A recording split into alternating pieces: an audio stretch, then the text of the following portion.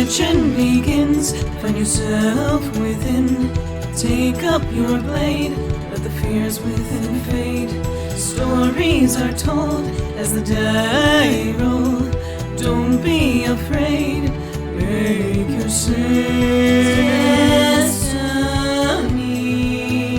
will find you in me. Friends at your side, may the group with pride. Try as you might, you now live to fight. Monster nor foe can fill you with woe. Enemies in sight, it's time to roll dice.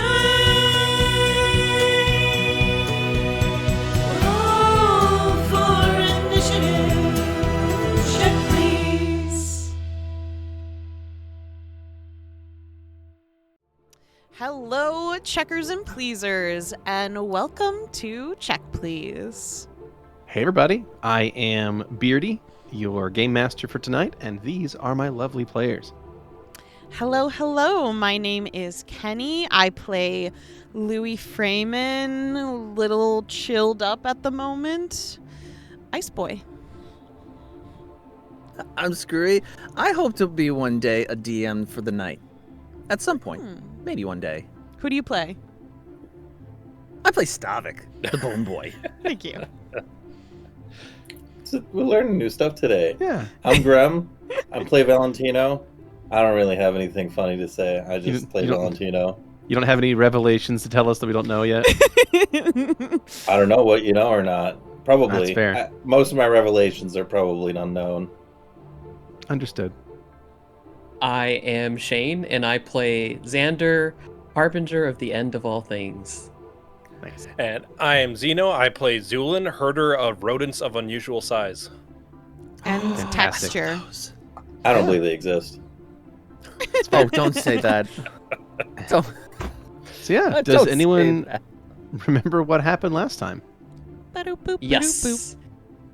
We tell. picked up with the conversation between Mantis and most of the group after the massive fight with Valentino from the previous episode.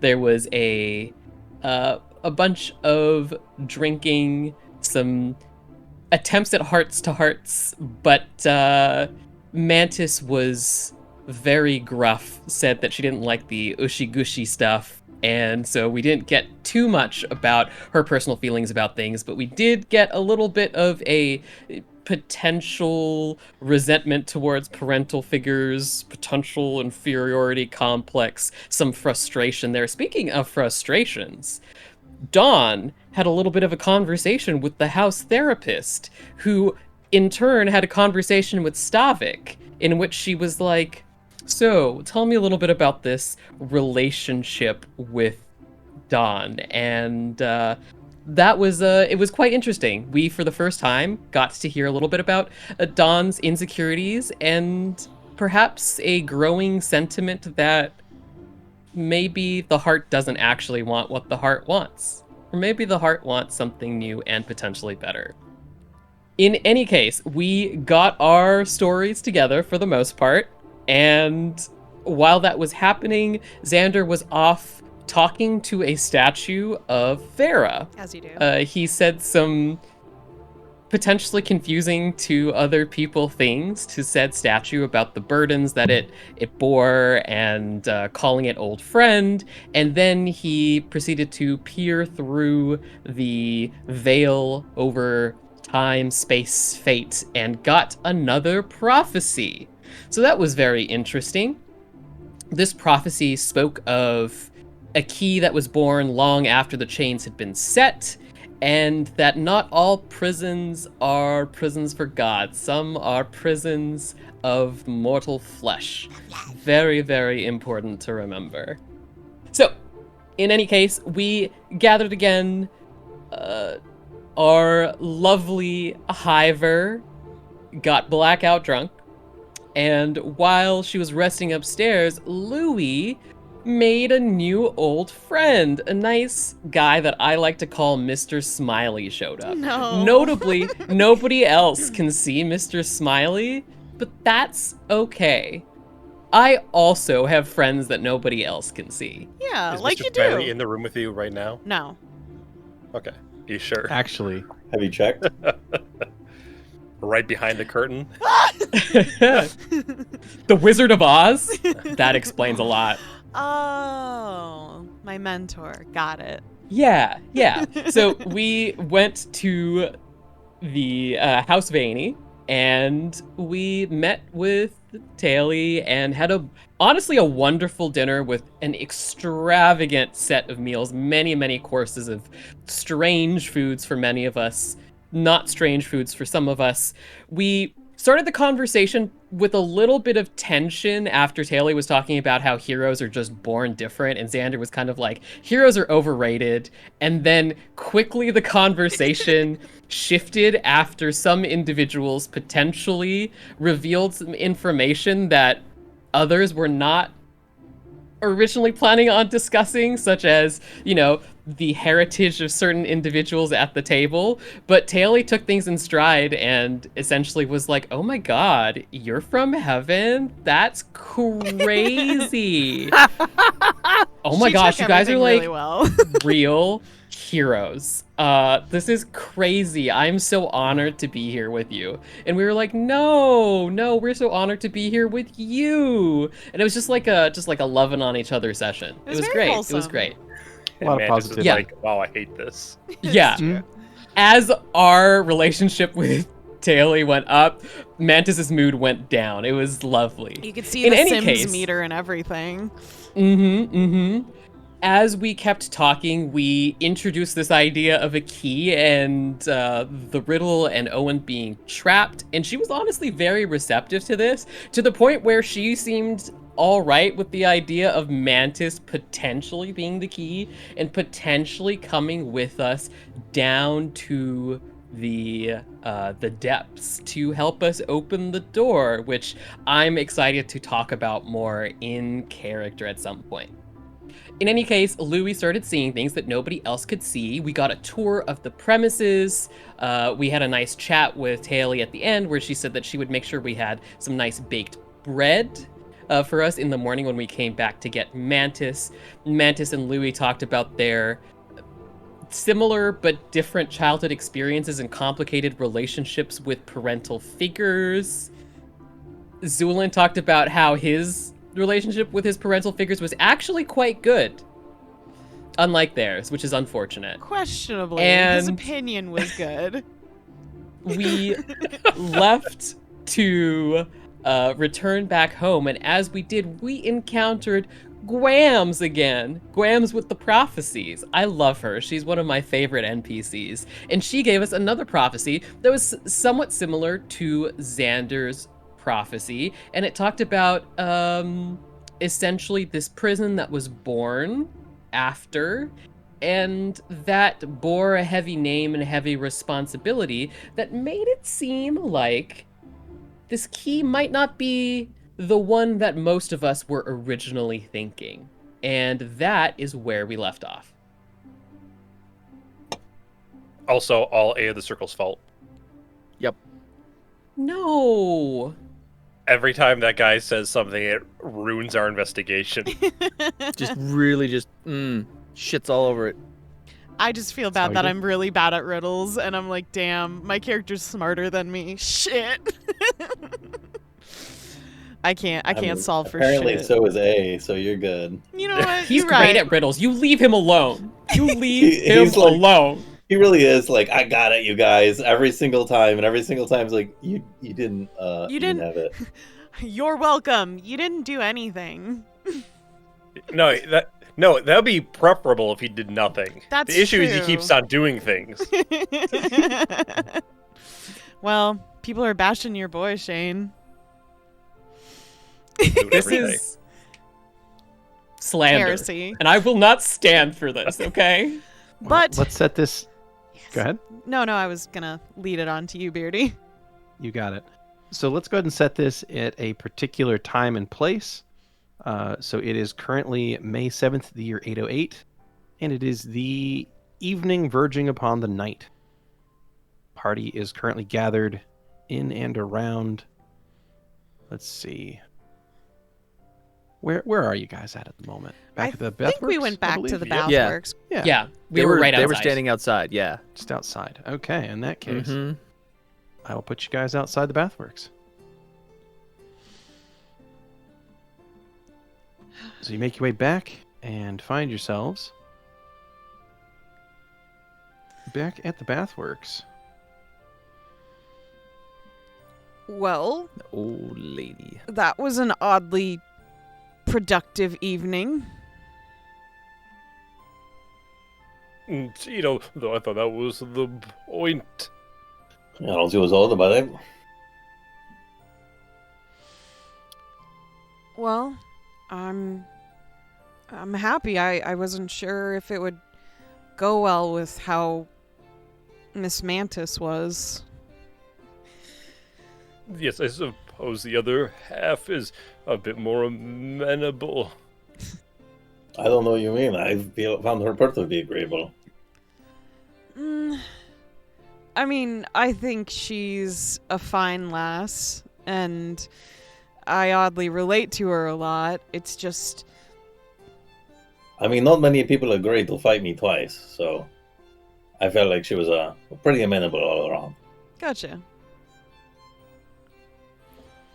Most Well, people won't risk it once. welcome home, everyone. Or home for now, I should say.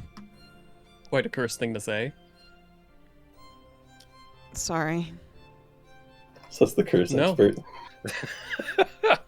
Just reminded me a little bit of A of the Circle. But that's also not surprising, Why would you say that? because you share a lot in common, Louie. I don't... I don't like that. I don't like that. Oh, boy. You make your way back into the Pinterest Bathworks and find the place is much as you left it. Cozy, well decorated, and the current front desk, one Ebron Hallow, is standing there at the entrance, waiting to take coats/shoes and welcome you all back for the evening. I forgot fucking Robert Downey Jr. works there now. Yep. I'm gonna talk to someone a little bit later, but other than that, what's everyone's plans for the evening? I am completely full of food, so I'm just gonna crash out and probably sleep for like a year. How about just until the morning? All right. Pretty Sounds please? good. Sure. And with that, Bastion will head upstairs and waddle off to his room. What about the rest of you? I would encourage you all to enjoy this night to its fullest. That's fucking foreboding. But don't worry, I I was will. going I to do every continue night. that sentence, but I suppose I will not, because I feel that you would say that is even more foreboding than the sentence that I did say. Be foreboding. I don't give a shit. I love a I bit was of only going to caution. say that this might be the last quiet night for some time. Why do you say that? Good. I made a sort of prophecy to Stavik that he would reunite with his daughter where the threads of the past, present, and future intersected with life, death, and rebirth in Pentris, where the story pieces, the truth would begin to fall into place, and that does seem to be happening. Oh! That's great for you, Stavik. And normally, when death, life, rebirth, the past, present, and future, the bonds and threads that make up the fabric of reality intersect so strongly, things can be a little tumultuous. Yeah. Those are fine words, Xander. Thank you. He nods. Well, as he said, enjoy your nights, everyone.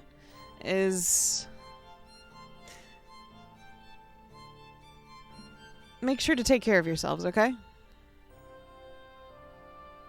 Of course. From the sounds of it, we won't have to take care of ourselves until tomorrow, so I suppose we can all sleep easy. True. Zu'lin, we might want to head over to the factory then at some point. Already? Well, since we're getting Mantis early in the morning,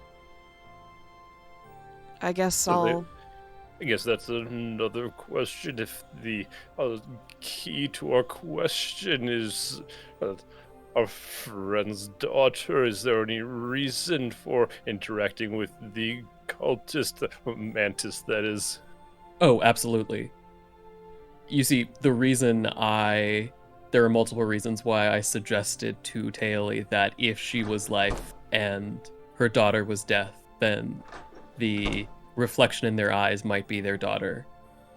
Or, yes, her granddaughter.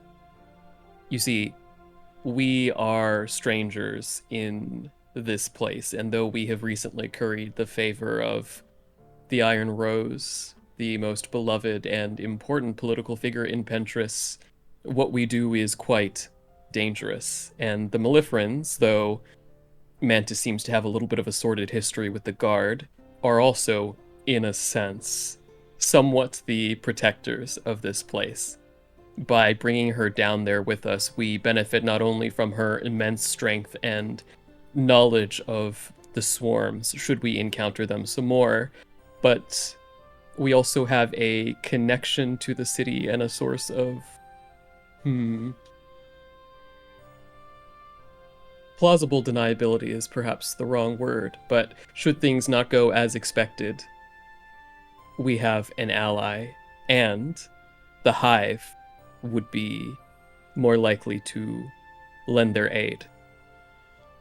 If we go down there as 6 individuals and we struggle with certain circumstances, even though Taeli is very amenable to our mission, it's much better to have someone from the Hive with us, is it not? That is quite understandable. I agree. I was wondering what your ideas were. After all, the prophecy did say the key lies not among them. Very true. Ugh. Is this time? Maybe some rope? More rope this time, I think. Oh, to go down there. Could go down there, yes. Sounds What good. were you thinking? Nothing. I'm so sorry.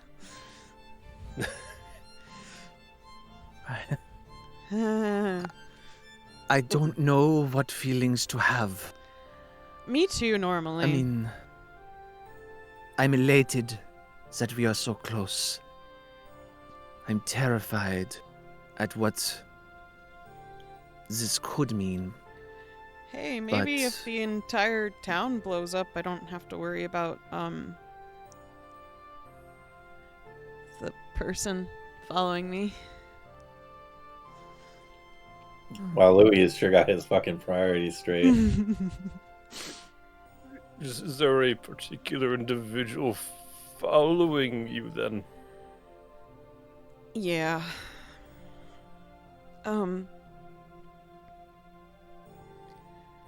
He doesn't really deserve a name, though. I just call him the bastard. It's been some time since you've spoken of him. Did I speak of him before? I suppose you don't recall. Is this individual a concern for either your or our group's well-being? mine, but I can solve this. It's just Well, it just might be helpful if the rest of us knew what we were dealing with as well. bless you. Well, it's not like he's strong in any real way. Well, he's Slippery. yeah. It's complicated. Just talking about him makes my skin crawl.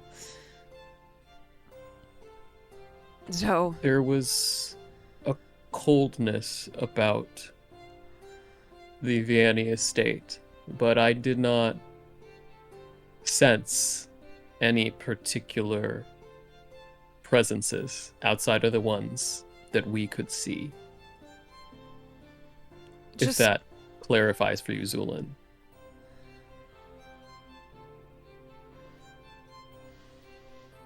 Just be careful. He's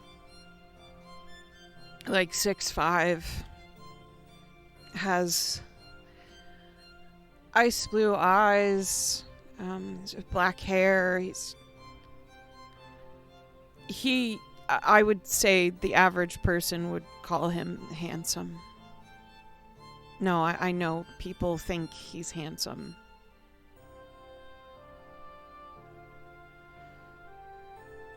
He's just a monster. You don't...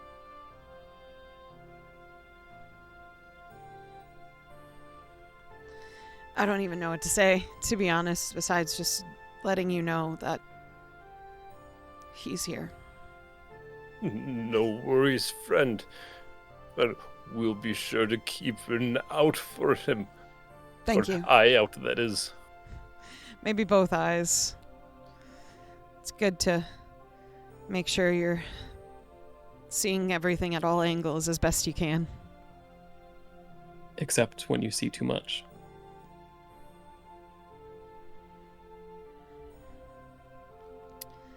Yeah. So were you planning on going to the Ronies tonight then? Might as well. You okay with that? Unless you're busy. Oh, I can go alone. suppose, but I would need some supplies first. Let's go get your supplies then.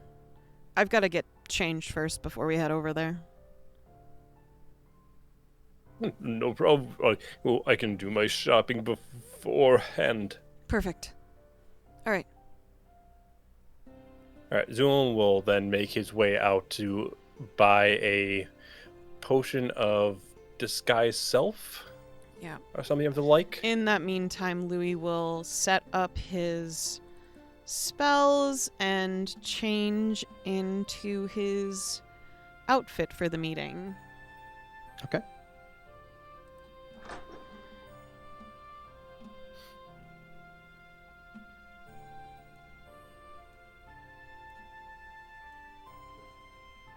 Is there anything in particular that I can find? How long do those kind of potions normally last? A disguise self potion. Yes. One moment. I'm looking for Those- something that will last long enough for a tour and stuff, so. a disguise self potion lasts about 10 minutes. Okay. But I can also drink them during, I would assume. Yeah, you could Okay. refresh the duration by drinking a second one. Oh, actually. Man, I wish I'd known this before, then I could have changed some of my spells. I'm so sorry. I feel as though, in the very least, I was like, well, we said in the morning we'd go grab Mantis, so it's probably better to just hop to it. Yeah, that's no problem. How much are those kind of potions, do you know? 50 gold. 50 gold? Alright, Zu'lin will grab 3 then. Okay, 150 gold. No problem. Cool. Well, so Louie, you head upstairs to go and prepare yourself. Zu'lin, you go off to do some shopping. What is Xander and Stavik and Val up to?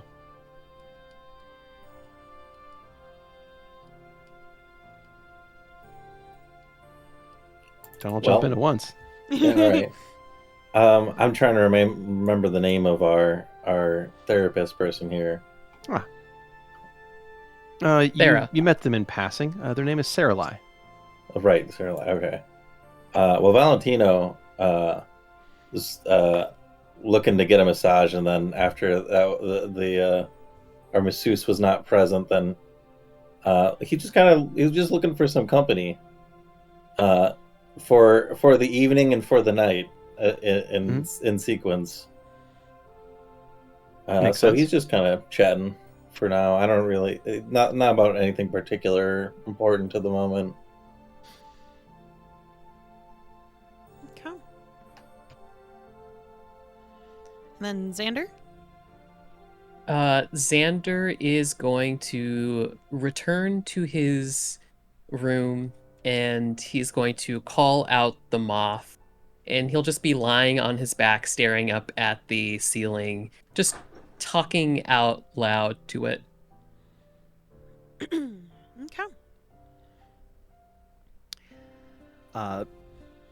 Stavik will have sat on that bench that's in the main foyer, and he has his elbows on his knees and hands clasped together, just kind of looking at the floor, pensive, I think would be the best way to describe him at the moment.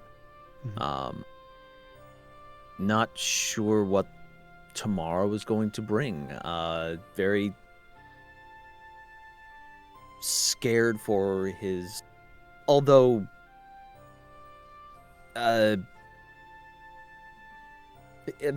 she's still his daughter, but still,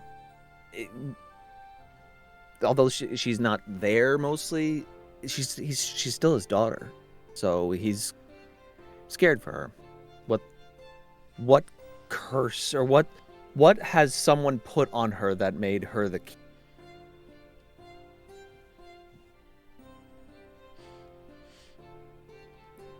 Well, if Well, everyone's while you're- being very pensive, I guess over time, Louie will exit his room in his appointment attire. Beardy, Alright. would you mind pushing the image of Louie's More? outfit for the night? More? More art, yes. Jeez. All right. Let's see. Art fiend. I did them all around the same. Well, the Sejun outfit I did back in Luciana. I will say that. But at least for his new outfit and this current night's outfit, they were done around the same time, or at least a couple days apart. All right. So to kind of describe it, Louie is wearing this sort of glossy marigold shirt that has this black cape with red accented like inner lining and lapels for it. He's sort of wearing this waist corset that has a diamond and a couple of gold buttons on it. He's wearing extra long gloves that go all the way to his elbows / a little bit farther. Very tight black pants that have a flame golden embroidery on his left thigh. And these kind of nice dress shoes, black leather with gold bottoms and a sort of brooch near the bottom of his throat that has a moon insignia on it. He's wearing ice blue contacts and kind of this whitish silver wig that goes down all the way to his butt in sort of a wolf cut style. And he will exit the inn from the balcony so that he doesn't have to go through the main floor at all. Okay. Best outfit thus far. Oh, I thank you. Sorry. It's Sorry, only not for sorry. tonight. Best outfit thus far, and I am not ashamed to say that. God damn, that is a good outfit. He knows how to accessorize. Bravo. Thank you. And he will wait for Zu'lin kind of outside / out of the prying eyes of any of the people who work at the bathworks. All right. You step around the front of the building and find Zu'lin returning from shopping. Hello, friend. Oh, quite the interesting dress up, I suppose.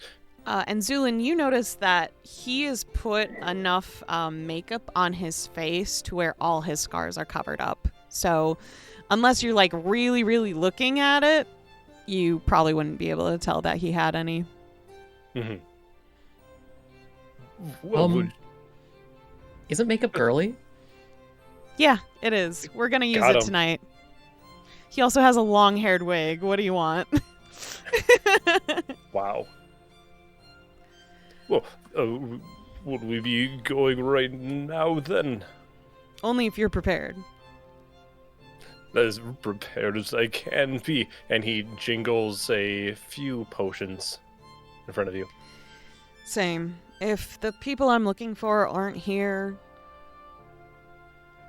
we'll see what they're working on, okay? Indeed.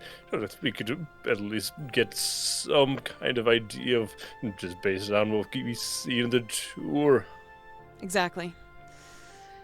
Well, my friend, would you like to lead the way, or would you like me to lead the way? I believe you've been Both. here before. You might know this better. Oh, if possible, I do have a card if you'd like to just ride over.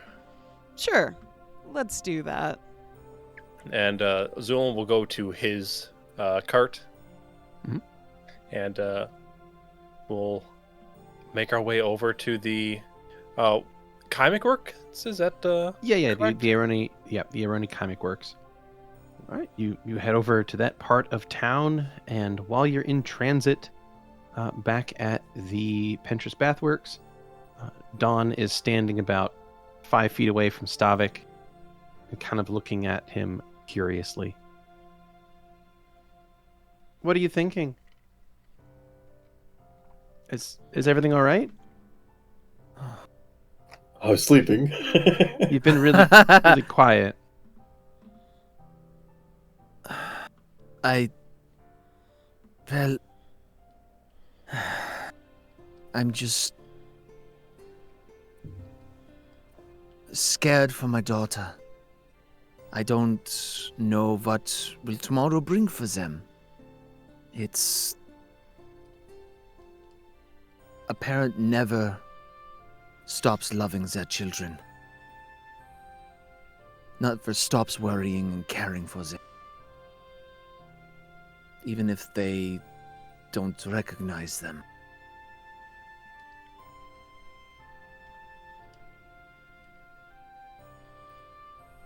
Guess that's true.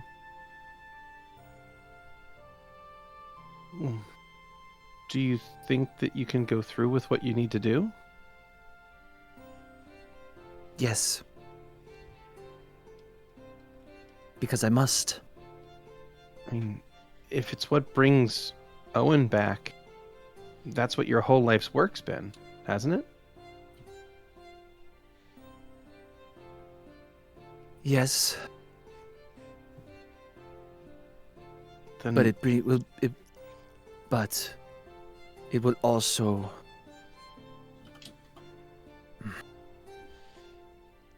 I will find out who put her in this situation. That burdens them with this purpose.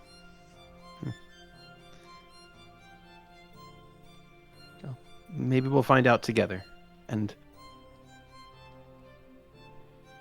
Well, if you need anything, just let me know. Company for this evening would be nice. She seems to brighten up a bit. Oh?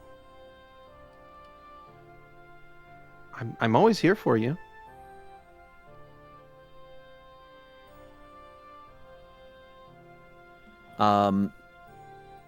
He's gonna unfold his hand and put his hand out to see if they'll come and sit next to them on the bench with him. Yeah, certainly will. Dawn will take your hand and sit on the bench. Right there beside you.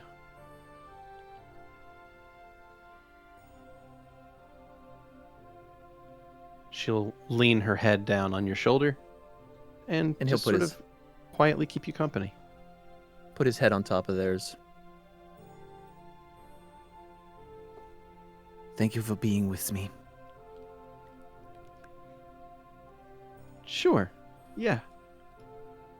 Of course.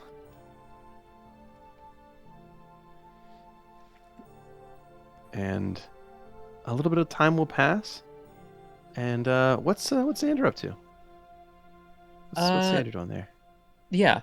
So I think after having a little bit of a conversation with the moth, a very one-sided conversation, he will have made his way back downstairs just to check out where everybody's at, because over the past couple of days, Xander has been a little more reticent than he normally is, just given everything that's going on. And since this is potentially his last night before things change a little bit, Fucking hell. he thought that it might be a good idea to just, leave the confines of his room and hang out with people. But it seems like people just don't want to hang out. For the end of days. Like, knowing what Xander knows, he's going to imbibe in hard drugs and liquor, and Yeah. Knowing that Armageddon is coming, he's going to take out a $100,000 loan from the nearby bank. Tasty. Very smart. I mean, Valentino, does he like come by at all? If Valentino sees him, he'll wave. He'll be like, "Hey, Xander, what are you up to? Come over here." Oh, hi there, Valentino. He'll walk over and then see the therapist lady there and just kind of like tilt his head as if to ask, am I interrupting an important therapy session? Oh, this is a casual conversation. He's very well invited. Just didn't know if it was getting in the way of HIPAA.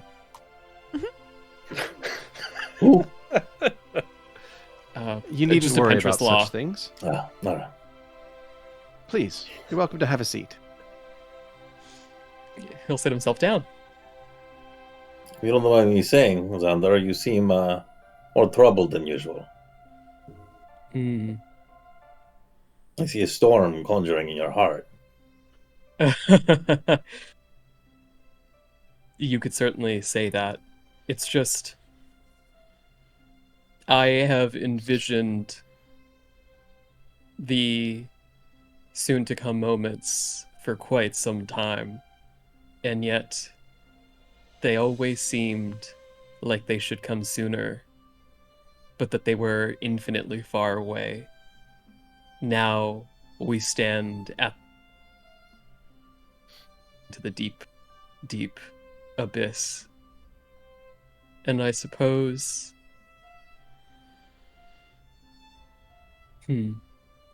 It's just a lot to consider. Well, if you want my opinion, everyone faces this sort of turmoil at some point in their lives. I have some things waiting for me too that are but the brewing storm over the horizon. And it does feel like it will stay there. But I suppose the storm comes your way eventually. Yes, and it is important that I face this storm. After all, it is what I was created for. If you feel it's important, then I'll be there with you. Thank you, friend. And he'll reach out and just put a hand on Valentino's.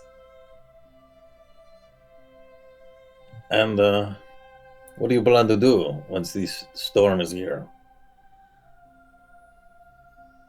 I suppose that depends on how much is swept away by the storm. But I imagine... Assume it's everything, then.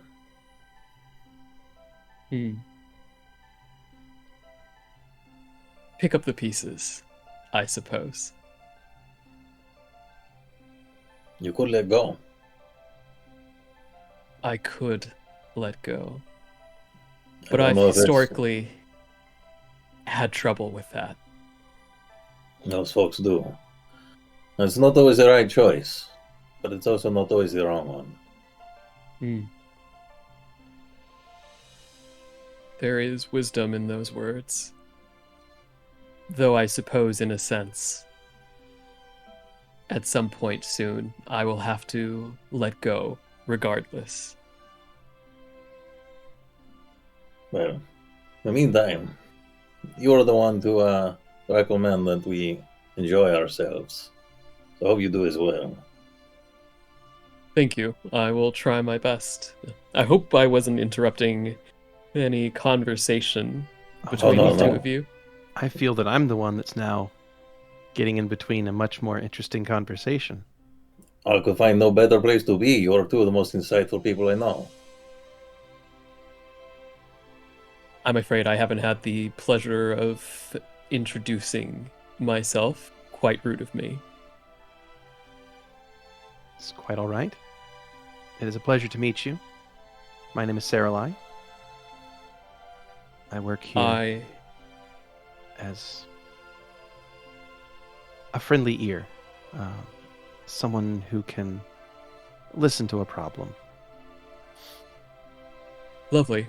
I'm Xander, and I also sort of work here as a friendly ear, though here is a little bit more of a liminal concept, I believe. Of course. So we've got three pairs of friendly ears and no open mouths to speak with.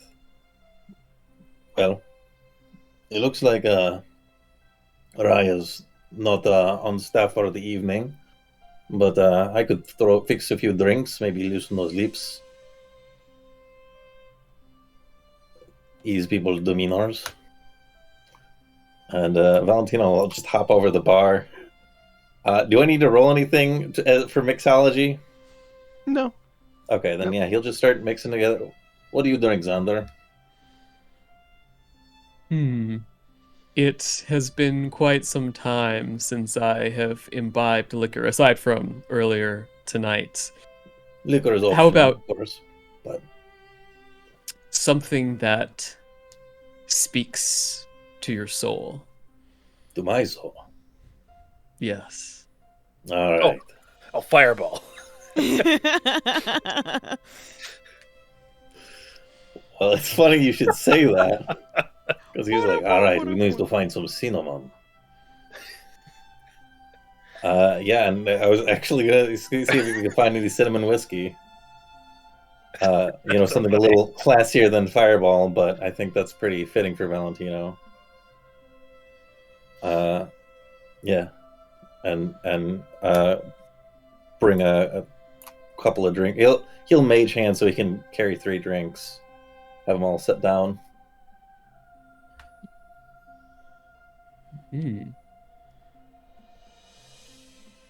Well, I am curious, Xander. This prophecy of yours, this storm, do you feel it will sweep any of us away?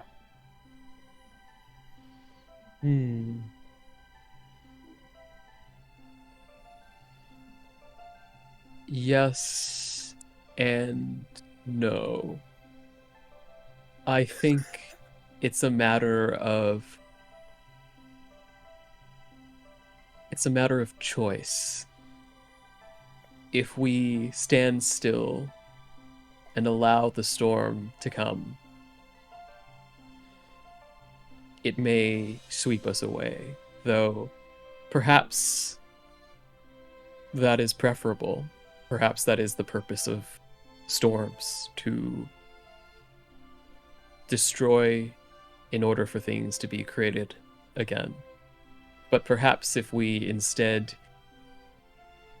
make the choice to confront the storm, find the center, wade through it, weather it, if you excuse my play on words, we will come out unscathed. But, as Ao the Circle said, nothing remains unchanged. To exist is to be in a state susceptible to change. Change is I important. don't know what that guy for is things. saying, but that's something I agree with. Understandably, he is connected to the universe in a particular way, at a particular wavelength that can be quite confusing. That's certainly a way of putting it. Perhaps a bit Yes. gentle, but that's fair. Well, if this storm does sweep some of us away, hold out a glass. It was an honor fighting by your side and traveling together. The honor is all mine, Valentino. He'll clink glasses. And I'll say, I find commonalities in people that I travel with, but I can certainly say that in more ways than not, I've never known someone quite like you, Xander. Thank you, Valentino. I can honestly say, of the many that I have gotten chance to know in my short time, the stint around, you are quite a unique individual yourself. Yes, I know. Can't Though- believe y'all are talking about the end of time in front of this therapist. Mm-hmm. What's she gonna do? Break her oath as a therapist and leak our secrets? That would be morally reprehensible. Mhm. Though speaking of which, Xander's gonna turn to her and say, I feel that we have been perhaps a little rude not including you in this, and speaking of No, this very- has been fascinating to watch, actually. Oh, And do you have I any truly- thoughts? I do. I believe that you two have much more exploring to do with each other. And I think that I should probably give you the space to do such a thing. And they will politely nod and get up from the table, giving the two of you some privacy. Start kissing. Should we get exploring?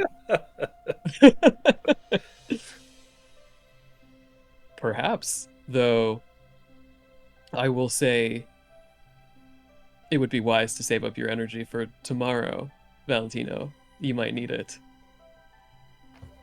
Well, that's not quite how it works with me. I'm a boundless well of energy. You'd be surprised how many times a boundless well can end up dry at the most unexpected times, though I imagine I have ended up That's- dry in unexpected times, it's true. Xander will laugh and down the rest of his drink.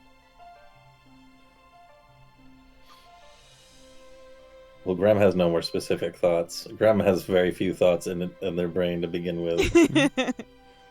Then we can certainly realign where we're looking and refocus on our boy Zu'lin and Louie as they have made their way now across town. Now, how From will the- I be referring to you, Mr. Freeman? Lingan Mendax is what I'll be going with for tonight's Mhm. excursion. Lincoln Mendes. Ligan, that it's correct? it's village.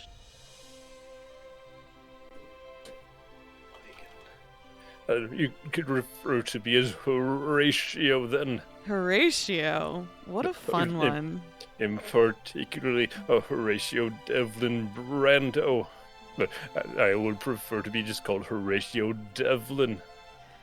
Would you want me to call you Mr. Devlin or just Horatio? How much do we know each other in this situation?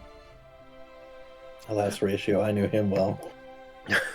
I suppose that we could have had a bit of a professional business interaction. A business interaction. I like it. Okay. Well, how would you like me to be more formal with your name then? Yes, let's go with formalities on this instance. What was the last name? Mendax. Mendax. I was kind of hoping that Louie's fake name would be Louis Freeman. Not my name. Exactly. It's a perfect cover. It's not your name. Too close. No one would ever get those names confused.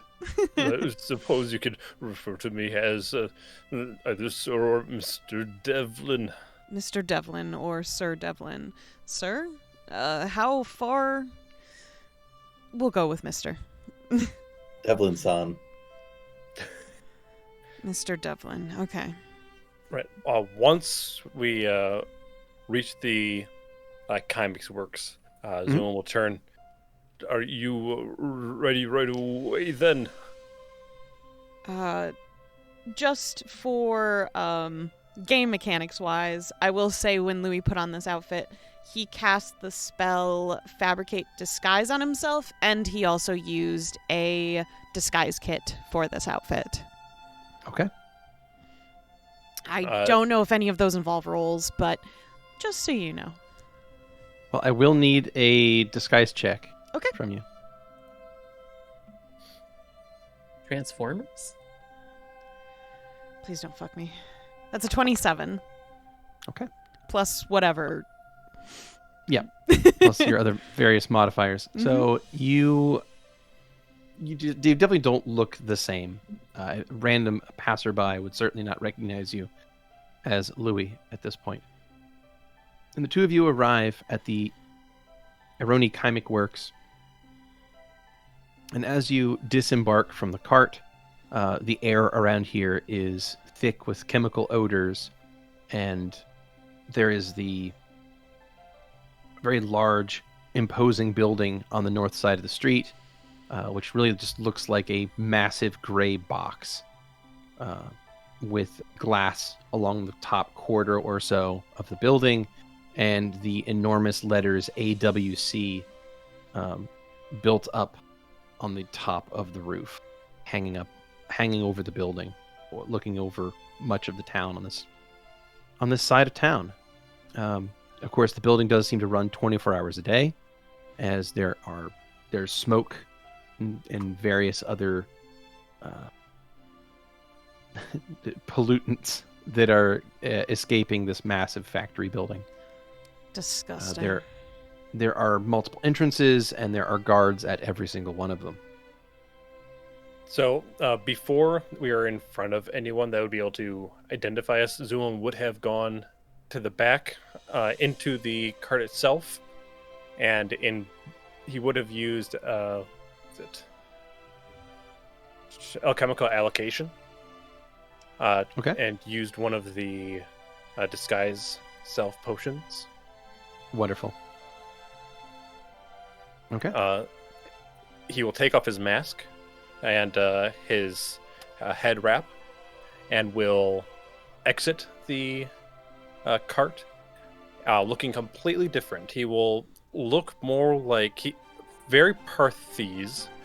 He will have a pencil-thin mustache. The way I could describe him would be he looks proper, but skeezy or slimy, like personality-wise. Mm-hmm. His garb is quite flaunt. Where Zu'lin was just wearing a pretty nice bluish jacket. This is a even lighter, very frilly, and it just looks proper and nice. Something that Zu'lin does not typically wear. His pants have also been changed to look more akin to just proper dress wear. Mm-hmm. Excellent. Well, standing before you, of course, is this massive factory complex. There are guards in front of every entrance. What would you like to do? I would like to approach whatever appears to be what could be considered the front-ish, Sure. like office part of the building, if anything. Okay. It's unclear which one would be an office building. That's fine. But yeah, as you approach, of course, the guards in front of the door are going to hold up a hand, say, "Who are you? You don't look like workers." I'm not. I have an appointment, actually. My name is, Yeah, this is the factory floor. Office is on that side of the street. Thank you so much. I am from out of town. I apologize. Thank you for your assistance. Yeah, it's the two-story one there. Thank you. And Louie will turn, quite on his heel, his arms, as best as they can both be, kind of knit behind his back as he walks very confidently to this building. But if you're looking for an appointment, they're closed. Louie turns his head. I had an appointment already with them. This time of night? Office folks go home well before sundown. I see. What a pain. Can you let them know that I will be coming early in the morning, then? Sure. Hold on. And the guard will walk up to you and start like going through their pockets, and they produce like a tiny scrap of paper, and they begin. They'll take a little note with a charcoal they have on them. What's your name then? Legan Mendax.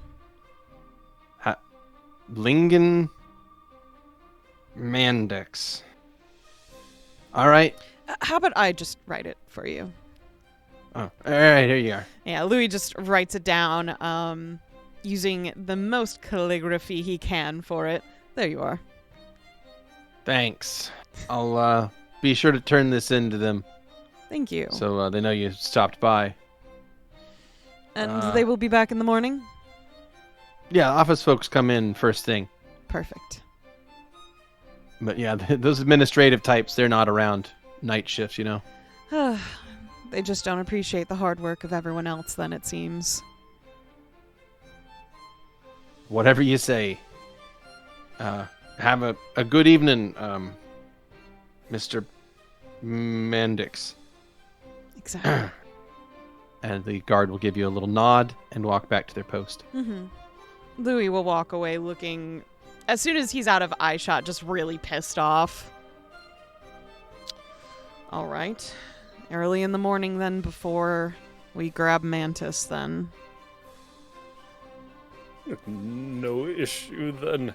Yeah. As we will re-embark to the bathhouse and see what we do from there. I assume that Zu'lin will probably, unless stopped by anyone, return to his room and... Louis is going to go in through his room's window and escape the clothing right away.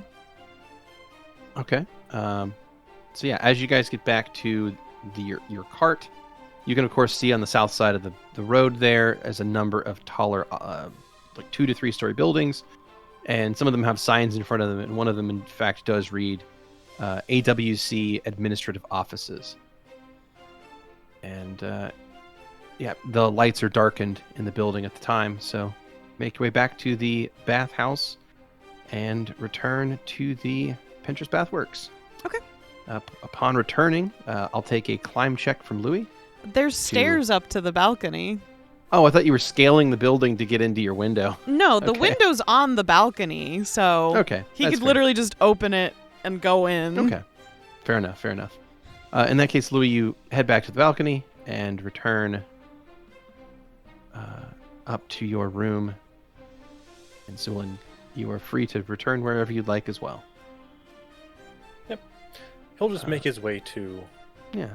As you find yourself in the lobby there, Zu'lin, you can see Stavik and Dawn, which are having kind of a quiet moment leaning on each other. though it looks like Dawn might have fallen asleep. Friend, you know if your, I suppose, significant other is quite tired, you could retire to her room. Might be more comfortable. Of course, I didn't want to disturb her just yet. It's quite the dire tonation, friend. Oh, it seems to be causing you troubles. Give me a moment. I will. Let me take her to her room. And he will try to scoop her up. Yeah, as you begin to move, she'll awake and get to her feet. Sorry, I must have dozed off. No need to apologize. I was about to carry you up to bed. I can walk. Okay. See? I'm walking. And she will head up the stairs and make her way to your room there on the second floor. He would escort her up, Very well. and he would escort her up, give her a hug and a peck on the cheek to bed. It's more like a Well, press on can't really the cheek. peck. I'm really curious how that Press on would it. work without lips, but okay. Yeah, Just bite your cheek. You get Well, the no, a nibble. you get the teeth like Ugh. Just a little bit of Hate cheek it. off with you. Just take it home. Well, all right. So you bid The Dawn. intent. You bid Dawn a good evening. Do you also stay in the bedroom, or do you head back out? I head back down to the to talk to Zu'lin. Excellent. And then you return to the lobby where Zu'lin is still standing.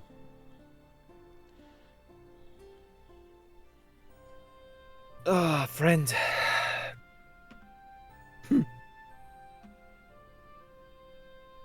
Well, like as you can imagine, tomorrow I don't know what will happen at the door. I don't know well, first we have to go and we are going to have to either abscond or convince the that nurse that we need to escort my daughter somewhere that they are not in their own personal care. So, I can imagine how much fun that will be. Also, should be interesting nonetheless. the questions abound that who entrusted or cursed or imbued this key aspect on her. Is this person? Can only assume, given your current situation, that you probably know the individual. This thought has crossed my mind, and I cannot fathom.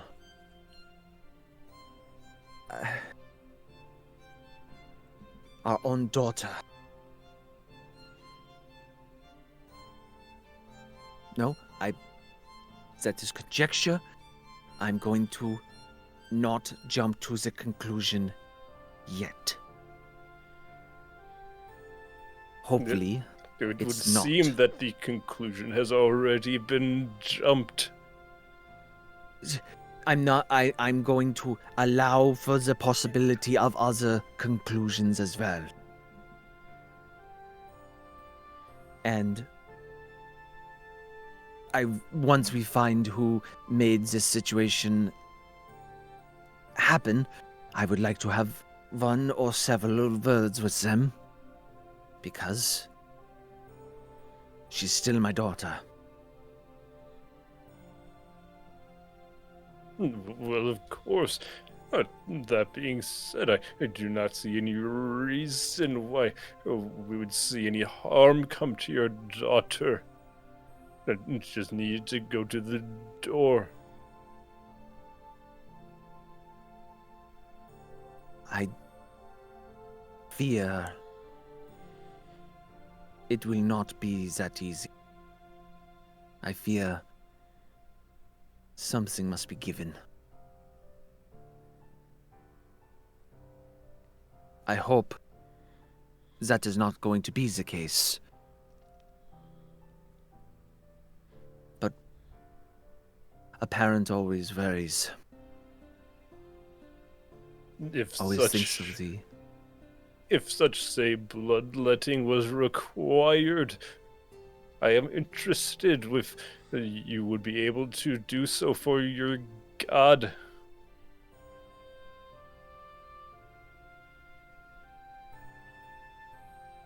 There will be no questions that I will.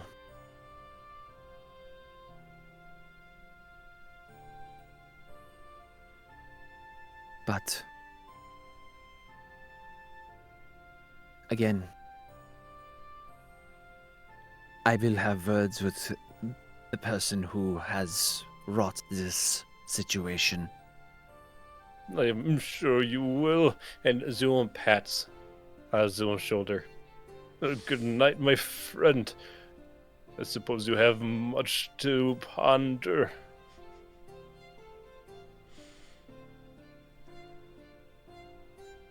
Thank you, friend. And Zu'lin is going to go up and go to his room, and he will do his typical studying, experimenting, and eventually fall asleep. Excellent. You have fine evening there. Stavik, you are left alone then in the front lobby of the building. What do you do? Cursed and blessed with the not need for sleep. For the time, he's going to slowly pace around the garden and admire the foliage and plant life. Excellent. Well, while you do that, Louie, you make your way, I'm guessing, is that back down the stairs? Yeah, he ended up kind of making a roundabout into room, changing back downstairs. Question, are there any remnants left over from his doffing of disguise? Yeah, I would imagine there's a few pieces that, unless you like scrubbed everything off, you probably still. Yeah, he probably still has some makeup on his face, or at least some of the cover up. For sure. And as you stride down the stairs into the bar area, you can see that there are only 4 people currently in the bar. 2 of them are playing a board game on the western side of the room. That appears to be the aromatherapist and the talkie therapist, Saralai and Teshale. They're playing some sort of board game together, and on the northern side of the room, at a small table, are Valentino and Xander having what looks like a rather cozy conversation. Louie takes a step forward, looking like he's going to join, and then hesitates. I imagine as that's happening, Xander feeds Valentino a little snack or something that is at the table. Mm-hmm. Hey guys. And he'll plop down at the table.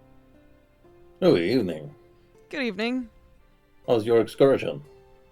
Uneventful. I'm gonna have to do it early in the morning before we go and get Mantis. I see.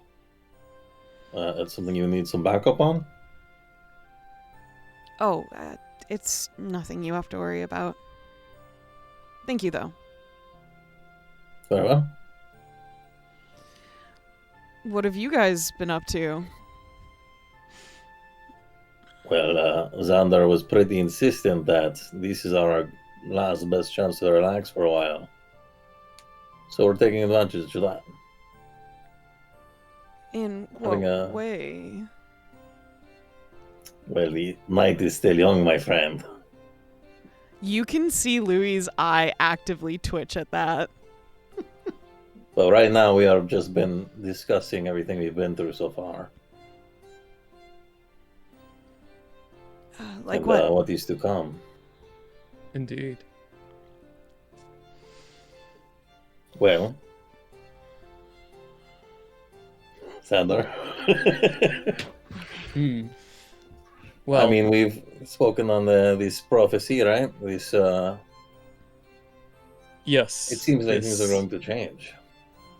This is true, though I assume talking a lot about the prophecy may be counter to the spirit of enjoying our last night in the times before. Xander will say, smiling, somewhat.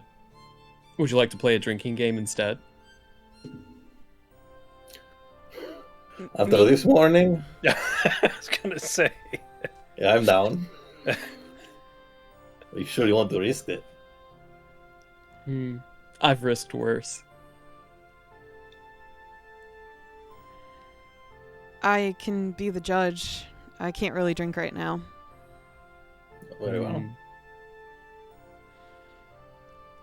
What The sort of mage drinking hand game would you like to follow. play? Oh, you're the one. I thought you had it. Yes. You're the one to How offer. about Never Have I Ever? All right, but I'm going to not have much to say. There's not much I haven't done yet. Well, maybe it's more fun for you then to see Perhaps what it we is. haven't done. I suppose it depends on the version that we're playing. Oh, you're familiar with multiple versions. Go on. Some people have differing rules on exactly how it works, whether you can actually say something that you have never done before, or whether you must strictly say something that you actually have never done. How The about former seems like it kind of defeats the point. within our knowledge of things we've never done? All right. I suppose we can play a couple rounds. Why don't you start, Louie? Oh, boy. Okay.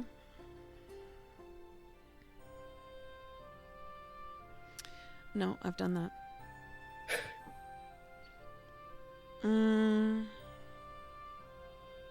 Well, easy enough.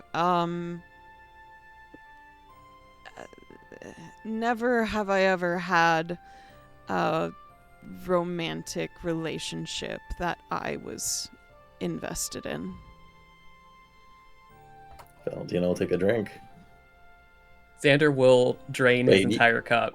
Graham forgets how this game is done. Do drinking games and I think forever. you're You just drink if you supposed to have take a done the thing, or if drink, you yeah. haven't. If you have done the thing, or you haven't. If you have done the thing. If you That's have. what I thought. Okay, that's what I thought. Yeah. I thought. I may be catching you all unaware at this game then, it seems. It's not a surprise to me. You seem like you've been barbed more than not. Well, I've only had feelings for people twice in my life. So the first one, it wasn't reciprocated, very much so. I liked her a lot, but I was a teenager anyways, so. And then recently, and he just trails off, and just you can see his finger kind of just circling the edge of his now poured out glass as he has currently decided to join in with the drinking game. I want to vibe check that. Yeah, go ahead. Trying to find it. The right sense motive. There we are. It's 24. You saw his ears get a little red as he glanced at Xander when he said that. Well. And did Xander take a drink on that? Xander did take a drink. He, in fact, emptied his entire cup, but it seemed like Must have been a he... good one. Yes, exactly. That's exactly how I would describe that. Yeah. Xander, you look like you got a story to tell with this one, if you're willing to share. Hmm. I can't say currently, but when I can, I would love to regale you with the story. I love a story with a bit of mystery. I bet you do. I myself have had some people that have certainly resonated with me. I don't think I've done anything quite as long term as you two seem liable to play a bit more games.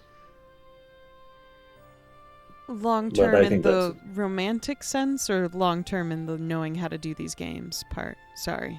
The romantic sense. Uh, It's a very on and off thing for me.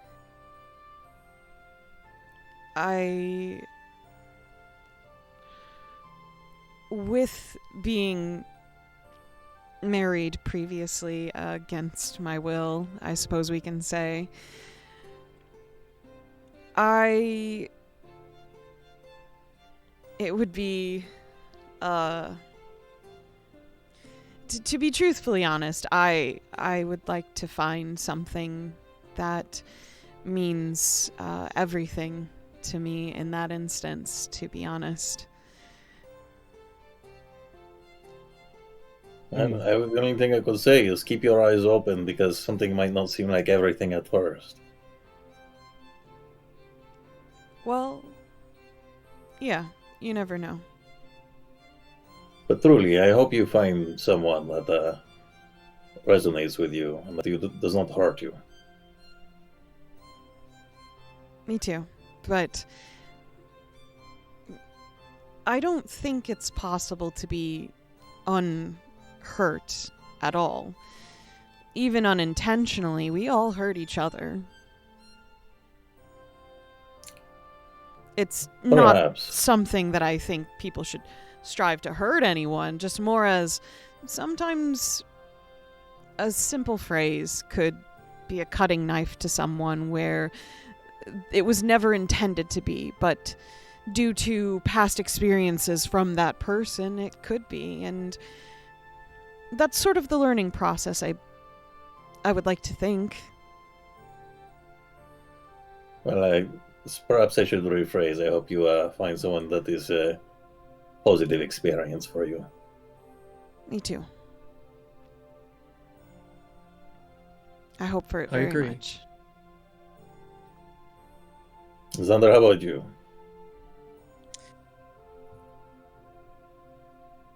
As an answer to the question, or to continue the game? Continuing the game, I figure.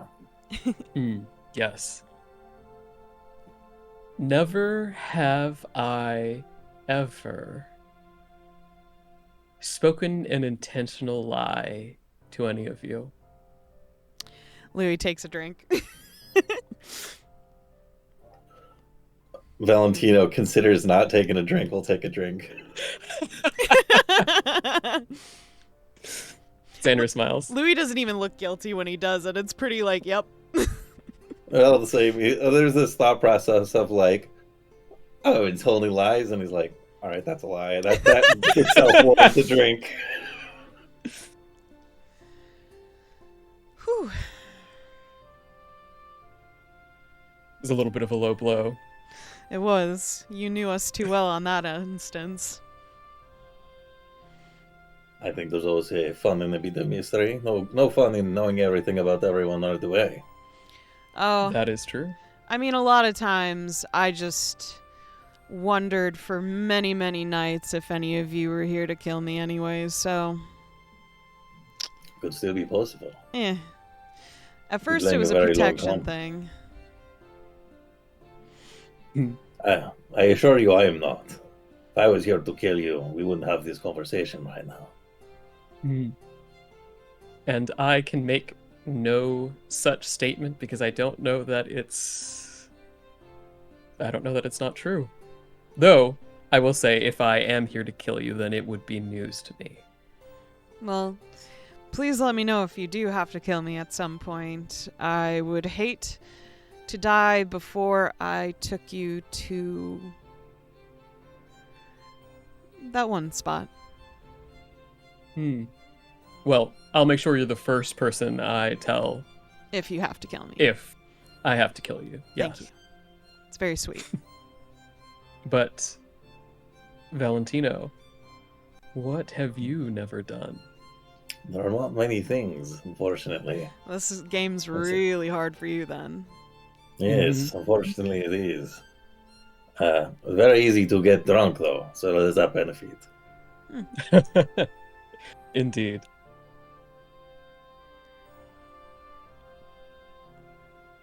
I don't know about never, but at least ever since leaving home, I have never really revealed my true power. Louie does not touch his glass.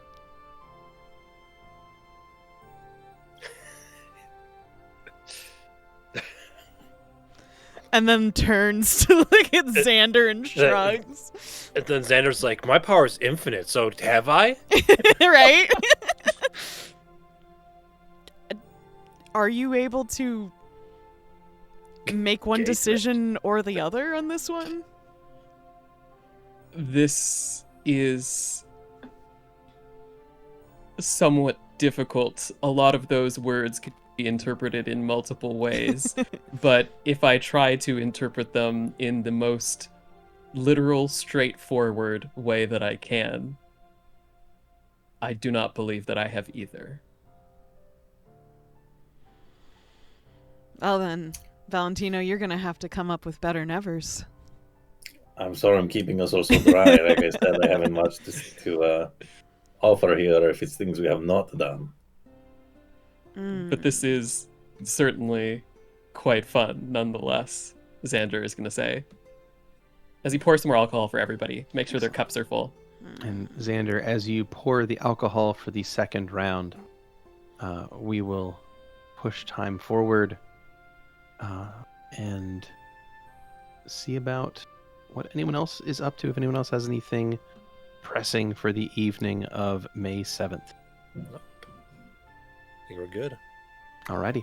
Well, in that case, you guys have a lovely little experience there drinking, and the evening goes on from there until eventually time, as it always does, slips forward into the following morning.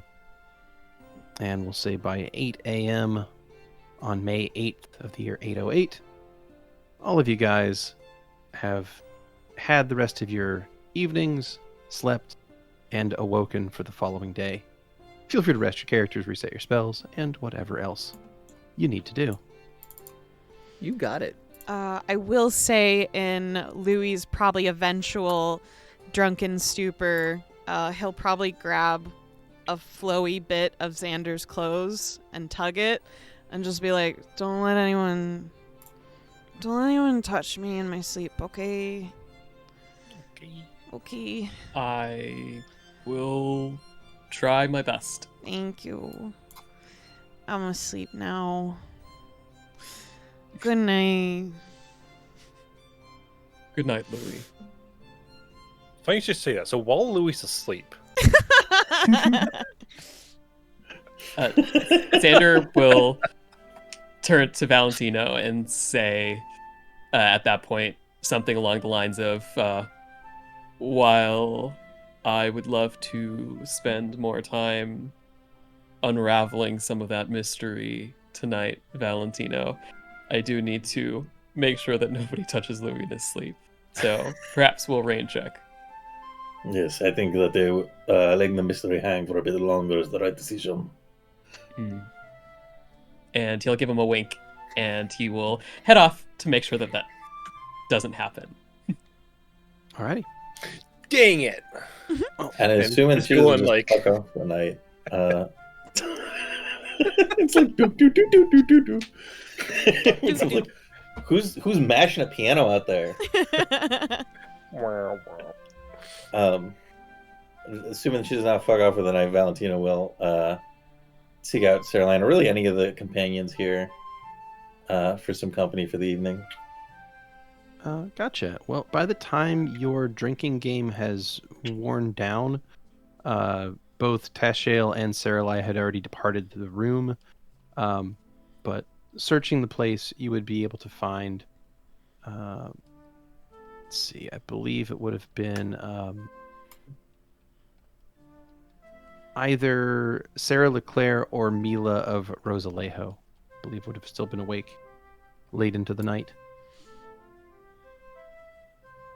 I mean, really, just whoever runs into first, I think. Like, everyone here has been perfectly lovely. Okay.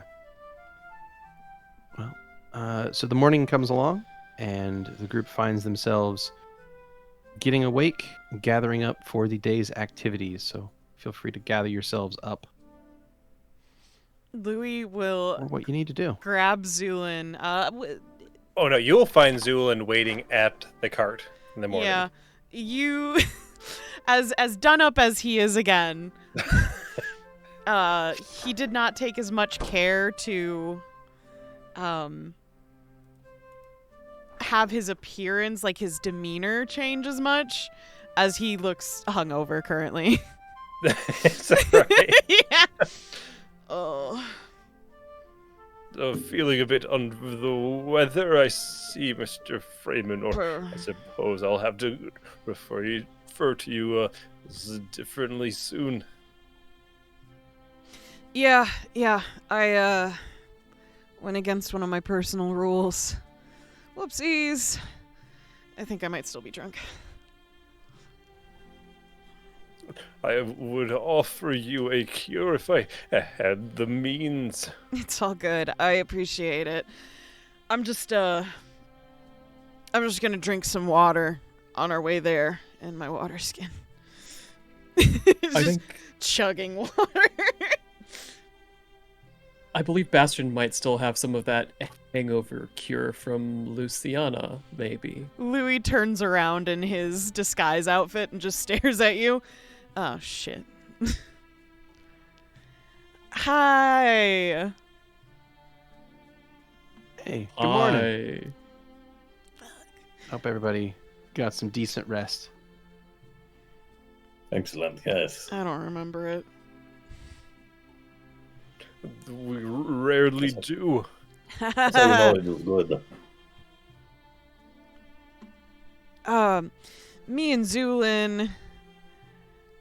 We have a personal excursion to go to. Yeah.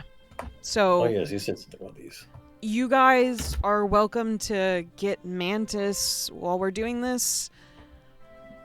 I believe she said she needed to go to the hive area, if I recall, when she referred for her weapons. Mm-hmm. So, All right, we'll check there. sounds good. What are we regrouping? Should we... Gosh, that's a good question. Should we regroup near the sewers, or are we going anywhere tonight? Anywhere else today? Well, we do have to acquire one said key, and Zoom will look to Stavik. Oh, you guys know it's not Yes. Mantis. What? I mean... Why are we getting her then? Prospero. I mean, okay, you had walked away when Xander was explaining this, but Basically, Mantis adds a body. She is quite strong, and also she ties to Mellifera. So if things get a little messy, insurance. it's easier for... Yes, I didn't want to say that because it sounded somewhat crass, but Mantis It does, is good. but she's crass. Insurance. It does indeed. No, I agree. She's got a mean right hook. All right. So we grab Mantis, but where are we meeting up after then? Well, I guess the question is how problematic the acquisition of Rue will be. And will it need to be a full team effort? Acquisition of what? Wait, so what is this about? So we're bringing Mantis along for like her fighting ability, and we are And who knows? Maybe she could acquiring also be the key. We cannot say that there's not two. It's true. Smart locksmith makes 2 keys for their door. Actually, some. It means it's good to have at least one duplicate. Yeah. I don't think these are duplicates, though. All right. I seem to guess think something, but I guess I'm not. me and Zu'lin will meet you in front of Rue's house. I don't know if you'll already be talking to her by then, but in the very least, we won't be holding you back. Very well. Is that an okay plan with everyone? Yes. Bro, is this that thing that you might need my help with? Yeah. Okay, I'm gonna go with you then. Okay. Thank you. Just, Yeah, of course. be your down low self, if you wouldn't mind. Yeah, I mean, I always keep it down, you know. I don't think I did this morning. Oh, dang! You ate that much at the feast? I mean, you were hitting the desserts pretty hard. It was a lot of food. Yeah. I I don't know how any of you like stayed awake. Like I was done. Like I got back and I was just like, you know. You make this halfling proud, bro.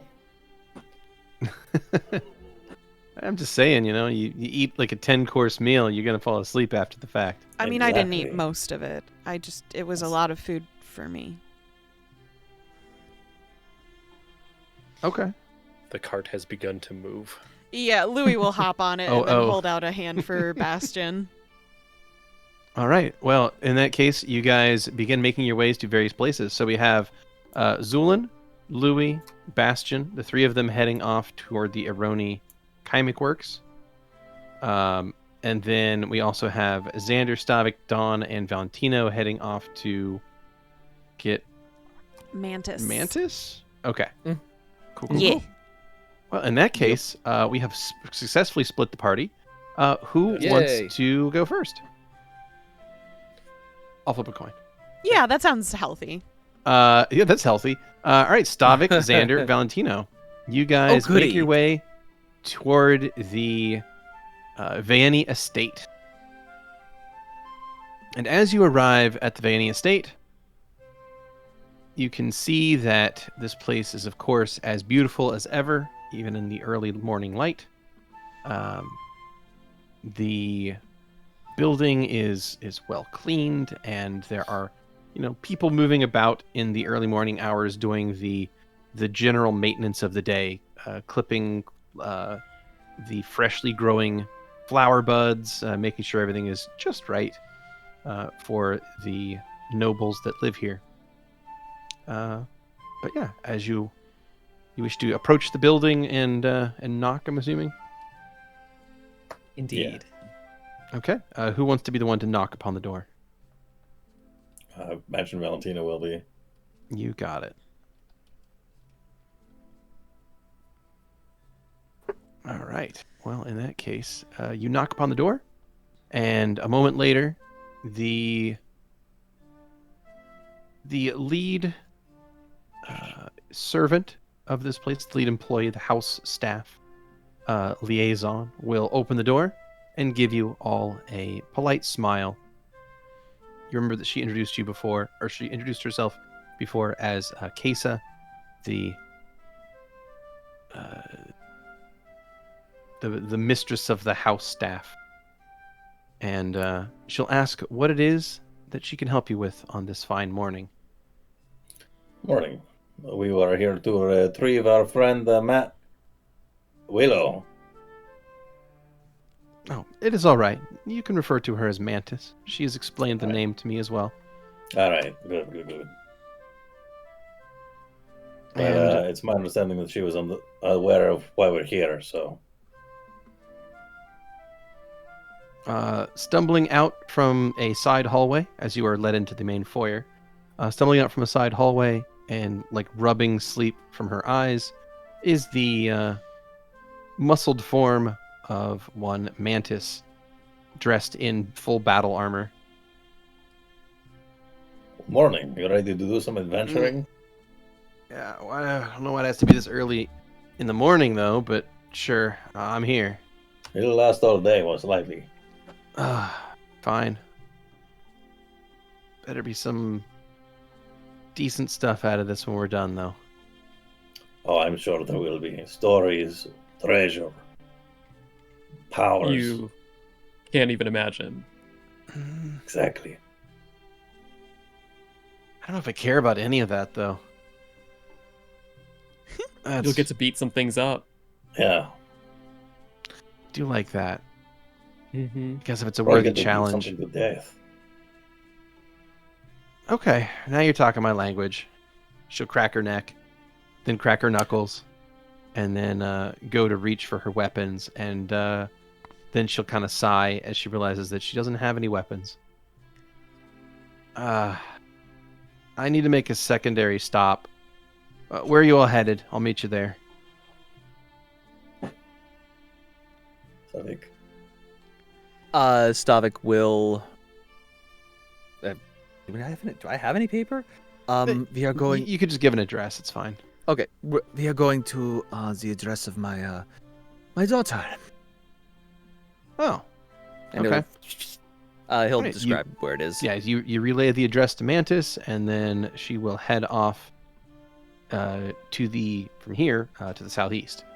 Meanwhile, the rest of you guys are left there in the front of the Vanny estate and can then head off toward House Caradeza. Sounds good. We'll make sure to collect Yeah. the bread. Yes, morning bread that was promised. Yes, the promised The bread. promised bread. Mm. How much of that does Valentino eat, though? Fucking all of it.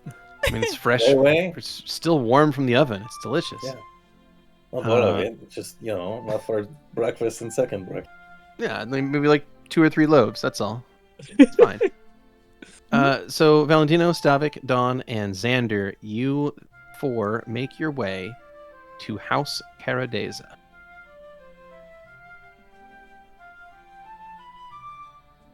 A little bit of time later, but there you are. You find yourselves at the building, and the sun is out. Trees sway gently in the breeze, and this place has a feeling of peace. All right, Stavik, this is your show. How are we doing this?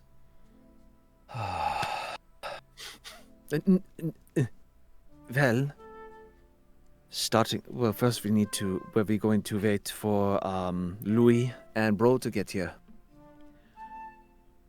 Xander? Why? Well, Why? I suppose there are futures in which we stay and wait for Zu'lin, Louie, and Bro, and futures where we just go. Well, But all I will thought- say, yes. He kind of looks over to the guard, 2 guards along around here. The Union Watch patrol around the streets, yeah. You don't have to worry Okay. about them if you kill the caretaker in one hit. Oh, fuck. If you drop her in one shot, there's no witnesses. It's not like- Yes, It's not like Rue's gonna remember. If the point it would be if there's a large enough commotion, we can get too many guards in here to manage.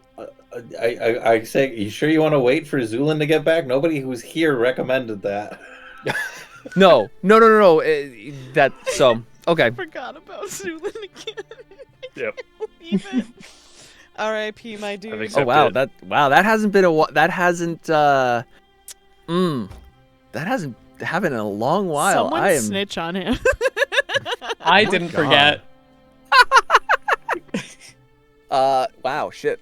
That hasn't been happening in a while. Anyway. Well, then let's go. And he will. What's We are going for what? You question one way, you question the other. It seems there are as two though... ways? All right, blades out. Let's go in. Oh, We're cutting our way through. Valentino all right. draws his sword. Dawn also Jesus. draws her bastard Then sword. what do you fucking... We are going to go up to the door and at least knock. Why?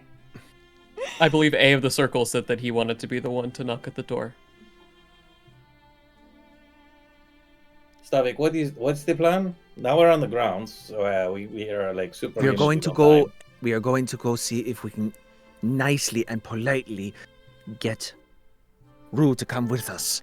And Should if I put the not- sword away? Yes. Yes. And if we okay. can't, then what?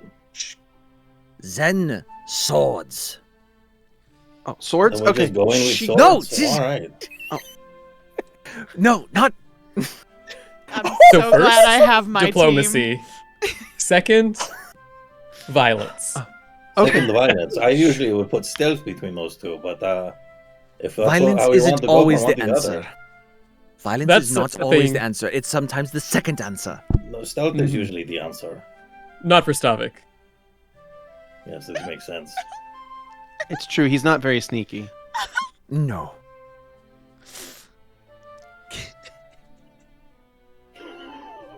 I'm like, so what's the plan? All right, let's go. I We are love going this to go plan. and It's the it's best a great plan. plan. Plan is let's Uh, go. Stavik. Apparently, Come on. Actually, if Valentino, if you would be so kind, maybe go around the back. it's a little late to be saying this now, but What does this help? I don't know. It's cut off the secondary route out of the house. You know, for being able to see the future, it is a complete miracle how many times you all managed to surprise me. He says, Well, at least smiling. are we at Alright. least entertaining?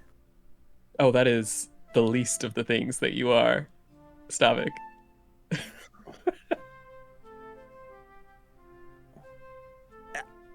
All right. Well, He's still smiling. Valentino's gonna take a step behind a bush nearby. okay. Sure. Like act like he's gonna be like he's got to tie his bootlace. Uh-huh. And once he's like bent over, I'm gonna cast invisibility. Sounds good. Cast invisibility on yourself. That will last for 1 minute per level. 7. So 4 minutes. No, sorry, 6 minutes. 7. Apologies. 6 minutes. And yeah. There you go. You're now Invisible. invisible for the next 6 minutes, and you can sneak around to the east side of the house.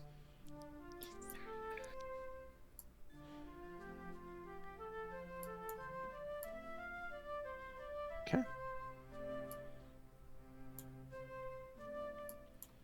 Meanwhile, Stavik and Xander, you approach the building's front door. Dawn is right behind you, Stavik. What would you like to do? Stavik will look around, see. Oh, he'll make sure he doesn't see Valentino, Mhm. and You certainly do not. he'll look to Xander and ask,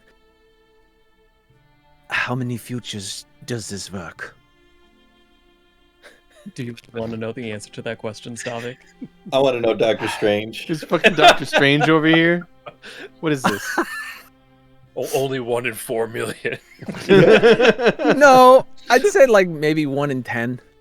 I'm like, how Oh. are there 4 million ways for us to approach this even? How many of these don't end with horrifically horrible crime?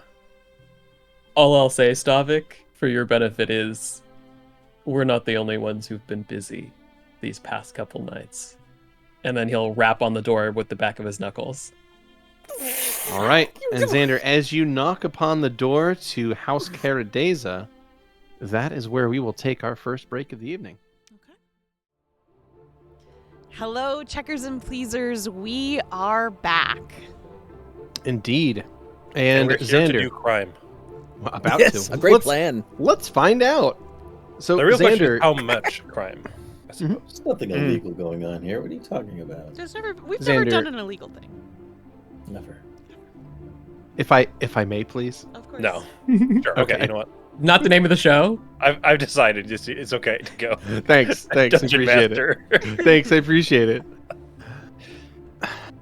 Xander, as you knock upon the door, there are footsteps that can be heard on the other side, followed by the sound of locks being opened, and then the door opens, revealing the caretaker, Nadia Ferris. Nadia. Oh, good morning. Is there something I can help you with? It's lovely to see you. We were wondering if we could have just another conversation with the lady of the house. You see, we'll be leaving Pentris sometime soon.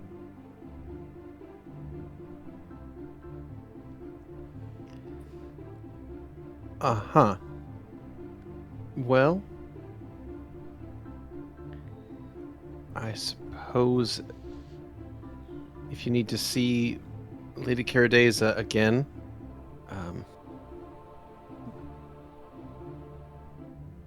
she seems untrustworthy, or rather untrusting of you, but she will take a step back and sweep her arm as if to invite you inside.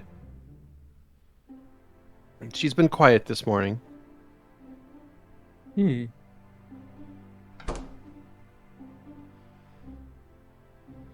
You turn and see Lady Rue sitting on a chair. She has a small stuffed animal that is propped up on her lap. And she's sort of absentmindedly petting it while she's looking at a little fire burning in the fireplace.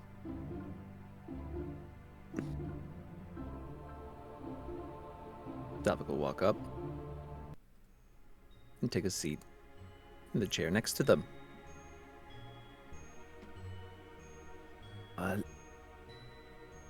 Hello again, Rue. She blinks and doesn't look at you.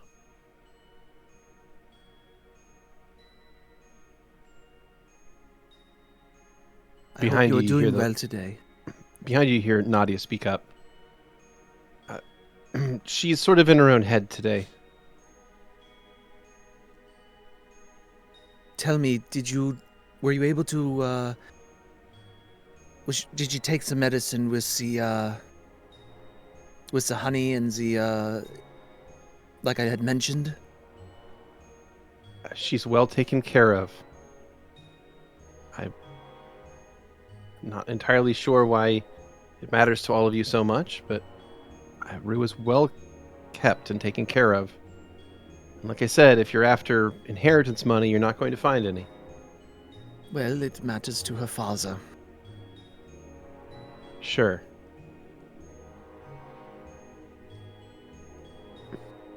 I have a She question shakes for her y'all. head, walks away. Did y'all bring the cart? I was under the understanding you had it. Like, you said something about Zu'lin taking the cart. My cart. I didn't understand which cart was going where. We have several at this okay. point, anyways. I actually forgot we have several. He's dead, Actually, but I he's dead. know it's very confusing. We dug up his body. We have I- him. No. Don't believe we did take the cart. Ruh-roh.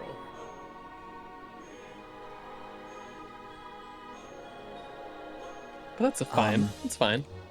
Yeah, it'll be fine. He'll be fine. Rue, what do you have there? He gestures to the stuffed animal. She continues looking at the fire burning in the fireplace. And also continues to absentmindedly pet the small stuffed animal, which upon further inspection looks to be a dog, you think? It's kind of has weird proportions. This is lovely dogs there. And he looks. Stavik looks into the fire. Is there anything in particular? Just a nice little fire there. A few burning logs sitting on a bed of hot coals. A few tongues of flame coming up between the logs. Xander is going to take out a folded paper moth that is silvery, and he's going to just lay it on her lap.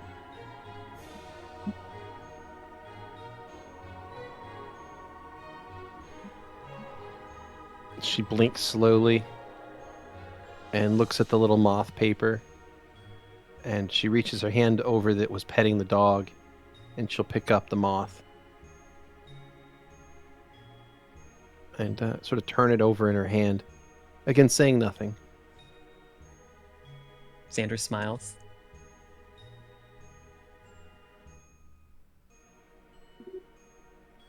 Rue, I know you may not know the answer to this,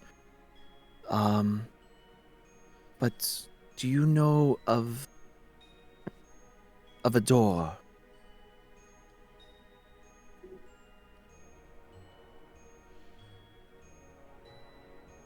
She makes no response. So, while this is all going on, I'd like to try and break into one of the windows. Not break the window, but rather open it with Mage Hand. And if that doesn't work, then I'll try using my ranged Ledger Main to unlock it. Okay. Yeah, they do appear to be locked from the inside.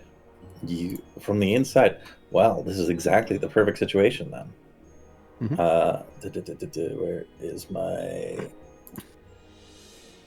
It's disabled devices unlocking, correct? Disable device is unlocking something, yeah. Okay. But it's like a latch on the other side, so it's not like it's not like you have to pick a lock. It's not really a skill check. It's not a skill check? Oh, okay. It's literally just a lever on the other side of the window. Well, I'll unlatch the lever with my Mage Hand. I don't know if your mage can go through solid objects. You can't have it go through from the other side of a window? It has to have line of effect to conjure an item or an Is object. a window not line of sight? It's not line of Not effect. line of though. sight. I no, have been wondering what the hell this feature from the only thing this prestige class offers has been for the longest time. Because I'm like, when the fuck can you not reach a thing with your hands, but it's just 30 feet away, and then you could unlock it and you can still go through it, but you can't Jail touch cell? it with your hands. A jail cell? No. Jail cell. Jail cell is no. It's jail cell is like You useful would have bars. for- Yeah. Yeah, like you can Mage Hand the keys over to yourself, but you can still reach the fucking lock with your hands. Yeah.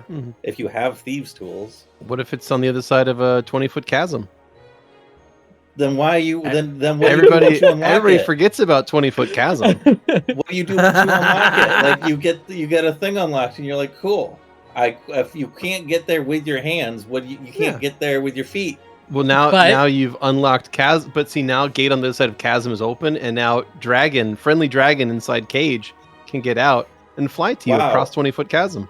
You know, really great. They made a whole fucking prestige class for this one fucking scenario. That's great. Mhm. All right. So, I think for this building, because it is multiple stories and you have plenty of climb/acrobatics flexibility, you could probably get in through an upper floor. Oh, I can get in other ways. I just don't understand the point of this fucking feature. I've been waiting for a chance to use it since I got this prestige class, and it's been completely useless. But yeah, I'm sorry, bro. I'm so sorry. it's just how Pathfinder be. I'll can I like shunt it open a little bit with my sword potentially? Yeah, you could use disable device on it from this side and try to like. Can I use try to- the roll I already made? Absolutely, yeah. Okay, that's a 26 then. All right, you work your thieves' tools in through the various sliding through and flipping around and using just the right tools to get around, and then you can push the latch over, and a 26 will absolutely succeed. So All right, Nice. you are able to open the window. and I'll climb into the bathroom. All right, you have now entered the bathroom surreptitiously from behind the building. God, I want them to knock over something so that so that the nurse will go running off. Not My even head That gonna- wasn't part of the not plan. gonna. I'm not doing any. No, what, it yeah. wasn't. No, I mean, I'll have to kill her. That was the plan, right? There was some kind of plan apparently that Stavik knows about. No. Mm-mm. But anyway, And just very quietly try and sneak around while this is all going on. I can make a stealth check if you'd like me to. I mean, you are welcome to do so. Yeah. I don't know how needed it is, but I'll do that. how creaky Plus is said 24. house? I mean, it's wood floors, so they're relatively creaky. But you do have a plus 20 for being invisible. Yeah, I don't know if it's going to add that on its own or not, but It doesn't add that on its own, no. oh, it doesn't. I was just okay. So that's a 49.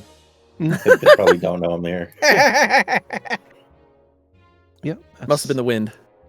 That is fair. So, Valentino, you make your way into the room next to the dining table out from the bathroom, and you can see the caretakers leaning up against the corner of a wall, watching Xander and Stavik dealing with Rue. Rue seems to just be staring at a burning fire in the fireplace. Meanwhile, Dawn is standing by the door, and she seems to be not sure if she should pull her sword or not.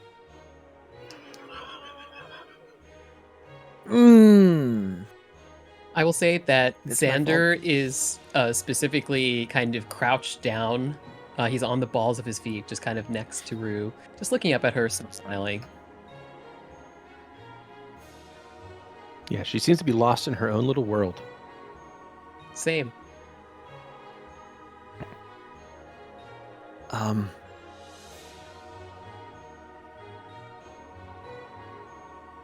Jeez. Okay. Is this talk to Rue session, or is this get Rue? Yes, this is also To we want destination. Stavik is going to lean over Xander. I don't know how to get through to her. It's a How he's to going.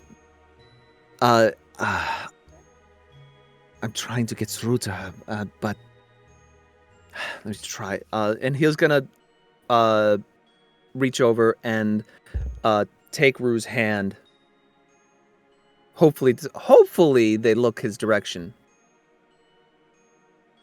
You take Rue's hand, and she will look at her hand, being like as it's being taken and lifted up. She's going to look at her hand, but she doesn't look any beyond that. She doesn't look to you. She just looks to her hand being held.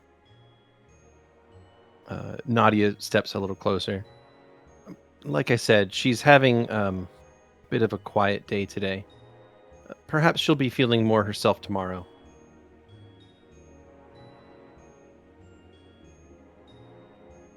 Sweetie, please come back to us. I need you.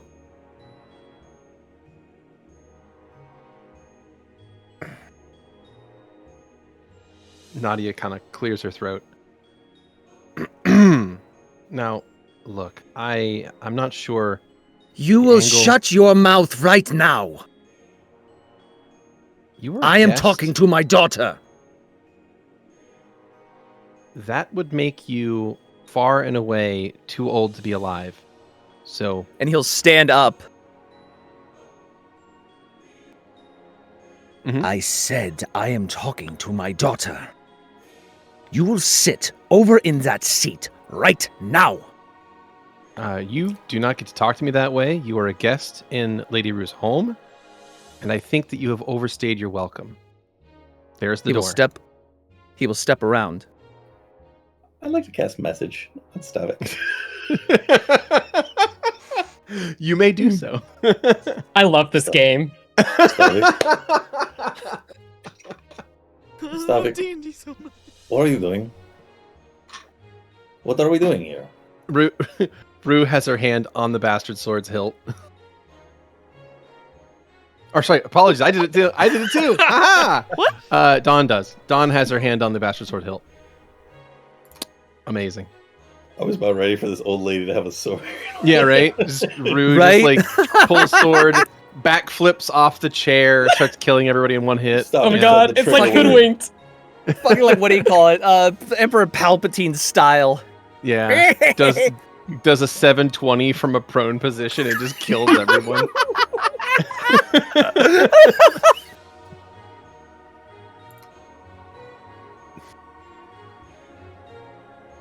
Stavik, what's the plan here? Are we leaving with Rue, or does that not happen?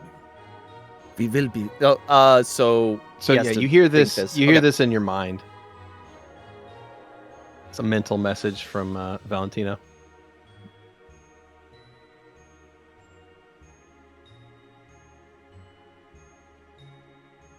I'm weighing my options on how I want to respond to that. Actually, he's going to say to the lady, out loud. Actually, he's going to say,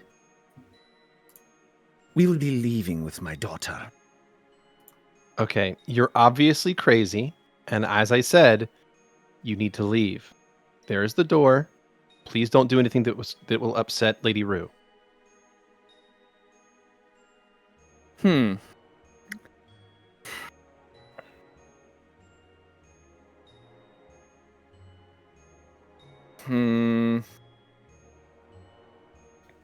She looks to Xander's just Xander. smiling, just placidly.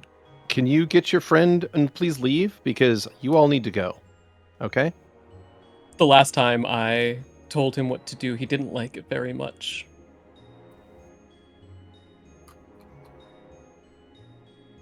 She takes a step toward the door. Look, I will call the guard if you do not leave right now. Do you understand?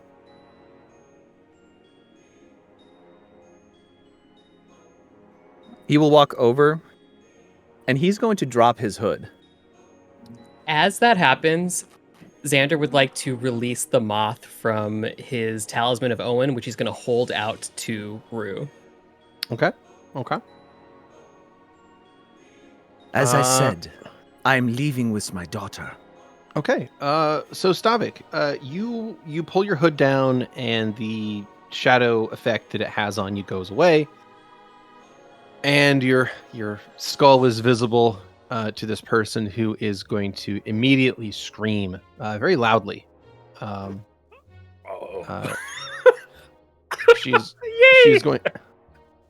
She's going to turn and like push the door open, stumble out onto the porch, and fall prone because she is so terrified of what is happening. At the same time, Xander, you conjure forth the moth, and it flutters around and is going to go and land on Rue's hand. Dawn looks at Stavik, looks at Nadia on the ground, and she pulls her bastard sword. Shut the door. Okay. And she, Dawn closes the door, and what then do you do? Bar it. Okay. Dawn starts to work the door and gets the lock mechanism to activate.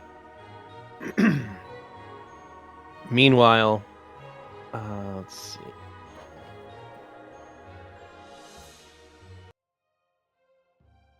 There we go.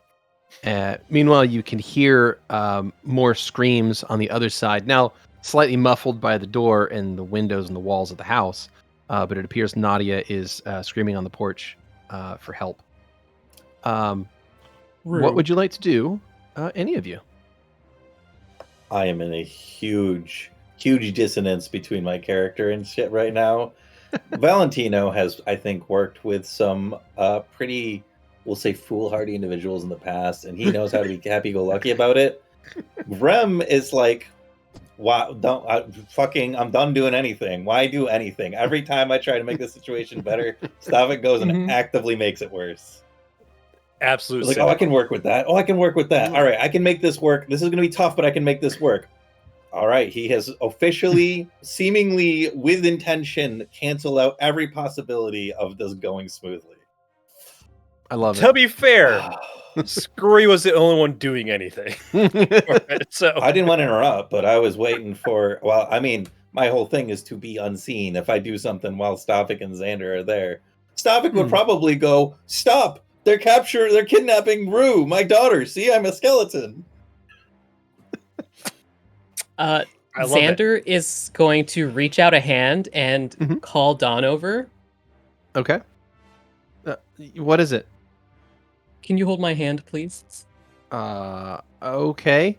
She shoulders the bastard sword with her right hand, and then she grabs your hand with her left. Excellent.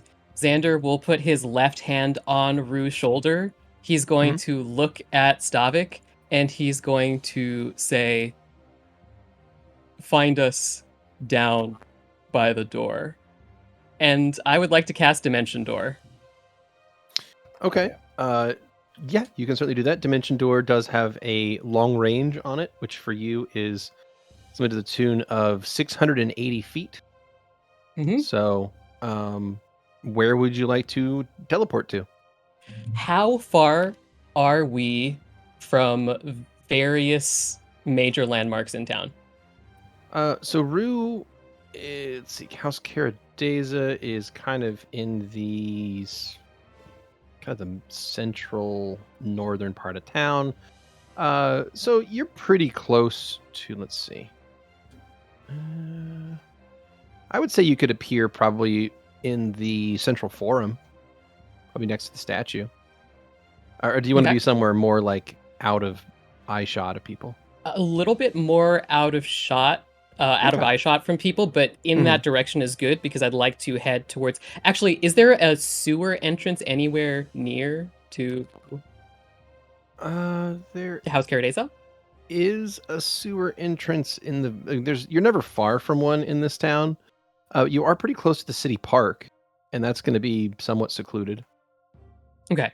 So Xander is going to, based on the geography here, he's going to tell Stavik to get everybody to reconvene at the nearest sewer entrance to the city park, and I'd like to expend 2 dimension doors to get to the closest okay, that's easy done. entrance. So you make a leap and end up in the eastern side of the city park, and then make a second leap and end up at a sewer entrance. This is the one that is actually in front, or rather across the street and behind a row of houses from the Union Watch headquarters. Perfect. So it's one you've been As at soon as before. Xander disappears, I'm gonna pat Stavik on the leg. Say, "You did good, buddy. I'm gonna take over from here." And I'm going to use Mage Hand to flip the lock on the nearest window and flip it open so Stavik, or like partly open. And I'm going to cast Invisibility on Stavik, which will drop it on me. No, you can. It does not remove it from you. It does not remove it from you? I thought Not an casting a offensive spell action. removed it. It has to be a hostile action. Correct. Oh, okay. I thought any spell was a hostile action. Okay. Nope. Nope. Cutting a rope on a bridge does not count. I love that. Indeed. Thank you. That's my Thank you. favorite listing on that spell. Yeah, it is absolutely ended friendships. There was an argument about that lasted for weeks. We'll Yes. discuss that later. I want to hear this. Okay, please. Sure. Yeah. Later, Well, yeah. Yeah. So Valentino, you cast invisibility upon Stavik. Stavik, you find yourself disappearing from the visible light spectrum. Cool. And Valentino, you flip a latch on a window on the north side of the room. So it is now unlocked. All right, Stavik, you let the window. I'll take care of this if she comes back. You can hear shouting and heavy footsteps and footfalls on the porch of the house to the south, on the other side of the front door. Stavik, do you want to hop through the window? Yes, please. All right, you pop through the window and land in the grass on the north side of the house. There are trees and whatnot stretched in all directions. Cardinal directions. Can I go? Which would be the? Can I see if there's like if there's a wall on the north side of the There's a of the fence estate? around the entire estate. Yeah, but the fence itself is not terribly big. It's pretty easy Okay. to scale. Okay, so we will pick a cardinal direction that that I don't see guards, and Well, okay. that would be And make our way. either west, north, or east, because the house is directly to your south. But in any of the other cardinal directions, there are no guards in any other area. The guards appear to be on the front porch of the house, like by the front door. Okay. And which would be the fastest way to the park? Which would that east. be? It's east of you. East. Yep. Then we are going to go east and Okay. make our way that way. You got it. Stavik, you rush off to the east while invisible, so you are very easy to avoid any kind of detection, and you rush off out of the scene. That leaves us with Valentino by the front door. You can hear muffled voices. Please make me a perception check, and I will let you know what you can understand from the other side of the door. It's 29. Wonderful. You can hear the tearful cries of one Nadia as she's trying to explain to these guards that undead have attacked the house, and she's worried about Lady Rue. The Union Watch members are trying to calm her down, but they are also one of them is going to try the door. Valentino, you can hear them trying the door, and luckily the locks are in place.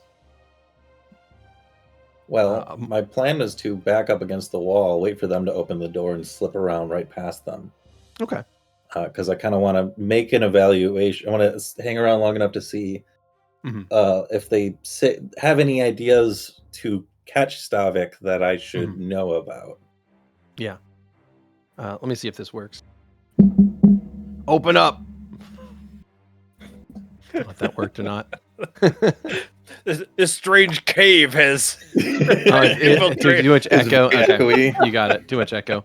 How about this? It's just it's very Just too much. Okay. It's got a dent to it. That's fine. So they knock upon it. Like, they bang on the door. bang, bang, bang. We're the police. Open up. Just hang out here for now. Yeah. A moment later, Close the window if we can. So the Union Watch member is going to step in front of the window, peeking in and not seeing anyone inside. Goes back, speaks to Nadia for a second as the shouts and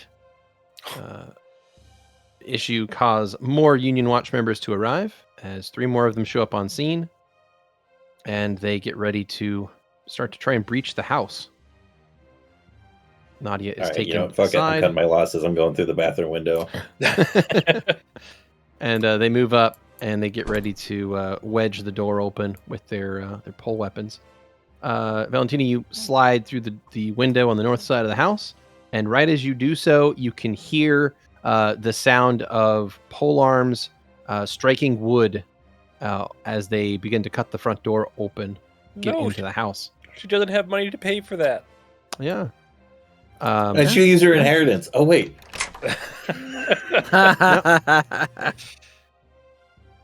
Valentino, you see them burst into the house and begin to fan out looking for anyone inside. However, everyone is gone. Is there anything else you want to do on scene, or did you want to head on to the city park? Like I said, I'll listen a moment to see if they have any orders that I should, like if they're like, prepare the anti-invisibility weapon, or whatever, then... The Reladine anti-invisibility weapon? Sadly, no such weapons are standard issue for the Union Watch. Not sad at all. I'm perfectly fine with it. I'm at peace with it. Okay. And Valentino will abscond. Wonderful. So with that, you head out of House Caradeza and meet the rest of your group east of town, or rather east of the estate, past the city park, past the Union Watch headquarters, and on next to a sewer entrance. Stavik, you would get there first since you left earlier. When you arrive on scene, you see Lady Rue, Xander, and Dawn all standing there beside the sewer entrance. Lady Rue is standing up and kind of looking around with Xander there. I'm still holding her hand.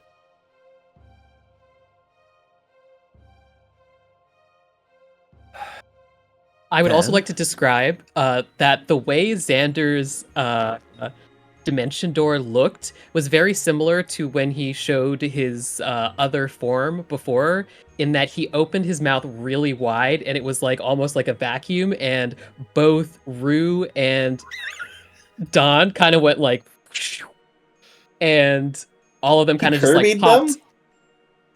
Yes, he Kirby'd himself up as well. Can you describe that again? Yes, he opened his mouth almost impossibly wide, and as he did, it was kind of like a void in there instead of the interior of a mouth, and then all three of them kind of inverted and curled into themselves Okay, into that void. It's Vanilla Ice. Gotcha. That's all I need to know. I have no idea what that means. JoJo. I see. It's always JoJo. It's always Mm. Joe. Well, if Xander swallowed, then he would gain Dawn's powers. A lady Then always. he would have had to turn to stone every morning. Well, All right. Well, yeah. So you would find Lady Rue standing up now instead of sitting on a chair. She's now standing next to the sewer entrance, and she's holding Xander's hand and looking kind of a little confused, I would say. I think Xander's gonna make his way inside the entrance just to not draw too much attention. mm-hmm. You do so, and Dawn will stay outside waiting for the others then. Great. Xander would just kind of be like stroking Rue's hand and just telling her that everything is all right, and kind of conjuring up the moth to distract her a little bit. You got it. So Xander, by the time, Stavik, rather, by the time you get to the sewer entrance, Dawn is standing there outside and will wave to you. Oh, we're here. We're here. She's inside. Thank goodness. Okay. Oh, so step one, I guess, is complete. How She was do easy to we- capture. Yeah, I mean, we did everything wrong and we still got her. How did we say we were going to get Louie, Zu'lin, and Bro? She shrugs. I don't know. Well, I didn't okay. make the plan. Nope, we did not. We are currently waiting for Valentino to join us. Should I? Oh, Scheiße! Now, by Good this work, point, buddy. your invisibility would have worn off, but I imagine it's still an easy matter to sneak up on Stavik. So Probably. Yeah. Yeah. Ah, shit. Good Put work, a buddy. That bet was on fucking you. crazy. That was a good time. They're gonna be pissed. I almost killed someone. Yes. It's good that you did not kill that woman. I don't think that she would have. I don't think it would have. Well, She she didn't said seem like mean she things deserved to Stavik. I don't know if I agree. I think she was just being protective of her own. But appreciate your alertness, your But readiness Rue to. is Stavik's daughter. Yes, so- well, If anything, Stavik was the one trying to protect his family. well. Do you not consider us your own in the same way that your tribe was? Mm-hmm. People I can don't be know both. I don't know if that other person considers the same. I'm not sure. I feel confident that she considered Rue one of hers the same way we are one of yours. Well, then that would mean that we did a bad thing. I don't think that's true. I think we were. It's fine. We'll return her Okay. safe and sound. All right. She'll open the door to the sewer entrance and head down the staircase. I don't know. You guys make these faces for. When has Valentino ever said something untrue? Never. I mean, Never. based on last night's drinking game, yep. I was just Oh, thirsty. never. He opens his mouth and truth comes out. It Nuts, comes butts, through and once I fruits. say it. Ah, even nothing better. Nothing more hydrating than cinnamon liquor.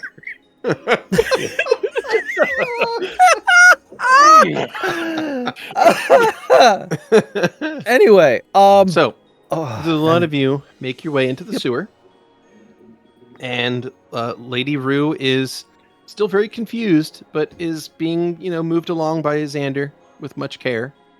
And your group begins making your way toward the northern part of the city sewers, to that, chasm that's there at the northern part of the sewer. So while you're making your way up in that direction, I will shift focus. So we get to go over toward a potential issue over here in the west side of town. So Zu'lin and Louie and Bastion make their way from the Pentress Bathworks, and they make their way over toward the Aroni Chymic Works. This time, however, unlike last time you were here, it is now daytime, and there's quite a bit more activity on the streets.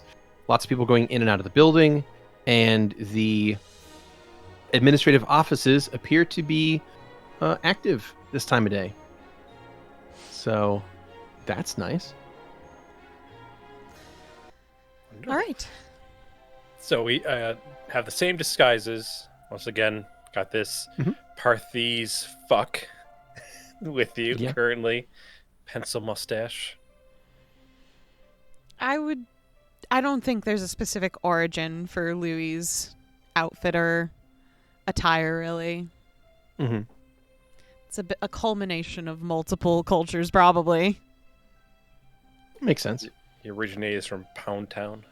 Wow. How That's so can much it more unhinged originate than what I was about to say. from there when that's a place that you go to? Oh, It's I'll a make place the rule. you go to and come from, and in true. or from.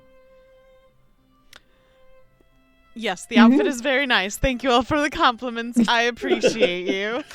I just hope that the people you're meeting with, they're like, "That's a great outfit. Where'd you get it?" Oh, down. see, Louie would have just been like, I made it. Easy peasy. Pound Town. I mean, So Louie will approach the administration offices and look for whatever seems the most important of all of them. Sure. You approach the building, and there is a sign on the building that says first floor, records storage, administrative offices, meetings, etc. Second floor, stairs around back. And there's an arrow pointing. Louie is just going to tap at the stairs around back and just nods to Bastion. Bastion Just nods back, Be puts aware. a finger by the side of his nose, and gives you a wink. Louie will attempt to wink back, but it doesn't look like he understands why they're winking. Also, in that time, we have solidified and consistently told Bastion our names. Mm-hmm. Yeah, we tried to Yes. flashcard him as much as we could. Mm-hmm. Yeah, your name's like Megathrax. Mendax. Yeah, Megathrax. Yep. And then your That's name like how you- is Devlin. Right, new hor- solution. You will not refer to any of us by name at all during Yeah. this excursion. I was gonna say with the cart because I'm Yeah, like supposed yeah, to be the driver. he's the cart guy. So, yeah, If you hear But I mean- screams and we haven't been out in 5 minutes, come get us. I do like the name Horatio though. That's pretty memorable. It's pretty cool. Yeah. But yeah, I'll stick with the cart. So you guys do. Just don't I got stick this. out too much, okay? I blend in. I'm like invisible. What are you worried about? Are you? Yeah. Watch. I can still see you. No, but like I blended in perfectly. So it's Oh, fine. that's what you were doing. Maybe you stick out to me. I don't know. It's the Oh, thanks. red hair or something. You stick out to me too, Ginger bro. hair. Yeah, I believe that. I'm sorry. Time is wasting. I Right. do not have. Yeah. You guys go. Louie and Zu'lin will enter the building and You make your way across to the back side of the building where there is a staircase leading up to a balcony.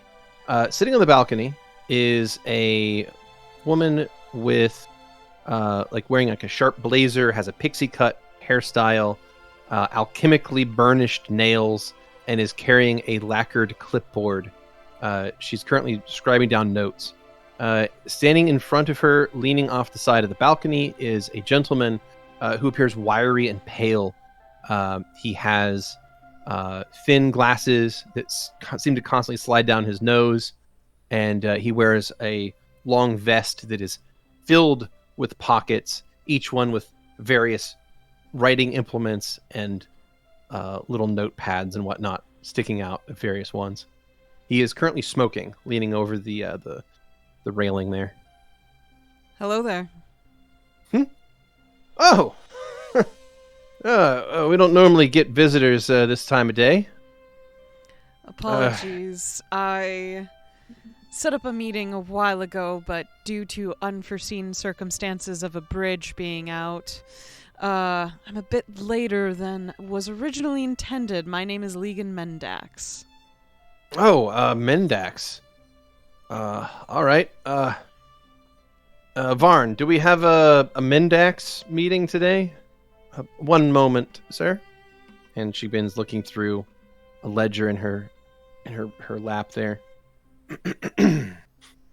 Mendax. I'm afraid not, sir. I don't see a Mendax in the ledger for today. The man cracks his neck, extinguishes what he was smoking, puts it into one of his many pockets on his vest, and then will turn and walk over to you and offer his hand. Doesn't matter. It's a pretty slow morning anyway. Name's Jorel Tanith, administrator of the Aroni Chymic Works office's morning shift. Hello, Mr. Tanith. It's nice to meet you. Would you prefer to have the meeting out here in the sun, or would you like to sit in the office? Oh, either... Let's go in the office for now. Oh, of course. More comfortable seating that way anyway. It is quite warm out here after all. Yes. My associate does get overheated so easily. Of course. Come on in. And he'll let you into the building. The building seems cramped. The air inside is kind of stuffy and overly warm, in fact. Mm-hmm. Is this man a human? Yeah, this man appears to be a human in his late 30s. Okay. He opens up the door to an office and sits down behind a desk. Louie He gestures to the two chairs at the desk. So, Yes, Mr. Mendax, you said, was it? Yes, that is correct.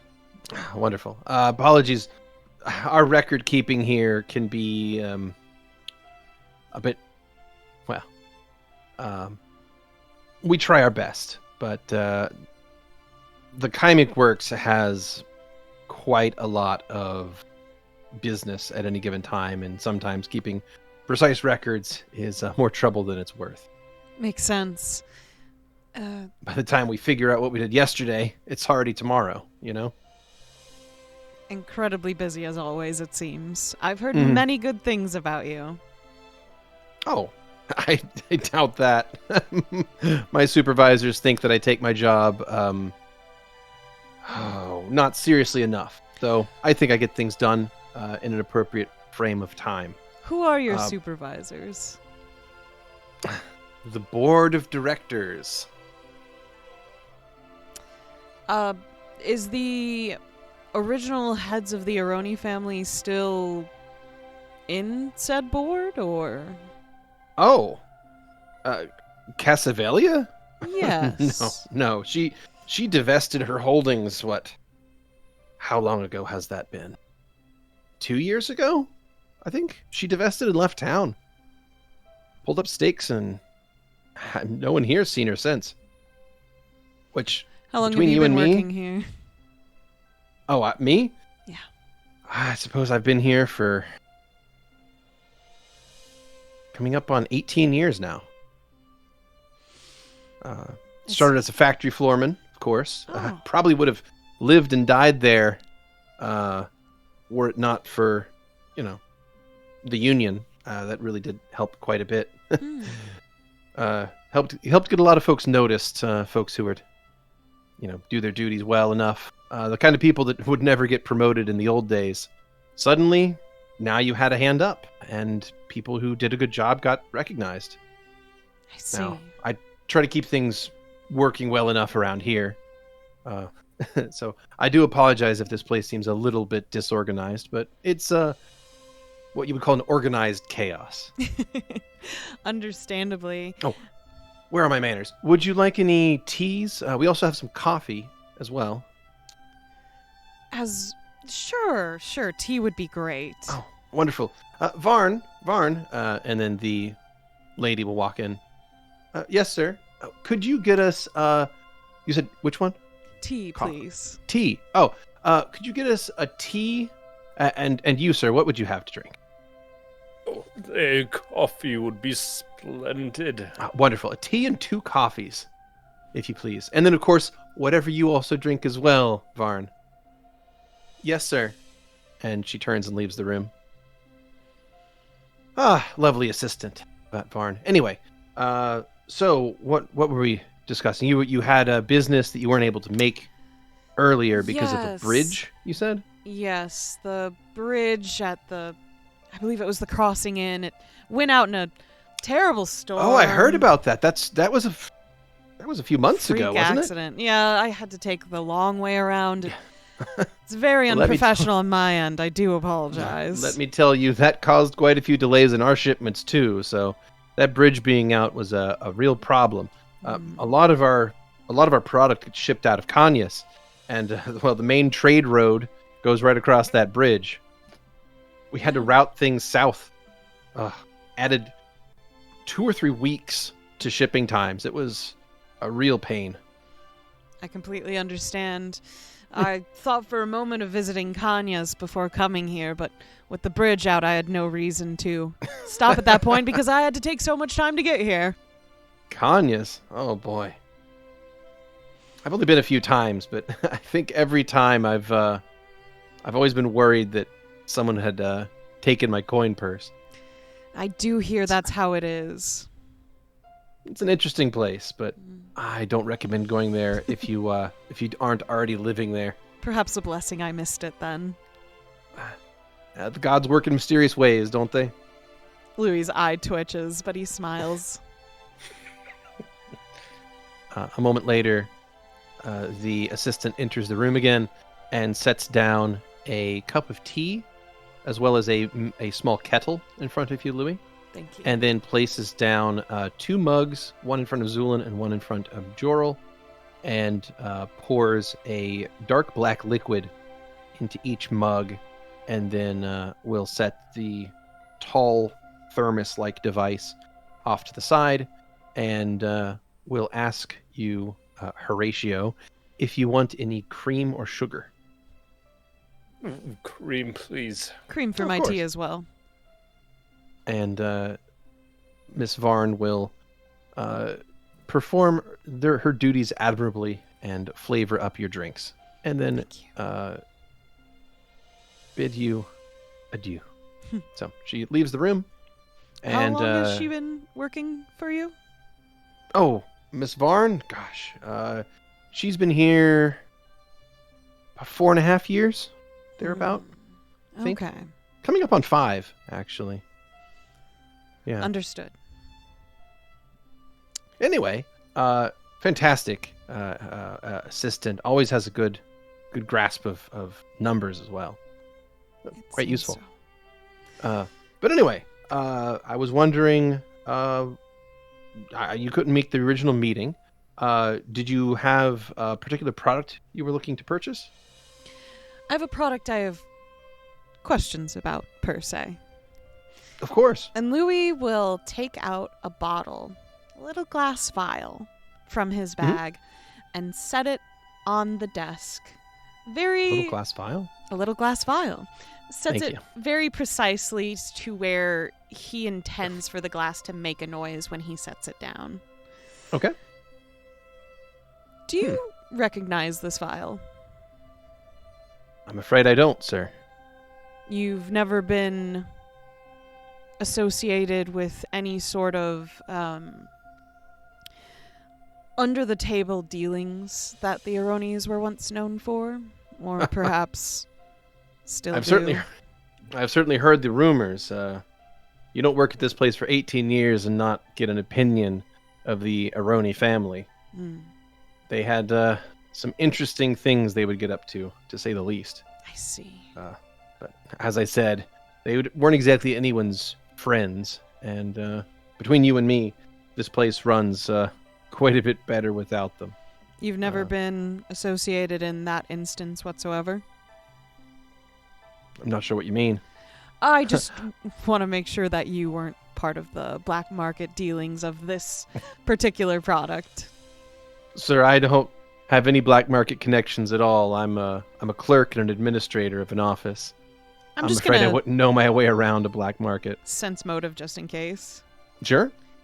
You're Can you welcome to do believe so. him? But just in case. Yeah, you are welcome to do so. That's a 32. That's a 32. You're pretty sure he's telling the truth. Fireball. Fireball. Louie will take the glass vial and put it back in his bag. May then. I? He does offer a hand. May I take a look? Oh, yes, of course. Louie will hand the glass vial over. He takes it. Inspecting his reaction while he takes this. Yeah, he takes it and spins it around slowly in his fingers, looking at it. Are there any inscriptions or anything on it? Yes. Xeno, you might know the inscription best. What do you think they would have labeled this love potion as? Oh man, put me on the spot there. I'm so sorry. Damn. If not, it was probably Elvish that said love potion or something, or like it would be stupidly Bone flourished. induced. Yeah. It'd probably be like essence of like intrigue or something like Yeah. that in Elvish. Some bullshit. A lot of apostrophes. So many swirls Yeah. in those letters. Swirls and apostrophes. Okay. This is interesting because most of what we do, I mean, even back in the day, was bulk chemical work. It was rare that the family ever sold any like final products unless they were special commissions. Is that so? Whoever bought this must have paid a pretty penny. Normally, what we do is we make the bulk reagents and whatnot, and then sell those to intermediary alchemists. I mean, Alchemist Row. I mean, if you look out the window there, you can see all those shops. They get their things. They're set up here because they buy direct from the factory at bulk pricing, and they do the individual mixing and creation of potions. Now, the only reason that someone would have something like this, and he holds up the bottle, is if they wanted something done either under the table completely, or they wanted to make sure that it was made by the very best alchemists that there were. So whoever bought this paid handsomely for it, I'm sure. But I'm Is afraid I there don't know any records much about it. where you might... Yeah, you're sitting right on top of them. The records are the first floor of this building. Oh, you fooled me with Sorry, this is it- chair. I thought it was special or something. No, the chair doesn't hold the records. No, the first floor of the building is the records hall. For most everything. Though, truth be told, I'm not sure if they would have A record of this specific this thing. sort of thing in the records because I would imagine if someone was paying for this kind of solution, they were looking for something a little more discreet. Yeah. He'll set the vial back down. Louie will take it, look at it with Zu'lin. You can see this just utmost hatred and disgust expression at this bottle, and then he will put it in his bag. Where did the Aronis end up moving to after they left this business? That He'll pick up this cup of coffee and take a sip. That, my friend, is a topic of much conjecture and debate among employees of AWC. Some folks think that the family went back to the Elven forests to the south. Other folks think they went to the Free States where they could get away from unions. Who knows? All I know is since they've left, this place has been much easier and a much nicer place to work. That's good. Yeah. Everything's truly. been safe. There's no more black market dealings. Oh, now again, sir, I know nothing about any black market dealings. I know that we produce large bulk quantities of chemicals to sell to alchemist shops, but I don't think we make specialty potions like that anymore. I'm not really sure who would. Maybe some of the less...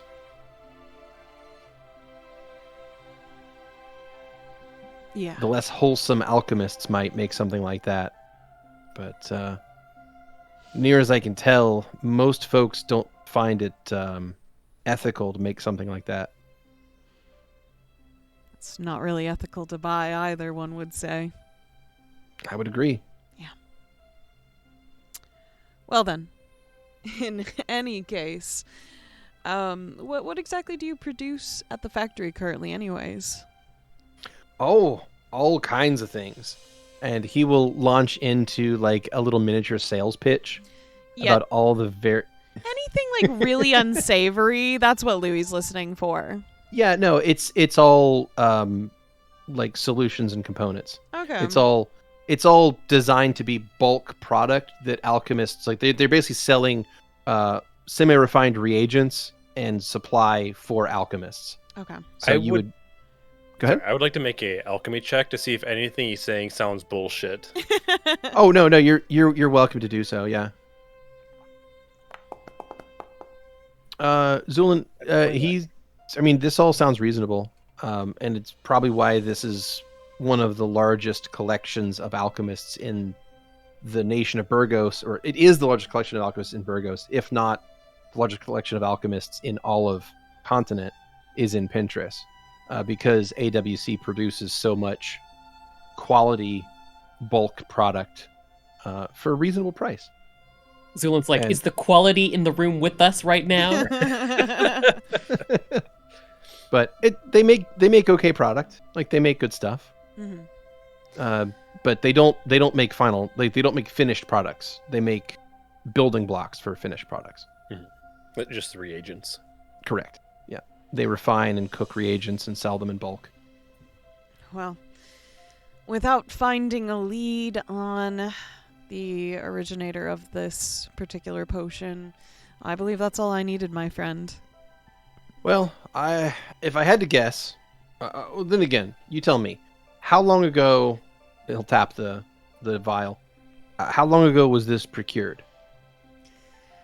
Probably around 13 to 11 years ago, give or take. Okay. Maybe earlier. It's hard to tell. No, it definitely would have been under Cassivelia then. She would have been the headmistress of this place during all of that. Real piece of work, that one. Look, there's been plenty of talk about where she ended up. If you ask me, she probably went to the Free States. Okay. She didn't seem like she was done in the business, as it were. And I think this whole union thing left a bad taste in her mouth. So she probably went somewhere where she could be a bit start more... this whole... Yeah, a bit more cutthroat. Yeah. Go back to the old days. Real piece of work indeed. He nods. Thank you. Yeah. Oh, thank you.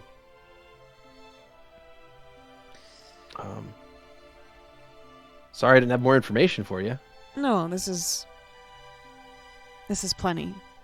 I appreciate you and your assistance for taking the time for me. Indeed, and the coffee's quite splendid. As is the tea. Right? Thank you, Varn. You're welcome. Maybe too much coffee. Yeah, I mean, we get this stuff straight in from Koth. It's great. Do you?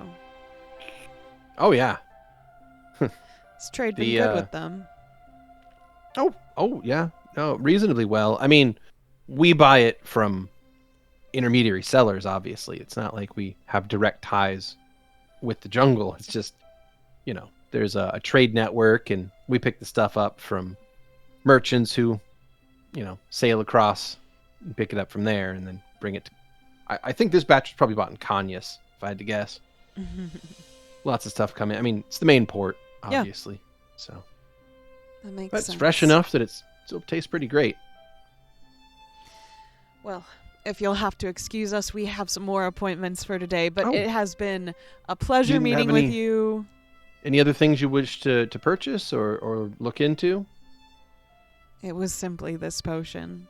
I apologize. Most people come here with bulk orders. That's quite all right. No worries at all. You just enjoy the rest of your day, and if there's anything else we can do to help you here at the AWC, just let me know. ACW. Thank you. Got my own company's name wrong. Well, you didn't name it originally, so can't blame you. Yeah.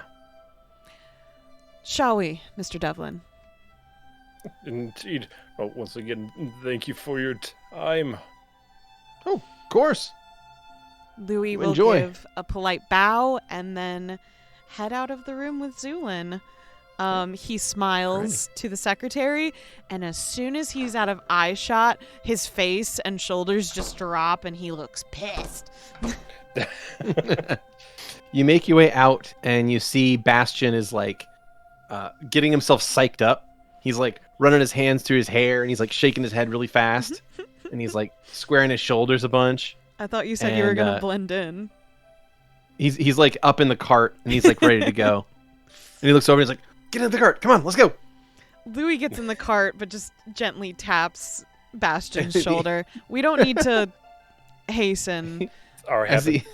As you all get into the cart, he'll whip the reins, and you guys peel out of there like crazy. Jesus! No, we can slow down. Nothing happened. Nothing happened. Did it. We slow down. Slow What? down. Oh, Slow okay, down. okay, It's too fast. okay, It's too fast. It's too fast. Okay. We slowed down. I thought we were supposed to make an escape or something out of there. Did you see any explosions of fire? Is that what we were doing? Perhaps. Oh. Then no, I didn't. Louie will take off the wig and start to pack it in his disguise kit and slowly just kind of take off these over parts that have his regular outfit hiding underneath. It's so fucking hot in that thing. Oh. Well, did you, so you didn't blow up the place. No. Did you get anything out of it? I might have to go to the Free States. Actually, Shit, really? I think I need to ask That place is a Xander to dump. probably scry on someone. To find one Castavelia. Fucking bitch. Okay. Ugh. Okay. So we got a name, though, right? We got a name. Got a name and a lead. It's true. Well, we can find her and stab her in the kidney. Exactly. Hey, what's one kidney for each of us? Louie counts the three of us, the people currently in party. Elves have multiple kidneys, right? I'm pretty sure they still just have two. Oh. Okay. I If guess it's I've never multiple, you weren't wrong, dissected an elf before, so your You guess. should try it. I'm kidding. Don't cut up elves. Okay. Someone writing down notes. Zu'lin, have you ever dissected an elf before? Well, at least one, yes. Huh. Cool. Probably just one. Just one. Did they have multiple kidneys? A More 19 than bluff. two? That's 19 for my bluff. Well, luckily, Bastion is not going to sense motive that.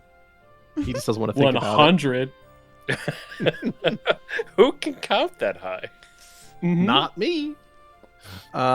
Yeah, so your cart makes its way across to the northern side of town, where you make your way to one of the sewer entrances. I don't think Oh. we've been notified to Oh. do that. We're heading, unfortunately, to Rue's estate. No, Oh, I believe okay. we were told to go No, to we the did agree to meet at the sewers. Oh, I did thought we? the idea was to meet. Okay, to meet okay. at the. Yes. Correct. Yeah. But Also- we do pick up rope first. Mm. Good. Okay. Xander would ask Valentino once they met up to try and message, if possible, the others to let them know which set of sewers we were meeting at. Yeah. I just assumed you'd meet at the chasm, but that's fine. Hmm. Yeah. Okay. We can do that. We can So- shorthand it. Yeah. I figured just meet at the chasm. That's So fine. you guys. However, Go ahead. Mantis. Yeah. You guys get Mantis. No, like, where do we get Mantis now? Oh, we did get Mantis. You I don't gave know why Mantis she the wasn't there. address to Rue's place. I don't know. Right. It's the- Yeah, that's true. I don't know why she wasn't there though. Like because you went to Rue's place. Right away, Right. like, right away. Mhm. and Wow. her thing was all across the other side of the town. I'm pretty sure. Yeah, she Yeah, would have we- got there after that all went down. Yikes. So she gets there and finds the place cordoned off by the Union Watch. I misunderstood that. I That's- probably will go back and at least get her. I realize that will be a I bit mean, of no a one- mess, but No one saw you there. So yeah, you're invisible the whole time. exactly. And Okay. good at lying. Yes. In that case, you circle back around and wait for Mantis. So when you make it back to the Caradeza estate, or rather House Caradeza, you find Mantis there in the street. This time she has weapons on her hips, and she's pacing back and forth in her armor, and she's kind of like just looking very confused. And there's Union Watch members all like swarming the house, basically. Like they've got the whole place locked down, and she's getting some weird looks from the guards, and she's trying to not be like up in their face either. But yeah, that's what you see. So she's trying to keep her distance, but you know the fact that she's there and armed in the street is probably suspicious, I would imagine. The Union Watch. Hey, So- Mantis. Hey, about time. What the hell happened? Stavik's a fucking mad lad. It's great. All right, well, they're waiting for you. They're all waiting for us at the sewers. Yeah. So All right, gets me out of here, and she'll follow Thank you, Mantis. Thank you.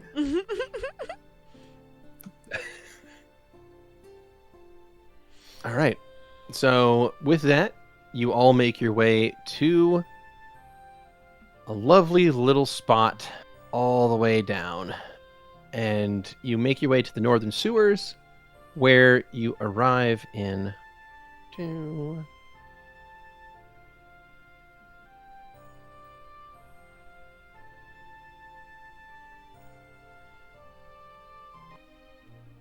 You make your way down to the northern end of the city sewer and arrive at a deep hole, a pit, crevasse, a chasm that goes down quite a distance into the ground. You've been here before. You have climbed down this before, though now this time around, you have a few new faces with you. You have Mantis and a very elderly woman with dementia. What would you like to do? Hey guys. Hey. Hell, Hello. Louis Sup? still wiping the makeup off his face. how'd your excursion go? I have a lead, but unfortunately, the person I was looking for is no longer here. Yeah, they split town. Probably went to the Free States or some shit. Oh, the Free States. Yeah. If we head that way, I can probably help you talk this person down. I know my way around there. That's good. I also think Xander might be able to help. If he has the time. Yeah, probably. Later. So, You missed a spot, bro. And Bastion will wipe some of the makeup off your cheek. Thank you. No. There you go. Stavik, I believe you requested, and Zu'lin will offload 200 feet of rope onto you. Because he does not want to carry that 40 pounds.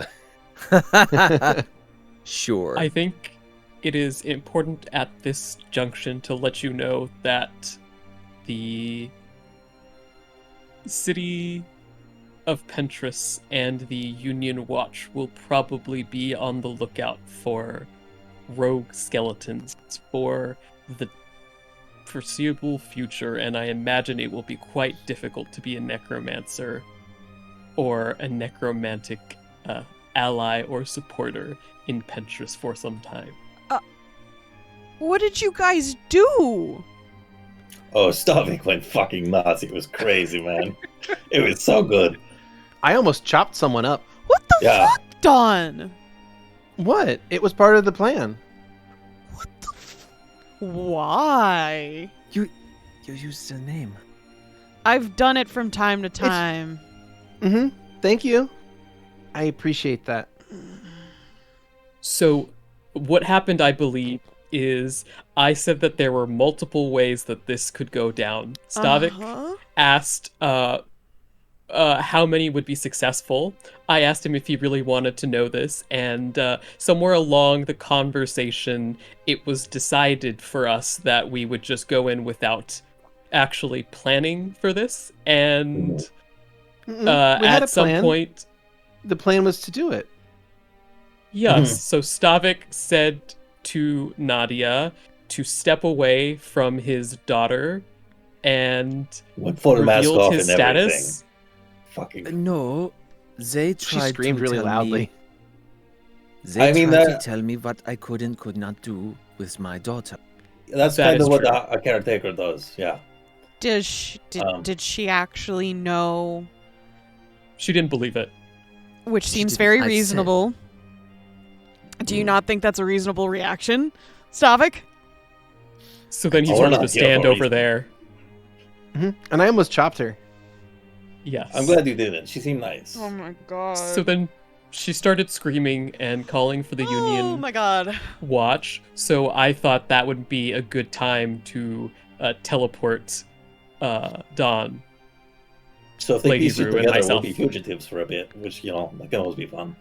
Damn, I thought the thing I was gonna do was gonna get us in trouble. Go me. I didn't think it was going to be this crazy.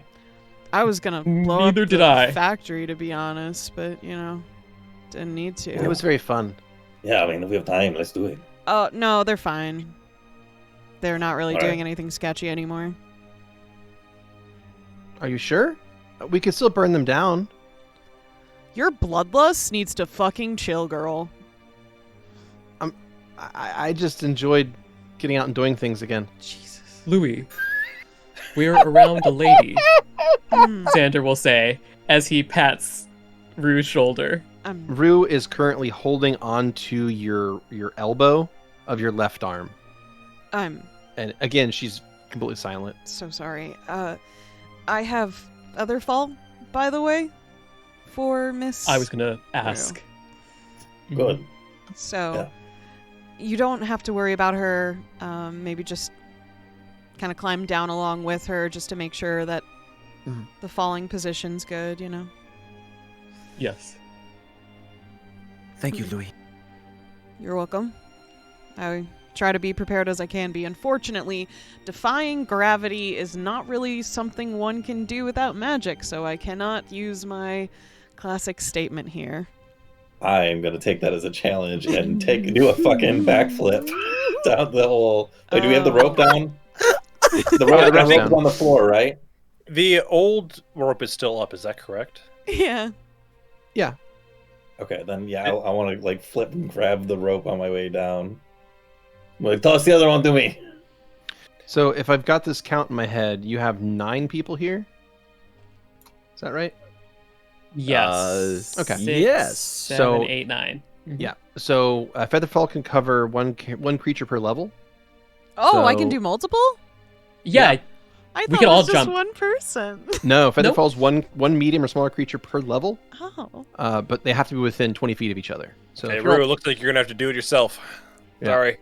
So you could basically cover 7 of you with that casting. Okay, well, Valentino's already jumped down the hole, so not Valentino. So, And all right. So I will toss one of the 50 feet length of ropes. Trying to catch it and tie it to the other rope while I'm on there. Don't worry, if you miss, there's 3 more attempts. All right, in that case, I'll take a reflex from Valentino, please.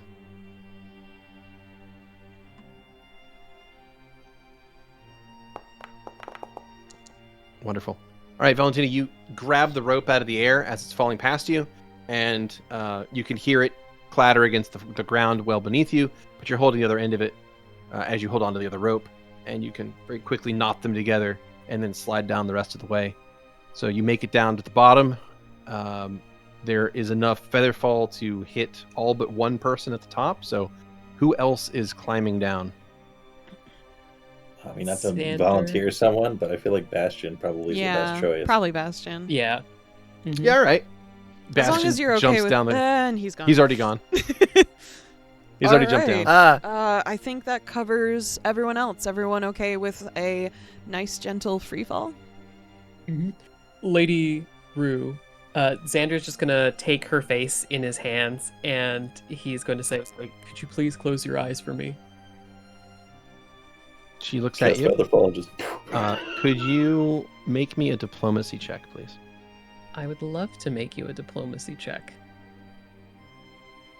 Let's see. With my 1 rank in it. Hell yeah. That's all we need.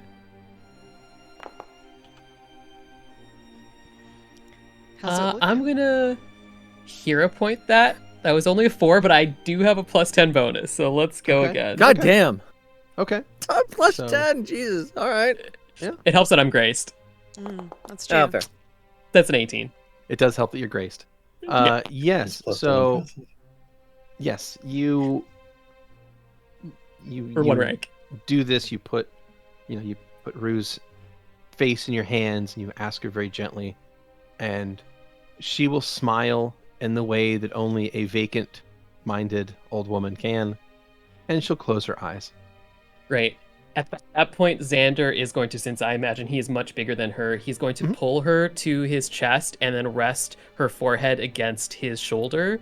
And then when he's got his arms around her, making sure that, her spine's in a good position, her head is taken care of, he's just going to kind of hop backwards. Yeah. So, Wonderful. with Louie's magic at least, did you let Louie cast that before you hopped down? Just checking.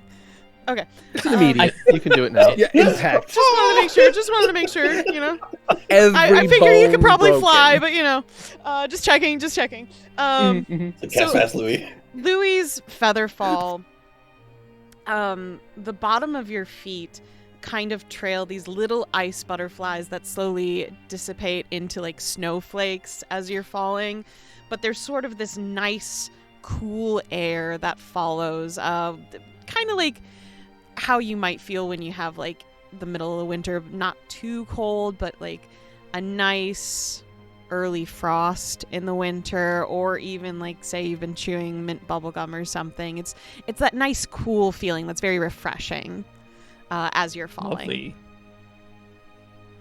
I would also like to make a quick note that the area before the chasm was strangely devoid of any of the insect corpses. And also very clean, I imagine. Like, completely clean. Yes. Yeah. I think something came down here and ate all those carcasses. Who's that? Strange.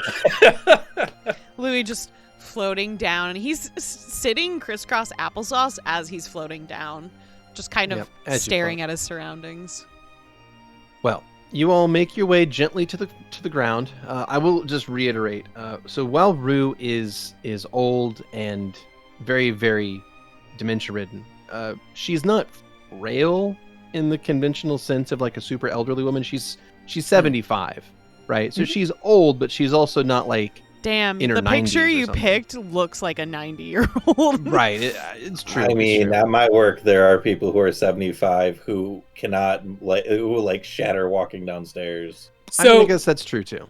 yes, I will say that Xander's thought process was very specifically that her mind is Yeah. somewhat Frailer? compromised, and he doesn't know how she will react to these stimuli, and also there's kind of like this oppressive atmosphere around here that she might be particularly susceptible to. So he's True. just trying to like cover her body, And as you're doing much as he wonderfully. can. Yeah. Yo, kind you're, of regretting not taking Cure Disease as one of my formulae. That will be something. Well, you Kind guys. of great. Not just shove it, just trip her, shove her, be like, it's fine, it's fine. Well, she's Featherfall, I mean. Yeah. Yeah. Okay, So- okay. You all gently make your way down to the base of Chasm, and I will go ahead and place down everybody onto a new map here.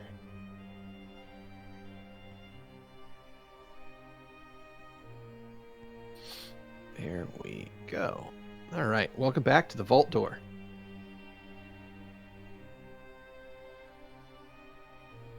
Okay, you once again find yourself at this very, very old walkway.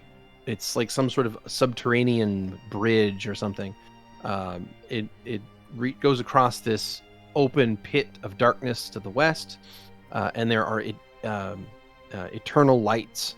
These never-ending torches that are burning in these braziers along the left side of the bridge. Along the right side are these large stone statues that seem to be looking down at you with judgmental faces, and ahead is a massive double door. Xander, do you mind if I escort Rue? Not at all, Stavik. I was wondering what you'd ask. And he will let go.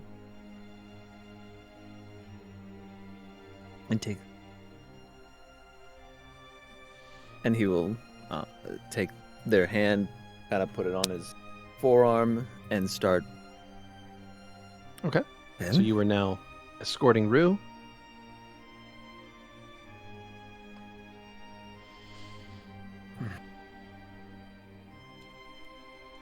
And we will start making our way up.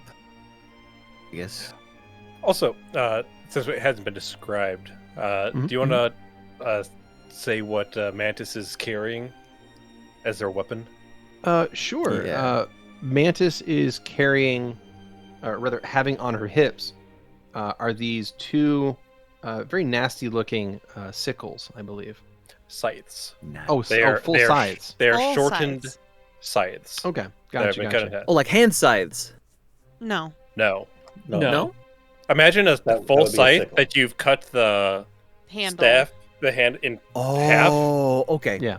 Got it. Mhm. So Big Got old it. blades. it kind of would look then a bit like A mantis what's- blade in a way. Yeah, A little bit. but there's Like a pickaxes particular Eastern weapon I'm trying to think of that has a similar blade design. Are you with thinking very of a short kama? handle. Mhm. Ah, kama. Thank you. Yes, Mhm. they look like a very long bladed kama at that point. Come. Xander will, at some point, look at Mantis appraisingly and say, "Good taste," as he kind of She- jiggles his scythe. Mantis walks up to the edge of this chasm and will spit over it. Yeah, that's a mood. Pretty deep. Fair. Quite a bit of insects down there.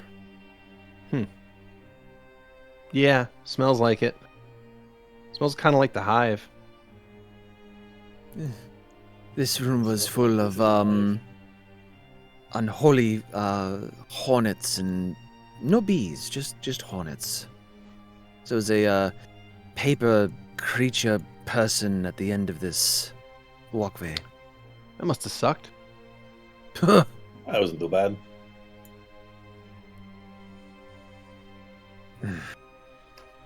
I mean, we're fine, right? We lived. Stavik is gonna call out. A. I'm gonna cast Mage Armor on myself. I remembered in advance. Yeah, you cast mage armor on yourself. Are you Louie, here? were you keeping up with the rest of the party? Alright, so Louie 8 was hours passed. hesitating. Oh, my apologies. My apologies. Let me put you back then. It's all good. He is just staring up at the door ahead, kind of fidgeting with his hands a little bit. Now, Bastion has remained by your side there, Louie, and he'll lean in. Everything okay, bro? Yeah, Everyone else went to that side of the room. I know. I'm just worried about what happens next. I mean, now we see if we're right about the key and pop the door open and save Owen and fix death, right? Bing, bang, boom. We're heroes. Bing, bang, boom. Yeah, that's how it works. Uh-huh. I mean, that's how the stories always go, right? Like, the hero does the thing, they save the world, they get all the money and live happily ever after. Is that what you want? We're happily ever after? It's what everybody wants, right? Or you mean the money? Money's nice too, but but no, yeah, I mean, of course, everybody wants the sweet retirement with all the cool, all the time in the world to relax and enjoy stuff. Okay. Sounds great. I'm just gonna... What's on your mind, bro? You look like you're chewing something. It's just sort of a gut feeling. Okay. Friends, I believe the door was on this side. Yep, coming. All Louie right. Well, will walk Louie, up in silence. Yeah, you make your way all the way up to the northern side of the room. And Zu'lin, you get right up to the door there, or as close as you can to it, and you feel this pressure coming off of the door that really prevents you from getting any closer to it. Like the air becomes solid about 5 feet from the door. It's a very strange feeling.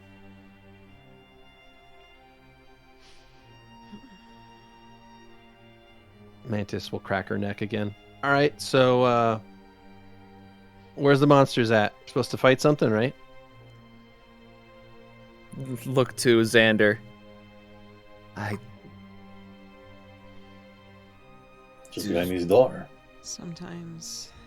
But the monsters are potentially behind the door. Although last time we were here, there's quite a few giant wasps or hornets. Okay. Well, I'm ready for them if they come at us. Brother, are you here? There's no answer.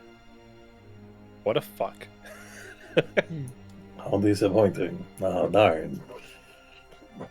In any case, I believe our potential keys are present. What's that? What keys? We got keys? Mm-hmm.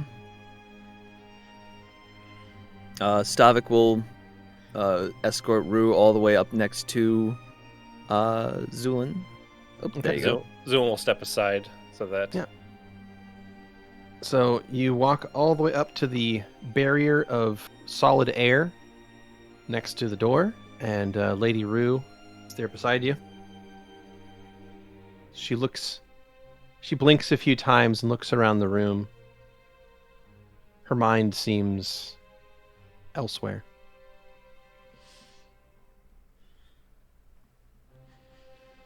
Oh boy. Are you ready, friend? Xander, just in case. And Louie kind of like tries to outstretch his arms a little. Just in case. Sure. Dawn pulls her bastard sword. I'll cast shield. So, Well, how do we open the door? Are we supposed to shed blood, or Stavik is going to have Rue's hand like this and kind of guide it up towards the shield. Yeah, and you notice that when you get up to that solid air, your hand stops, but Rue's hand continues forward a little further. Now she's still standing next to you, so do you want to shove her into this? No, fuck no. Okay.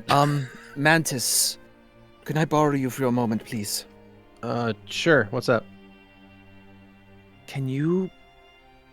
Would you mind escorting Rue to the door? What? All right. She'll walk over See if he- and like put an arm around the old woman, and as she tries to walk north, the air gives her resistance, and she can't push any That's- further than you okay. can. Okay, it thought. Okay. Sorry, I'm not sure how that's supposed to work. You are going to need to ask her to make her way to the door. Stavik. So She's still there, you know. Okay. I can do it, but I would rather you have the opportunity. Stavik, you look into the eyes of Rue, and she's looking back at you. You're not sure if she can understand you or not, but she's looking at you at least. Hello, Rue. Can you...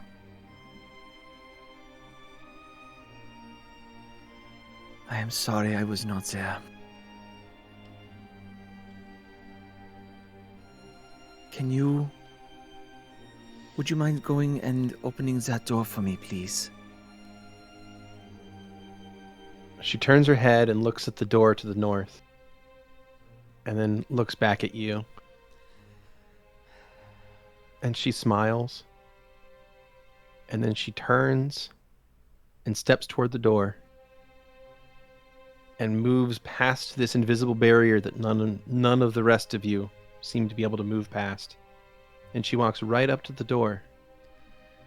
And as she does, she reaches a hand forward, and as she grabs hold of the metal rings that are built upon the door to be able to pull upon, as soon as she lays a hand on that metal ring,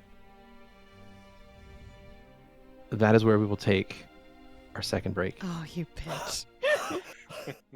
Hello, checkers and pleasers. We are back, and we are opening the door. We Who are is opening the indeed. door? We're not. No, Rue. So- yeah. Though, as Rue goes towards the door, Xander is going to do the thing that I discussed, Beardy. So he is going to crush the talisman of Owen, and the cloak of Calorian is going to kind of melt into his skin as his face kind of breaks open, and the husk around him melts into these wing-like shapes, these three pairs of moth-like wings crisscrossed with these red veins towards the center, as he once again becomes that death angel. You got it. form. And I'll go ahead and push that image again. There you are. Thank you, Stavik, thank you. Make sure that Mantis doesn't kill. Xander. Yeah, you just... Ah, monster! Oogie boogie! I was getting bored. Oh, fuck. Right. All right, so Rue reaches forward, and as she grabs hold of the metal ring on the door, all it takes is her touch. And as soon as she lays a hand upon it, something is going to happen, and that is that the barrier of air that has built up, this dense physical shield of air, is going to blast outward rather, toward all of you. So I would like a reflex save from the entire party. Okay. I'm going to... Oh, nice. It's a 20. How many? Unnatural 20? It's a 15. I'm going to use a hero point because that's too low for me. 15 For for the Valentino as situation. well. Hey. And... Okay. Fuck me sideways. Dice have spoken. Dice have Alright. spoken. So it looks like Louie, Bastion, Louie and Xander, rather, are the only two that are going to not be fully susceptible to this. Makes sense. Let's see here. So, Louie and Xander. Okay, so Val, Stavik, Dawn, Zu'lin, all of you guys are going to be knocked backward and also pushed back along the ground quite a distance. You're blown back. Louie and Xander, the two of you have to hunker down, but you do not get blown backwards. The door itself is going to open outward as well, and you all get a glimpse of what is beyond. Bone.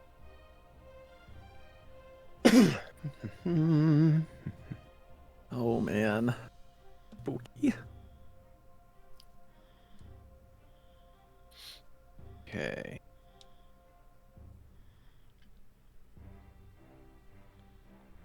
What is beyond is a glimpse of a circular chamber, perfectly smooth and carved from what appears to be black basalt, as if formed by the patient hand of time itself. The walls are etched with countless runes in a language too old for memory, runes that still shimmer with power. At the center of the chamber stands an enormous cage of red thorns, a vine thick as a man's arm, studded with barbs like broken glass. They twist and knot together like a cruel lattice, pulsing faintly with dark energy.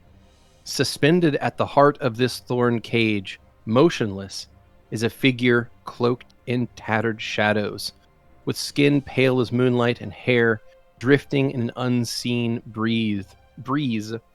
The figure sleeps. You know who this is, somehow, without even having to ask the question. This is no mortal prisoner. This is Owen, the god of death. And though his eyes are closed, though he seems to not be breathing at all, the room hums with the weight of his presence. Vines curl up from the floor and reach out into the chamber, snaking their way across the area and grabbing hold first of Rue, then of Xander, and then spreading out and grabbing hold of Mantis, Stavik, Don, Zu'lin, Valentino, Louie. It's fine. Louie's already running in there at that point. And finally, Bastion, as each of you are grasped by these red vines. And that is when everything goes dark. Well, we died, guys. Good campaign. Good on us. Woo! We opened the door. I'm at the door. Oh, man, though. We didn't hold the door. So, things are going to go dark when suddenly the room around you, specifically Louie and Valentino, the room around you is going to flicker as light begins to appear from the darkness. You see at first a silver light above you wink into existence slowly.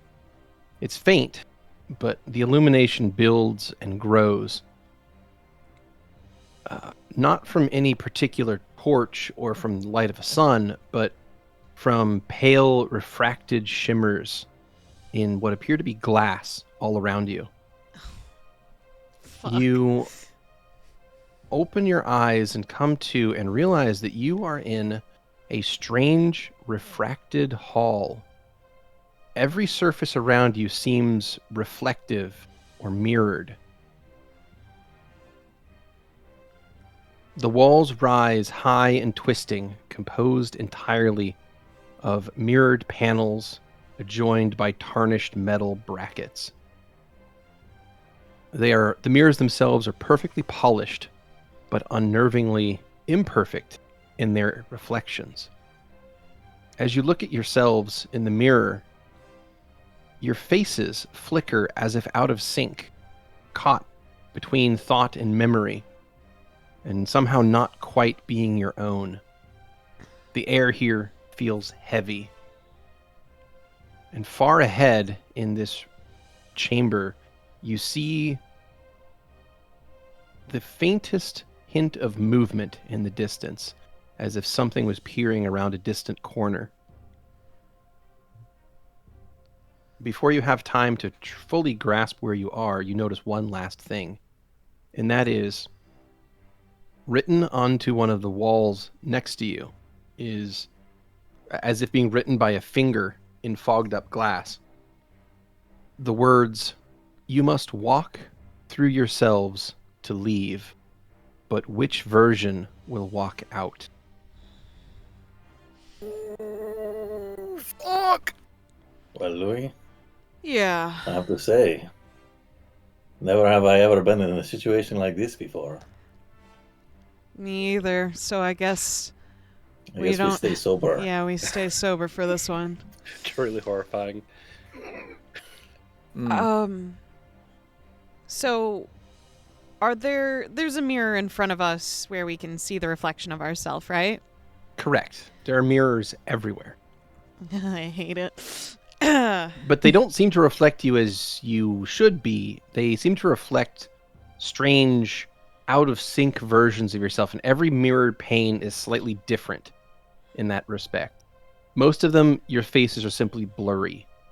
In others, your faces appear to be reflecting some strange part of yourself. Like, one of the, you notice a bit of a motif, and that is in many of the ones you see of yourself, Louis, you're standing tall and with confidence. You move with a stride, and your head is held high and your shoulders are back. And you seem to just carry yourself in a completely different way than you actually do in real life. Very interesting. Most of them, however, you're simply blurry. Okay. Anything like that, Valentino? Yeah. Oh, quite the opposite. You find yourself, Valentino, in many of these also to be blurry or out of sync in time, as if the mirrors are either slightly delayed or somehow slightly ahead of you in time. It's very disconcerting. But other ones, you see yourself looking meek, curled in, and in many cases with tears streaming down your cheeks. Well, I suppose perhaps we're supposed to find how we normally look, maybe? Perhaps. It's a puzzle, no? It's sort of puzzling. True. I'm going to walk up to the one that looks the sad Valentino. Mhm. And they're dressed the same as like their otherwise normal reflection? Yeah, they otherwise look like sort of a normal reflection.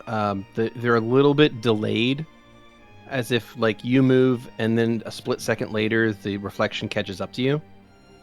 But yeah, this one, the one you're looking at with the sad or meek looking one, which seems to repeat every so often in this place. It's not like there's just one mirror that does this. It's just maybe 10% of them or less do this. Mhm. But this particular one you're looking at, you have a meek or scared look, or you seem frightened. There's tears going down your cheeks, and other than that, it seems Does he to have follow your all- motions. Does this version of Valentino have all the same scars? Give me a perception check, please. That's a 28. Okay. Interestingly enough, no. This version of you seems like it's perhaps younger.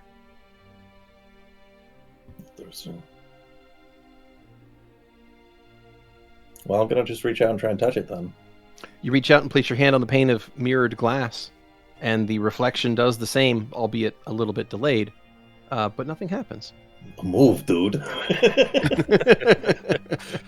You good? I just don't want to see if that would work. Oh, to Um, go through the mirror? Yes. Hmm. And one other question. Do we see the altered versions of each other? If you look, it's interesting because if you look, the other person doesn't seem to cast reflections at all. Well, that's cursed. Vampire. Yup. Louie is just tilting his head at Valentino. Yeah, your companions don't seem to be reflected in any way, so you can't see each other's reflections. Do you see my reflection here? No, you're just smudging the glass, the mirror pane. Is a mirror for you. You see yourself? Kind of. Yeah, okay. Ish. I think we're on the same page. Okay. Just checking. I don't know if I'm trying to remember if I've ever seen a reflection of you before. Because, like, I've slain vampires before. This would be a bad time to find that out. Normally, in these moments, I guess I would say Xander knows I have a reflection, but he's not probably here does. to vouch for me right now. Right. So you have to take We'll my have to word. get back to the rest of them, and I'll double check with him then. I hope he's okay. I'm sure he's fine. Okay. Do you think Bastion's okay? He doesn't seem to handle, like, magic stuff very well. I mean, I imagine he's confused, but I'm sure he's fine. Okay. He's got his shit together. That's good. What about Dawn? Yeah, I don't know about that one. Yeah. Yeah, she might be stuck here. Oh, I don't really want to joke about it that way. That I'm not sounds joking, bad. man. Oh, we'll find Sometimes her. these We kind can. Yeah, we'll find her. We'll save her. Yeah, She'll be fine. Yeah, we'll take care of it. She'll be fine. Well, shall we walk through the maze? I suppose we have no other choice. Louie just All right. gently weaves his way around, just kind of patting edges from time to time to make sure he's not running face first into a mirror. So, as the two of you continue deeper into this mirrored maze, we will pause for the two of you and pick up in the next. And this one is a bit different. Xander and Stavik, the two of you seem to come to from the darkness all at once. Everything around you is still and quiet. You're standing in a grassy field, pockmarked with stone. The light around you fades in like a slow breath. You find yourselves standing on the cracked flagstones of a path that leads through what appears to be a graveyard. The sky above is a deep, unmoving gray, featureless and without sun or stars. There is a heavy press on you from the sky. It's a very odd feeling. There's no wind, no insects, no life here aside from what appears to be plants. The graves of this place stretch out in every direction. There are countless headstones of dull stone, each marking a narrow, open pit. None of the graves are filled. None of the graves have names. Instead, the ones around you all bear short phrases etched into their surfaces.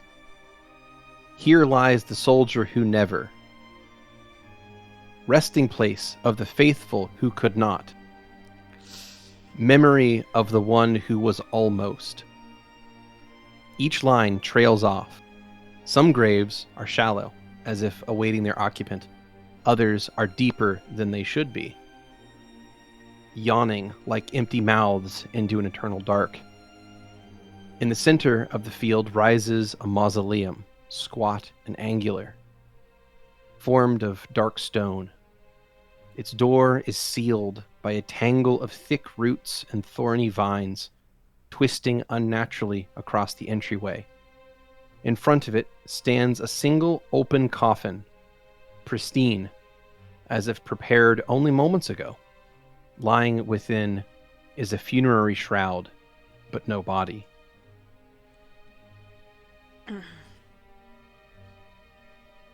Xander and Stavik, what would you like to do? Clarification question. Does Xander look like Angel of Death, or does he look like Xander in here? You look like Xander in here. Great. I was hoping so. Okay.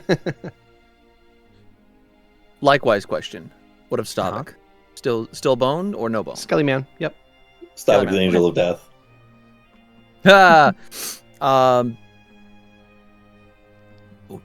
This is a new one. peering into these. I make ways up to the center. Guess.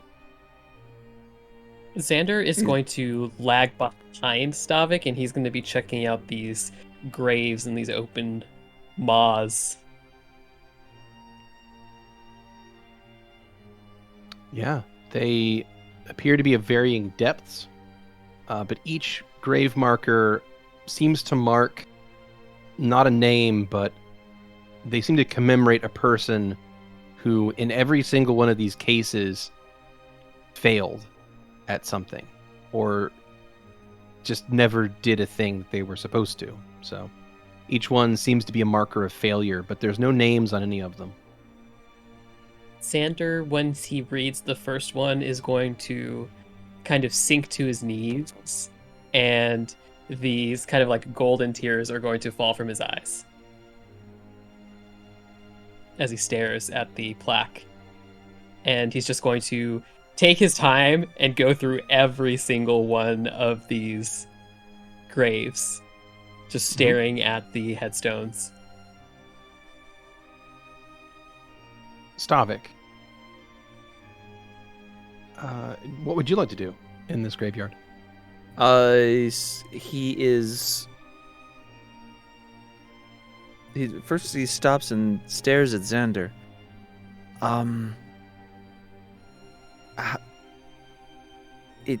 There's no one in these graves. There's no one to mourn.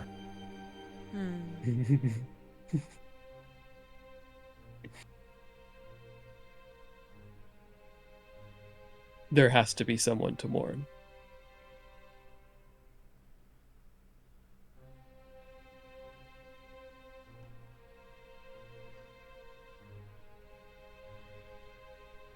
He will look around. How far in the distance is this lone coffin? It's right near you, actually. I am going to actually just walk around this and. Okay. As What you walk is- up to yep. it, you can see into the open coffin that there is a burial shroud inside, though it is clean and unused. There is no body inside the coffin itself, but something is unmistakably familiar about this coffin and about this burial shroud. Something feels familiar, comfortable almost about it. Is there any name plates on this coffin? None.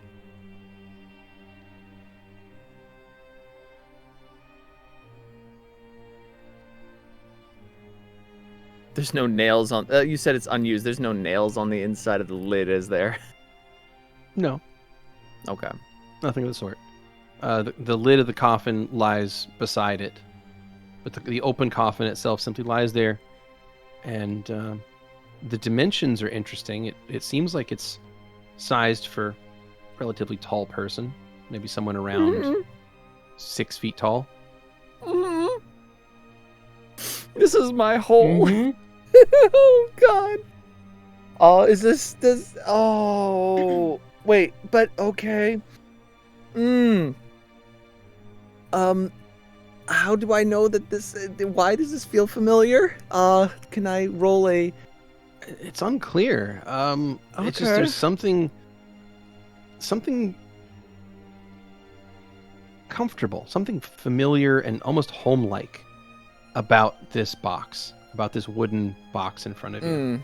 Listen, I also crave the grave, so I get it. There's no taxes in there. That's true. It's true. Don't. Okay, so barring we're circle back to that Okay. box first, because that's a little unnerving.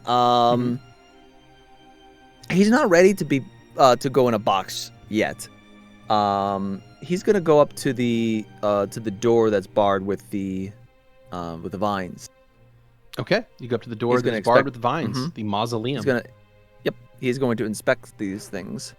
They appear to be heavy vines, thick with thorns, that have grown over the front of the building and prevent access into the mausoleum. Uh, So do- if you does the- try and peer through the vines, Mhm. you see only darkness. Okay. Beardy, Yes. does this mausoleum look at all familiar? No, it does not. Good, good. Likewise. No. Stavik, there's definitely something familiar about this mausoleum. Rip. You feel like you've seen it before, but you can't place where. Okay. No names on it, right? No, there's no names on anything. No names on a single Ah. headstone anywhere in this entire place. Only short Xander. snippets of failure, regret. It's hard to say. Xander,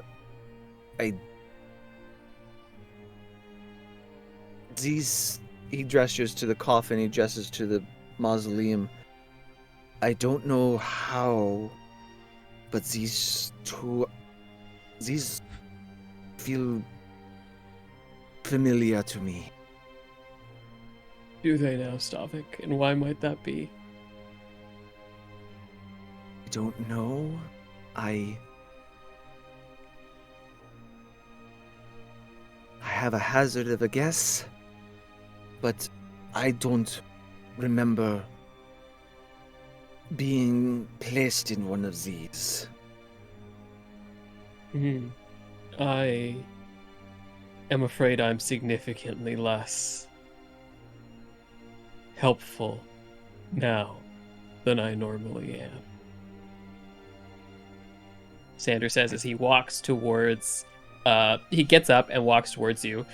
As he does so, he's kind of walking like if you got into like one of those whirly rides at an amusement park and then step out afterwards. Mhm. Yeah. Yeah, like you're dizzy. Mm-hmm. You got it. Like a wobbly cat. Mm-hmm.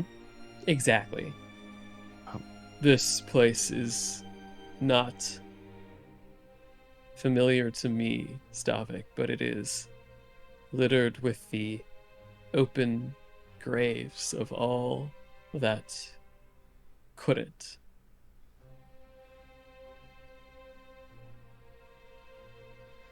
All that never Stop. were. Yes. Stavik is going to run his hand along the coffin.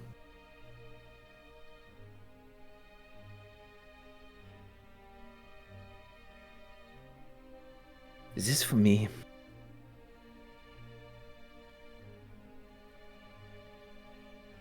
I know at some point I'm destined for one of these, but I don't feel as though it's my purpose yet. Perhaps if it feels familiar, it's not your future, but your past that has come calling. Beardy, are the vines around the mausoleum any particular color? No, they're kind of like brownish green. Great, I Yeah. love that. Yeah. It's my favorite color Yeah. of yeah. vines. Mhm. Very, very natural vine color. Good. Yep. I Xander- I don't have my weapons on me, do I? You do. I do. You have all your equipment. Now's your chance. You can kill Xander and no one will stop you. No one will stop you. And he No, did say that no. he's less helpful than normal, so this is the perfect chance for you to kill Xander. This is your only shot. You could take him out here and no one would ever know. And I would completely support you for doing this. I just want you to know. Be like I said, I was going to chop his head off if the thing This- happened. This is my gift to you, Skrewy. Mhm. I have served This is Xander what up says- to you on a Cut platter. his head off and then put him in the, Put him in the box. coffin. Hmm. Well, I feel. Oh, go ahead. no, after you.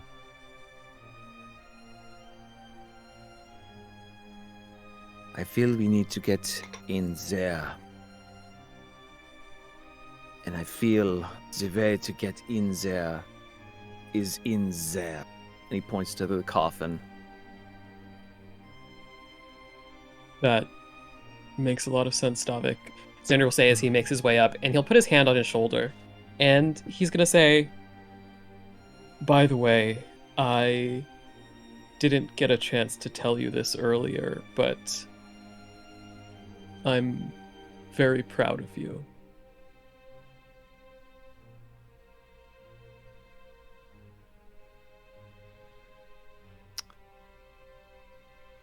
He's gonna nod his head. Now I'm questioning reality. Well, as the two of you take that moment to reflect and look around the area, we will once again zoom to our next space.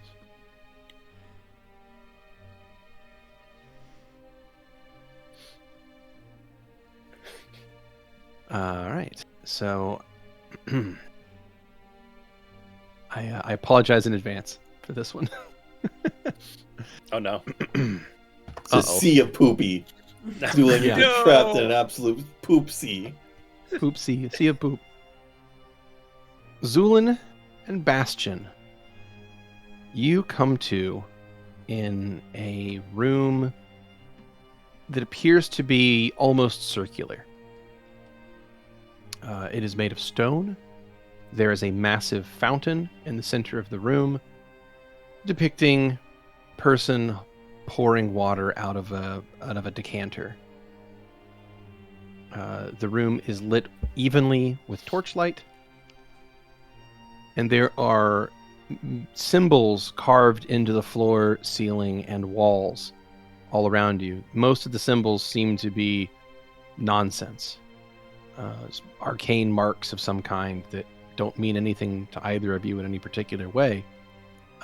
But placed around the room, equally spaced out, are a series of doors. There are 5 of them in all.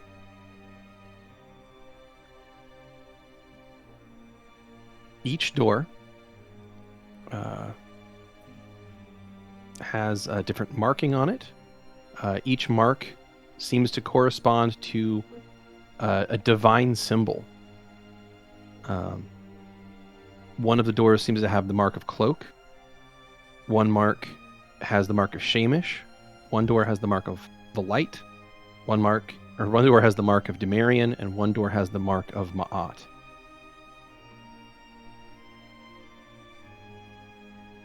There is an inscription around the base of the fountain, and it reads, "Only one door leads out. All the others end in stagnation. Choose with care. Only some words are true."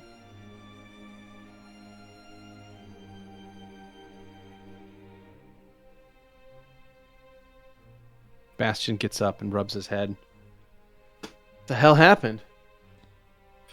Where's everybody else? Quite unsure, but it does seem that we're the only ones trapped in this. How did we get here? What even is this place? If I had the answers, I assure you I would be sharing them with you now. Bastion starts to prod into the water to see if it's real. Okay, well, water feels wet, so that's something. But is it wet? Or are Let's you see. just wet? Well, you see, there is such thing as dehydrated water, so in a sense you could potentially call water wet, but on the other hand, and he trails off into eternity and they die in this room. Oh no.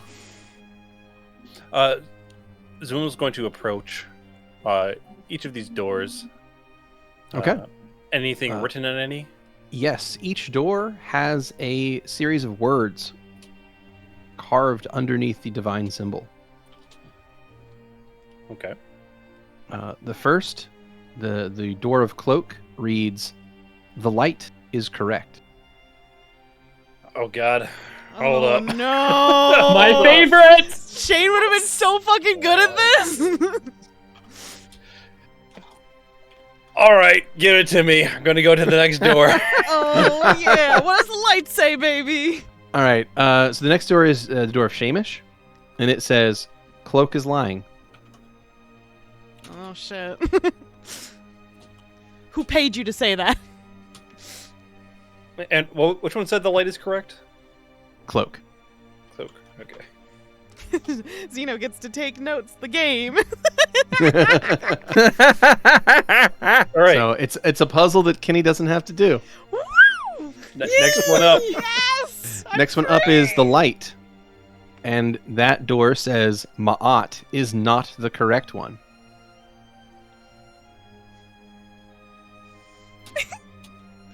I feel like this is recompense for me destroying that potion puzzle. Ma'at So Mahat is not correct. is not the correct one. The next door is marked with the symbol of Demarian. And in true Demarian fashion, it says, I am not the correct one.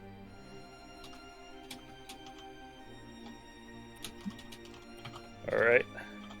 And the final door is the door of Ma'at, and it says, exactly one of these statements is true. Oh fuck that! What do you Only mean? That's a one. really helpful one. I don't Yeah, know. that's good. That's Unless really that's the good. true one. Is it mine? I But- don't know. Yeah, the only, and that's the only ones we have. That's it. 5 doors. Yep. Hmm. Meanwhile, Bastion's like walking around looking at everything, and he starts to he's touching stuff. He's like, what if we just open a door? Like, what's the worst that could happen? Well, you can probably open the door, but if you proceed through, I cannot promise what you will find. Supposedly stagnation. I mean, what does that even mean? What does stagnation mean? Does that mean dying? I would assume it would be a fate worse than death, but that's all I can assume. Shit, I don't like this at all. What if we just kick doors open and just leave? Well, we will have to kick down one at least. But we could also potentially look at this potential riddle that they have given. Oh, man, I suck at these. Same. I just I like to get the book and then I like to flip to the back where they have the answers. Alright, so I'm looking through these. So, close it. The light is correct. One says that cloak is lying. Mahat is not the one correct. I am not the correct one. Or Demurian. And Muhat is only one of these statements is true. But if that one was correct, then it would be the only one, which would mean that we would not have any clues in general.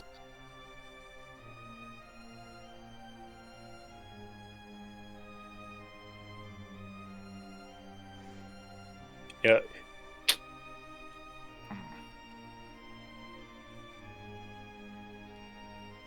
I think it might be good to go to another scene while this is mulled over. Yeah, give Yeah, Xeno so some time. so Bastion is again getting freaked out, and he seems to be very quickly losing his composure.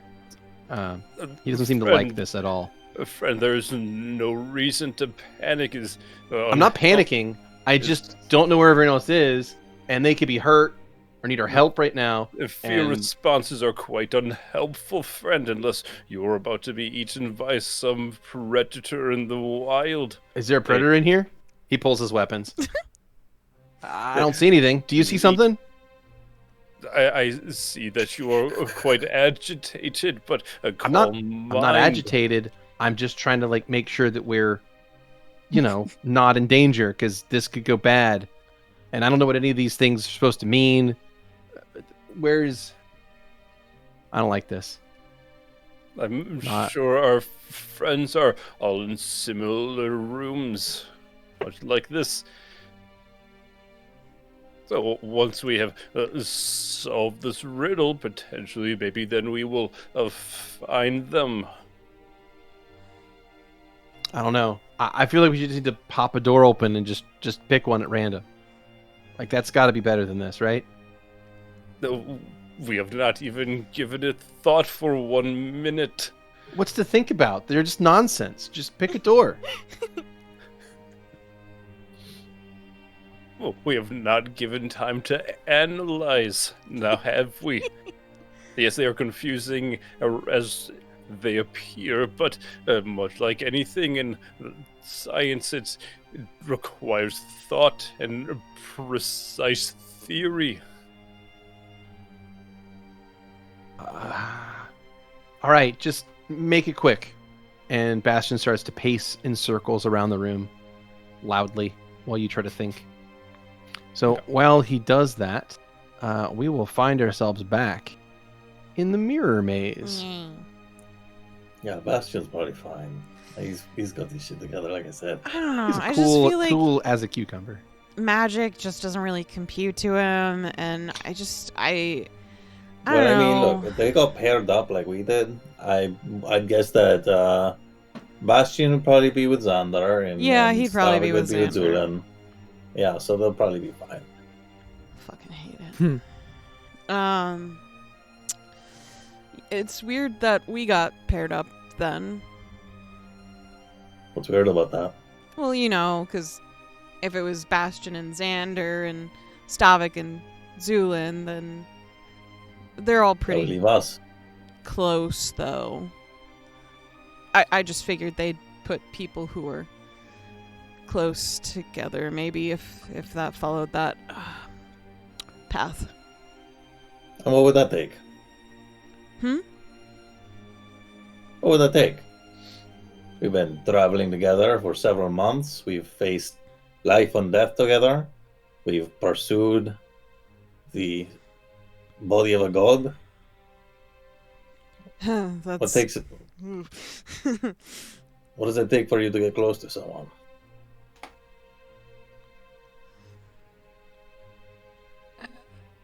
I guess it's always kind of been hard for me ever since my sister disappeared.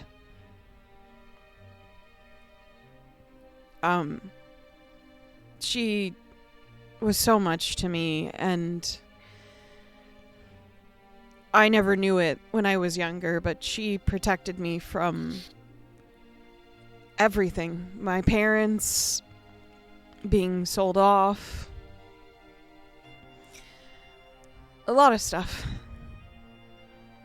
At that moment, you hear a pane of glass shatter somewhere in the distance. Okay. It sounds like we're making progress. Is that progress? That sounds super fucking creepy. I feel confident that's the right direction. Okay, cool. We're heading I towards mean, you just said the... a bunch of words and things started happening. Yeah, that fucking happens all the time, though. You didn't say magic words. No, that's what I mean. Things just happen. Like that. Things that I Well, yeah. can't explain. Sure. I mean, we'll find an explanation when we're done. When is done? We figured this shit out.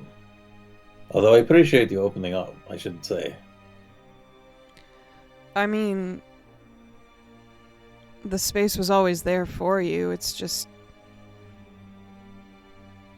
If the Didn't feel gods like it. come up... Well, rather... When we first started traveling together, one of the first things I told everyone was that I hated all the gods, and you said you were fine with that, you were cool with that. I thought you were cool at the time because you seemed so understanding.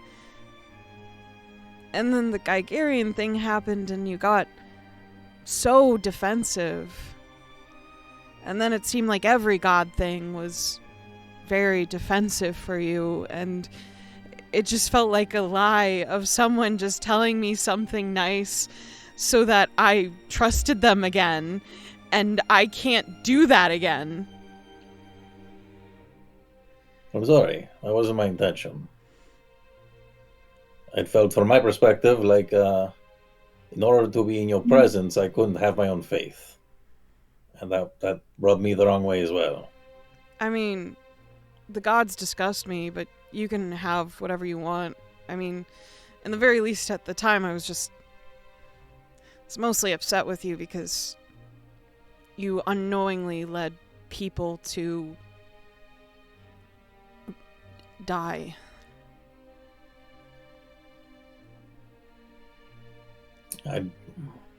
Yes, I did do that. I'm pretty upset about it as well. At that moment, in the distance, you hear another pane of glass break. It's kind of hard to tell that you care. Like that. I tried to show you.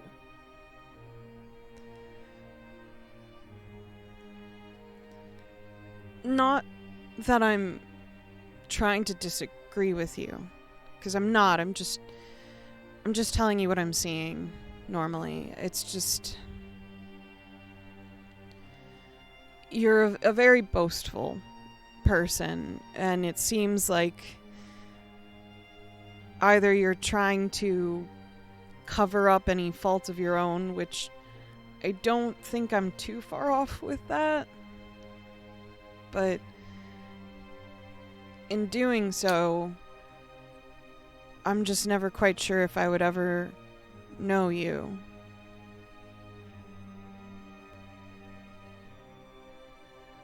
I don't know if any of us know you. That's fair. I can't really let you know me fully, for your own safety. May I ask why you think I need to be protected? Because there are definitely forces out there that you can't handle. I know. Is it your gods?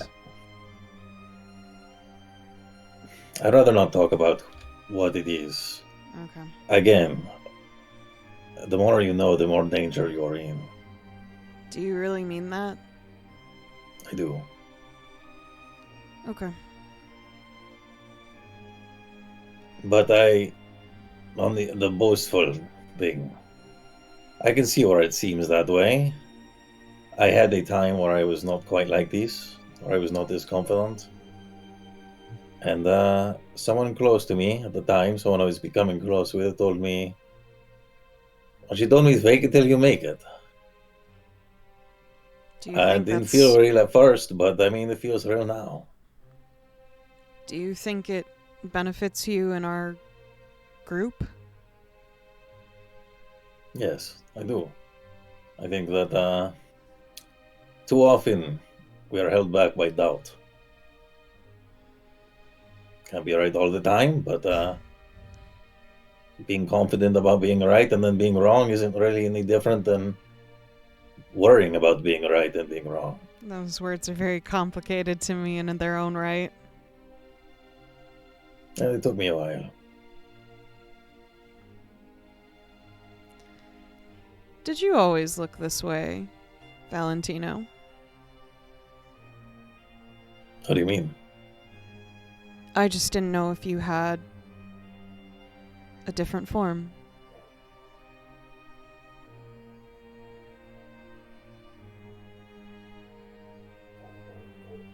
Well, what they said last night was true, but there is some Louie power I have makes not a shown face yet. of like a nervous expression when you say that. Last night? Oh,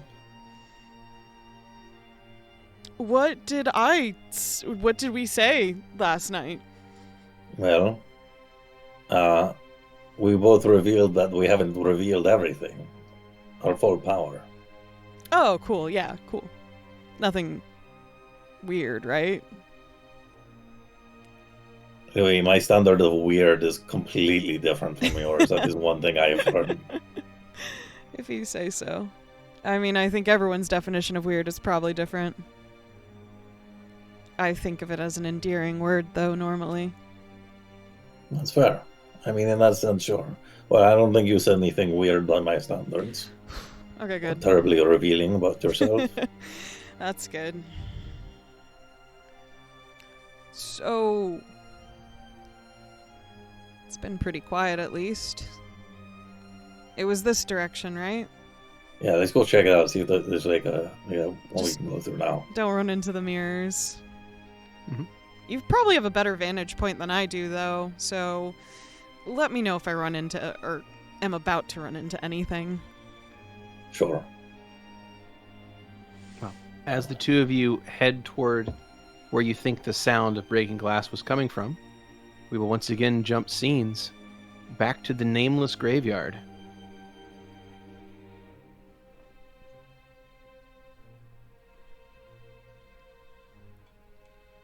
This sounds like a very bad idea, doesn't it? As we return to the two of you, you hear a voice speaking from the I would say from the wind, but there's no wind here. It speaks from the sky, but there's no sky here. It speaks from everywhere at once and yet nowhere at the same time. And the voice, in a low whisper, reaches your ears and says, "Bury what was, speak what is, choose what remains."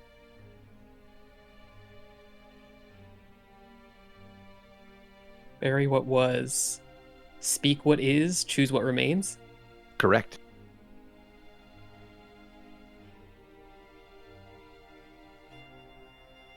Does the mausoleum has no markings or words, correct? There are no names on anything in here. Okay. Or the gravestones have the sayings that trail off. What never were. Does that? Yeah. The various never were's. Yeah. The mausoleum, on the other hand, is barren of any sigils or words. Okay. The only thing odd about the mausoleum is that there is a bundle of vines and thorns blocking entry into the building. And if you peek through the thorns and vines, there is simply darkness inside. And yes, I'm aware that both of you have dark vision. It's still nothing but darkness inside. I didn't say no. I know. I was just He's clarifying. used to other people. Okay. Yeah, you have no idea the amount of people who would go, but I have dark vision. Dark vision. All of us Yeah. just accepting that it's just dark and we can't see. Dark. It's just Right. dark. Yeah. Um. It's as if there's nothing inside the mausoleum, as in a palpable nothingness is on the other side. Speak what is. Bury what was, speak what is, choose what remains.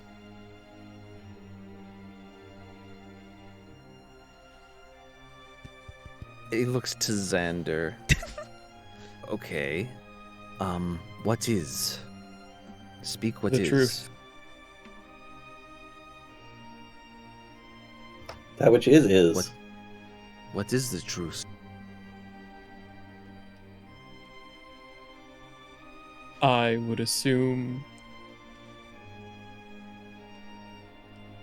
this refers to burying the past and speaking the truth, the present truth, the truth of the moment, and choosing to shed the past in order to move forward. It's past, present, future.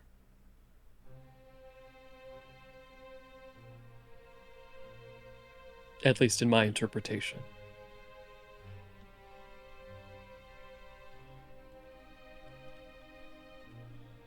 I have tried to shed what was.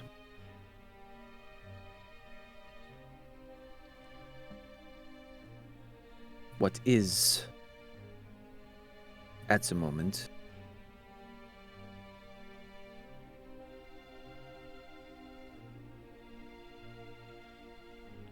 I fear, but if I shed what was, should not have that fear. Then it is not buried.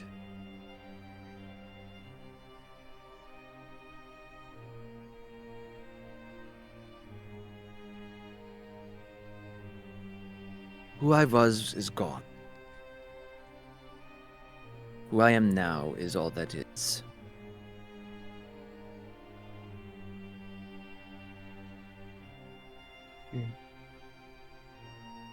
And what of these, Xander's going to say as he runs his fingers along Stavik's bones.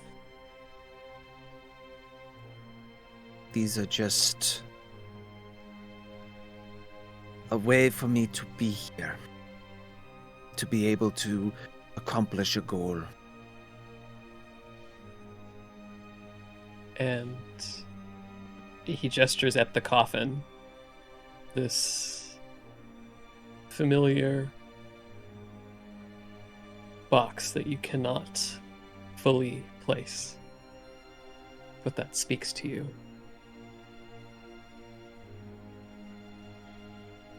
This, if I were to make a guess, where my soul was buried in?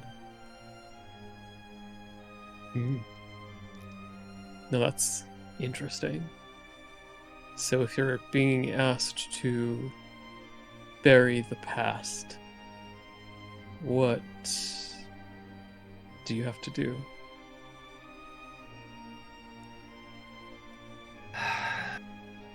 Get comfortable.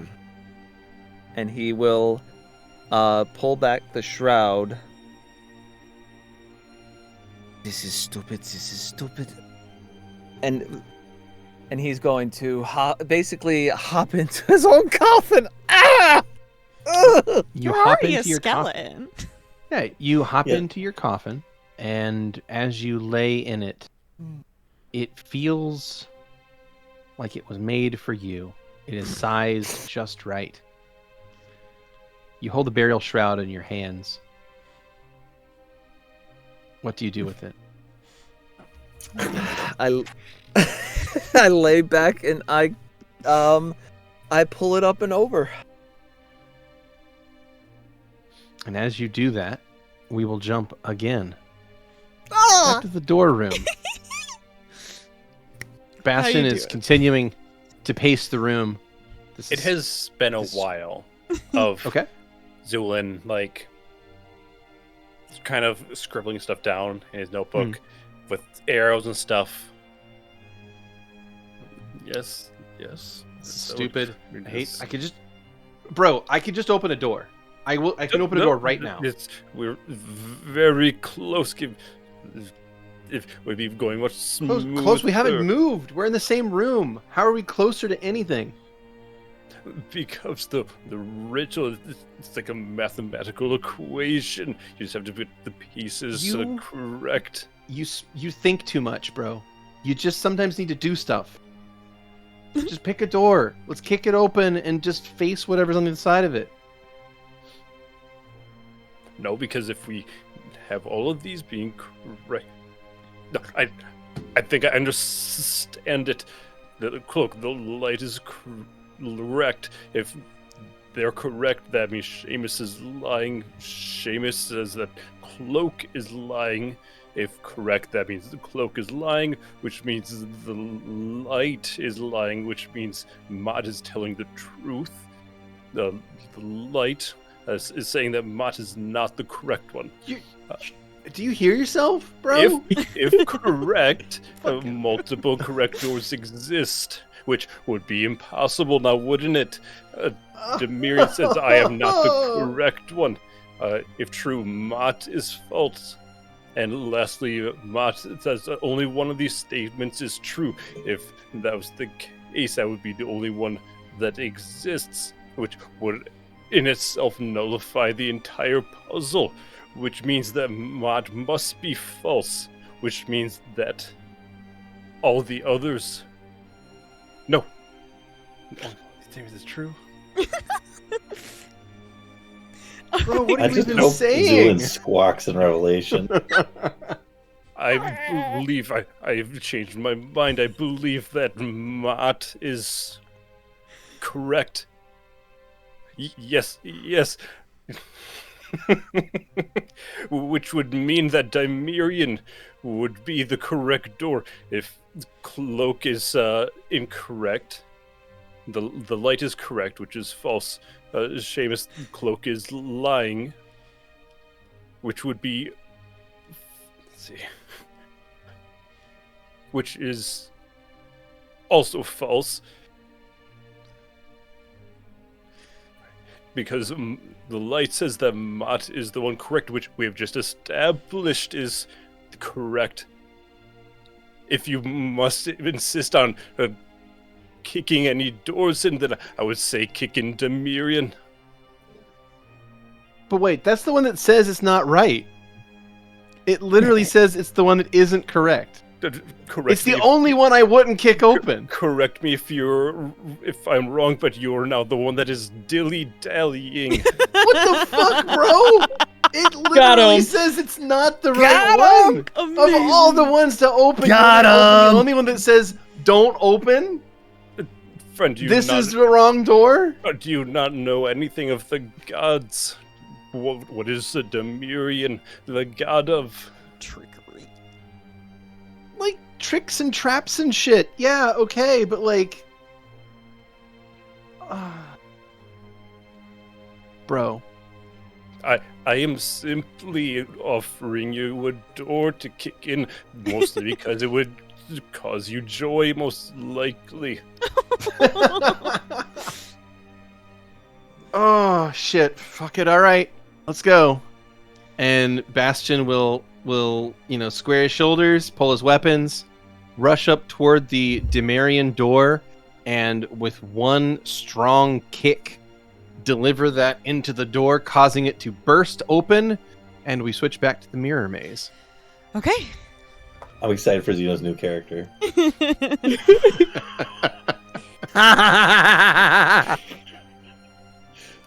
So... yeah. Do we find anything at the source of the shattering? You do, in fact. You make it to the end of a hallway, and there are 2 panes of glass which have been blasted out. I'll take a perception check from both of you, please. 28. 29. Louie, you both notice that your reflections in many of the mirrors, before you noticed that like maybe 1 in 10, you had that weird one where you were like standing tall and like looking confident, or you were kind of meek and crying. But the other 90% of the mirrors are just sort of blurry. You notice that the blurry mirrors, like the vast majority of them, appear to be sharper now than they were. So they're reflecting more of your actual personages than they were before. And at the end of this hall, there are 2 panes of mirrors blown out, revealing what looks like stone walls on the other side of the mirror. Except in the one case, there is words painted on the wall in what looked like if you took blood and wiped it on your hand and then drew that into the wall. So they're like bloody handprints, basically. And is Abe in here? What's that? It's like, hey, is Abe in here? Oh, A of the circle. Sorry. Yes, that Abe. I misheard you. I thought you said has an ape been in here, and I was like, what? I heard Avon, so it's okay. Fighting. Yeah, it's all good. I just misheard you. Valentino's So, as you see this, there is like bloody handprints written on the wall, and it says, "You wear many masks, but none that fit. What is unspoken festers. What is shared becomes real. Speak what you would not, and the shadows will lose their teeth." Louie turns to Valentino. Can you read that one more time? I can write it down. I would love to. It reads, "You wear many masks, but none that fit. What is unspoken festers. What is shared becomes real. Speak what you would not, and the shadows will lose their teeth." While you read that, you hear the unmistakable sound of footsteps echoing from somewhere deeper in the labyrinth. The ape. The ape. Minotaur. I mean, it wasn't gonna be an ape, but it's absolutely an ape now. It's like fighting the square wolves again. I love it. Okay. Tell me something you haven't told someone in like a really long time. I love you. What? Well, I don't mean it now, but I've been saying it a long time. What? I haven't said it to anyone in a long time. No, You I just, mean like, about you give me more yourself. specific Do you directions. actually feel that way about me? No, not really. I Oh, hope that's okay, not weighing you okay. down too hard. All right. I'm okay. I just feel like that would have been really sudden, and I couldn't have ever guessed that from how we've talked to each other the The past. instructions were unclear. Let's move past it. Oh, okay. Let's go away from the noise right now. Tell me something about.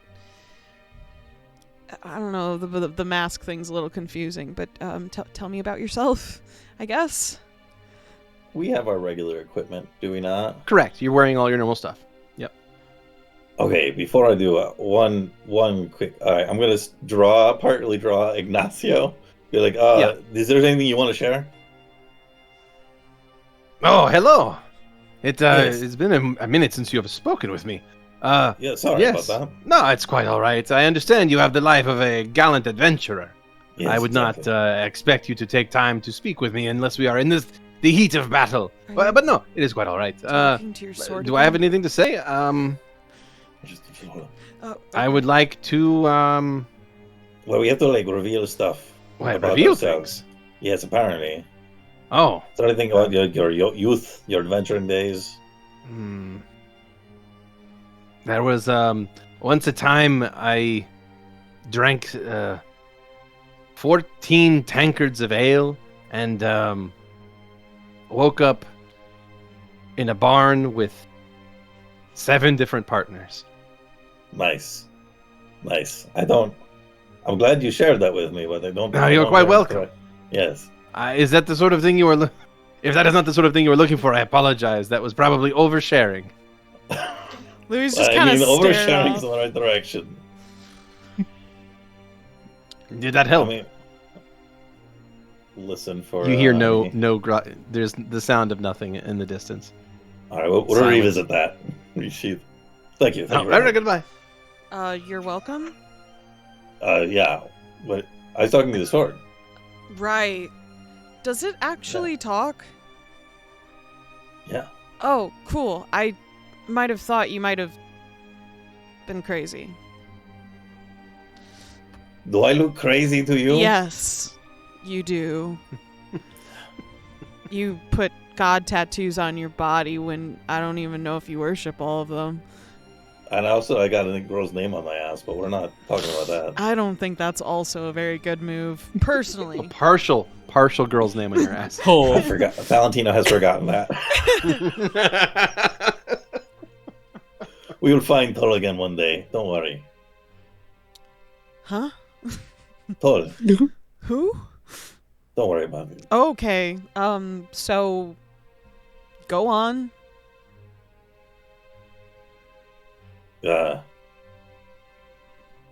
Where are we? We're heading towards the noise, or No, we're heading away from the noise, but I figured it's your time to say something about yourself. I kind of did earlier, so I can go again if that makes you more comfortable. I was married for about 13 years because my parents sold me off to like the worst person in the entire world, in my opinion. You hear cracking glass in the distance. I don't understand why you didn't kill the friends that helped the slavers willingly. It kind of bothers me, and I just don't really understand your viewpoint on that one. Well, I think maybe my hand was stayed by love in that instance. It wasn't an easy decision. And I'm doing what I can to rectify it.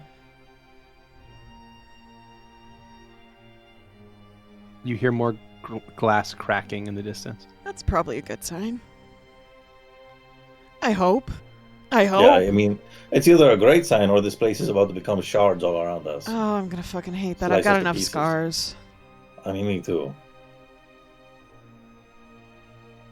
Bastion, I'm sure, would say they're very dashing or rugged or something, probably.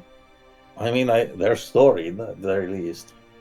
I won't presume anything about how you feel about them, but they make it clear that you've lived an interesting life. You hear more footsteps. Okay, let's keep going. Like, Louie's gonna What actually is getting you? grab, like, Valentino's arm and just kind of hurriedly move deeper into the maze. Valentino's getting ready to, like, draw and take a stance. And then No.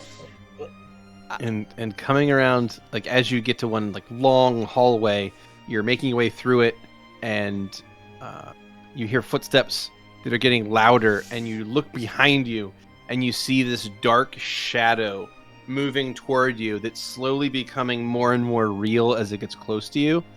And it is the shape of this massive hulking creature. And as it gets closer, that is where we will pause for this week. No! Oh, shit. Oh, okay. This is the first time in forever that the time has snuck up on.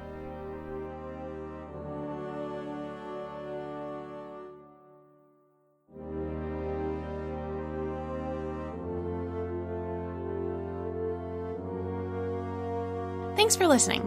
As always, special thanks to William Succi and Andreas Pichler for the intro and outro themes, and Emily Roll for Fantasy for this episode soundtrack. Interested in following us on social media? Follow us on Twitter at CheckPleaseDND. Or want to support the podcast and be part of the Czech Republic? Go to our Patreon under the Czech Republic. Until next time.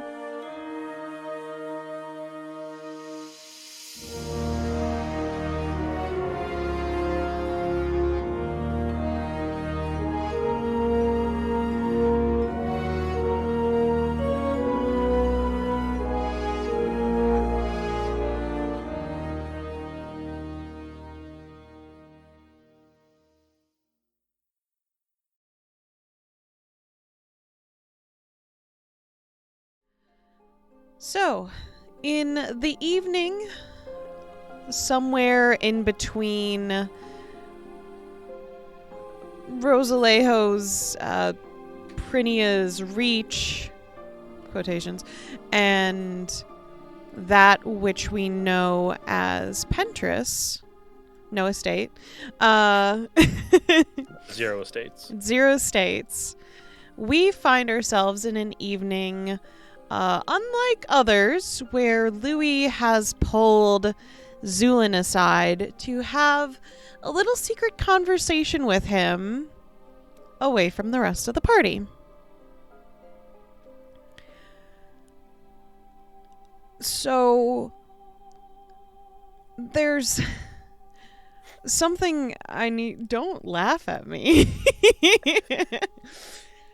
There's something I need to ask you that I feel as though won't be proactive if the others know about it. If that makes sense. I would assume this to be a discerning nature to these, whatever these quandaries are. But of course, know that you're always free to share your mind with me. Well, one, I wanted to let you know that Bastion does not need the memory potion. He has accepted on using the truth serum of his own volition and consent. Quite interesting. I suppose he's never let on that he had anything to hide. Right. I offered to drink it at the same time so that he felt comfortable with that. However, I would prefer if, before we have us test it, you test it first from the same batch to make sure there's no ill effects that would affect us. Are you okay with that? Well, I can guarantee that I have followed the recipes that I have heard about before, but I suppose if you wanted a small test, I would be able to oblige you. I'm not going to ask you anything incriminating if you're worried about that. Oh, no worries, friend. I would not feel inclined to answer. It's true. It only makes you tell the truth. It doesn't make you talk. That's something else. Oh, quite true. Not so compulsory. Mm. But I wanted to let you know about that. And 2, I would like your help for something I need to do in Pentris. Something that I feel as though might be frowned upon by the others. Interesting. Well, color me intrigued. Well, there's some people, maybe more accurately, an entire family that I sort of have, in simple terms, a vendetta against. I would assume that this potentially a high-ranking family. At least it was before the town became a bit more, well, slightly more equal. But nobles tend to keep what they can. No, I can assure you they still hold a grasp as hard as they can to this day. Yeah. But I do so hope that this is not the horse Vista that you were referring to. Oh, no, they're fine. No, then I would have no qualms. Wonderful. I need to... I'm not exactly sure how to pronounce it because I'm not very good at Elven, but I need to visit with the Erroneous family?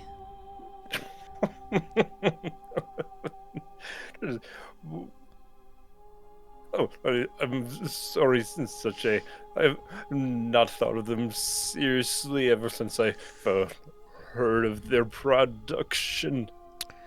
They made something that caused a lot of problems in my life. That would be understandable. I think they've done that a lot for a lot of people.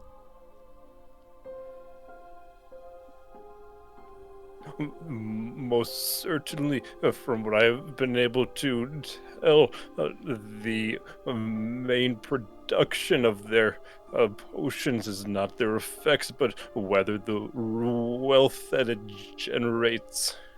Right. So, let's just say there's a monster problem in Pentris, and I need to eradicate it.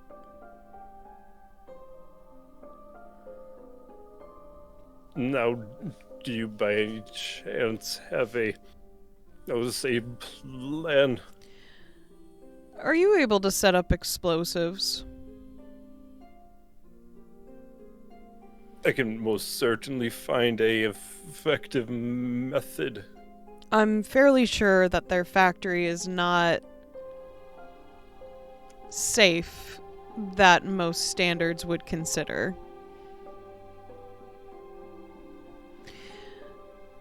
I am able to get a tour with them. I can probably get us to the main office. Are you able to just probably put things in the right place for maybe several large explosions. I suppose the question would be more of what the effect that you're seeking. Although I'm quite capable of producing explosives, the efficiency of these explosions versus, let's say, a structure is quite diminished in comparison to its effect on the feeble structures of a mortal being. True. However, depending on what we can find in their facility, they may have potentially vats of chemicals that could be easily utilized for such a occasion. That's what I'm hoping to achieve. The thing with the tour is mostly to just scan our surroundings and see what we can use to our advantage. I would like to eradicate this house as much as possible.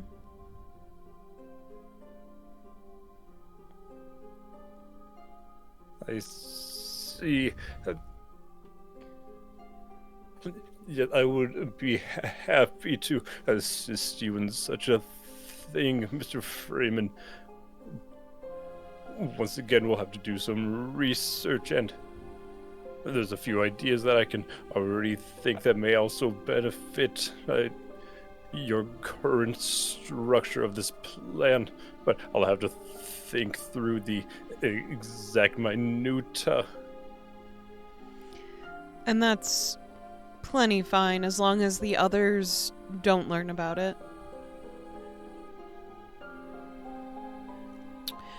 The plan so far is that I would like to achieve this goal before we plan to leave Pentris. There's no need to do it in the beginning. I'm in no rush. It just needs to happen. Well, as I have said, friend, no qualms on my part. And for that I am thankful.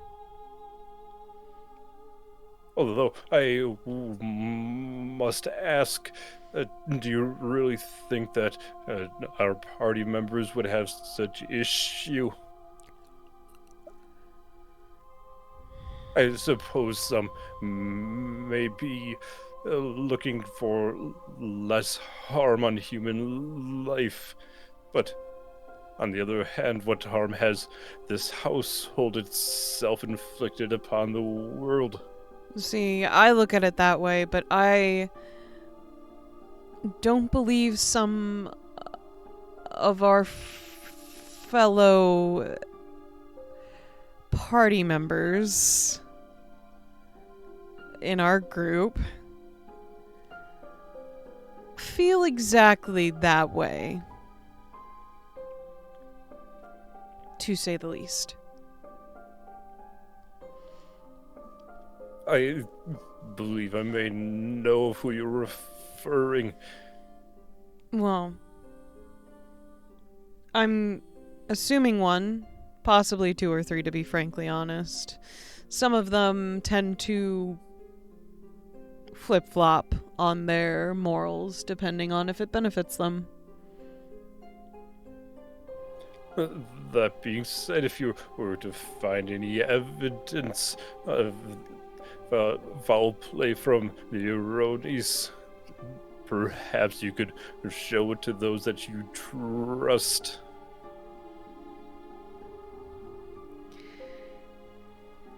Although such a thing might not be necessary with our current plan. True.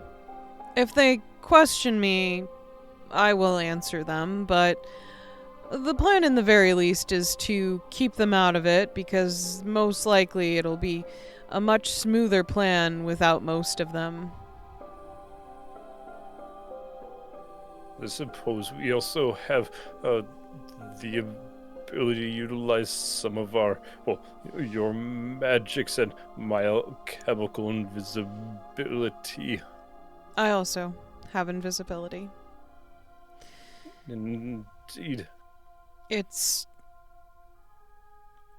It doesn't last very long in my opinion, but if I run, I can get pretty far. Well, as long as we know the layout of the area, we should be able to get in and out quite quickly. True. We'll do our research the best we can.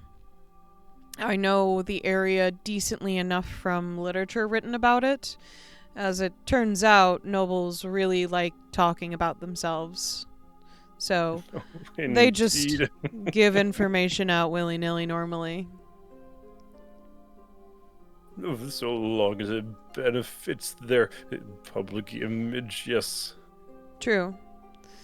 They've shown a lot of their nice parts, but I think they've been full of error themselves. Which fits their name. I suppose so. But that being said, undergoing such a risk, I was wondering if there was any chance you could perchance tell me what it was that had occurred. Louie will... Just a second. Had some pepper in my throat. Louie will rummage through his satchel for a moment and then pull out a bottle that has a very, very old label on it. This was intended to be a love potion. It was used on me. I must say, I'm surprised that they even released such a thing. It was recalled, if I remember correctly. Well, I would assume so. Such a concoction would certainly be quite the conundrum socially. There was a lot of sale on the black market afterwards of the bottles that were left. And I would assume being supplied by the Ronis to make back profit. Exactly. And I need to check which family name this bottle is under. The person who used it on me is one of the people that ruined my life. If they have the ability to do something like this, and have willingly and gotten away with it,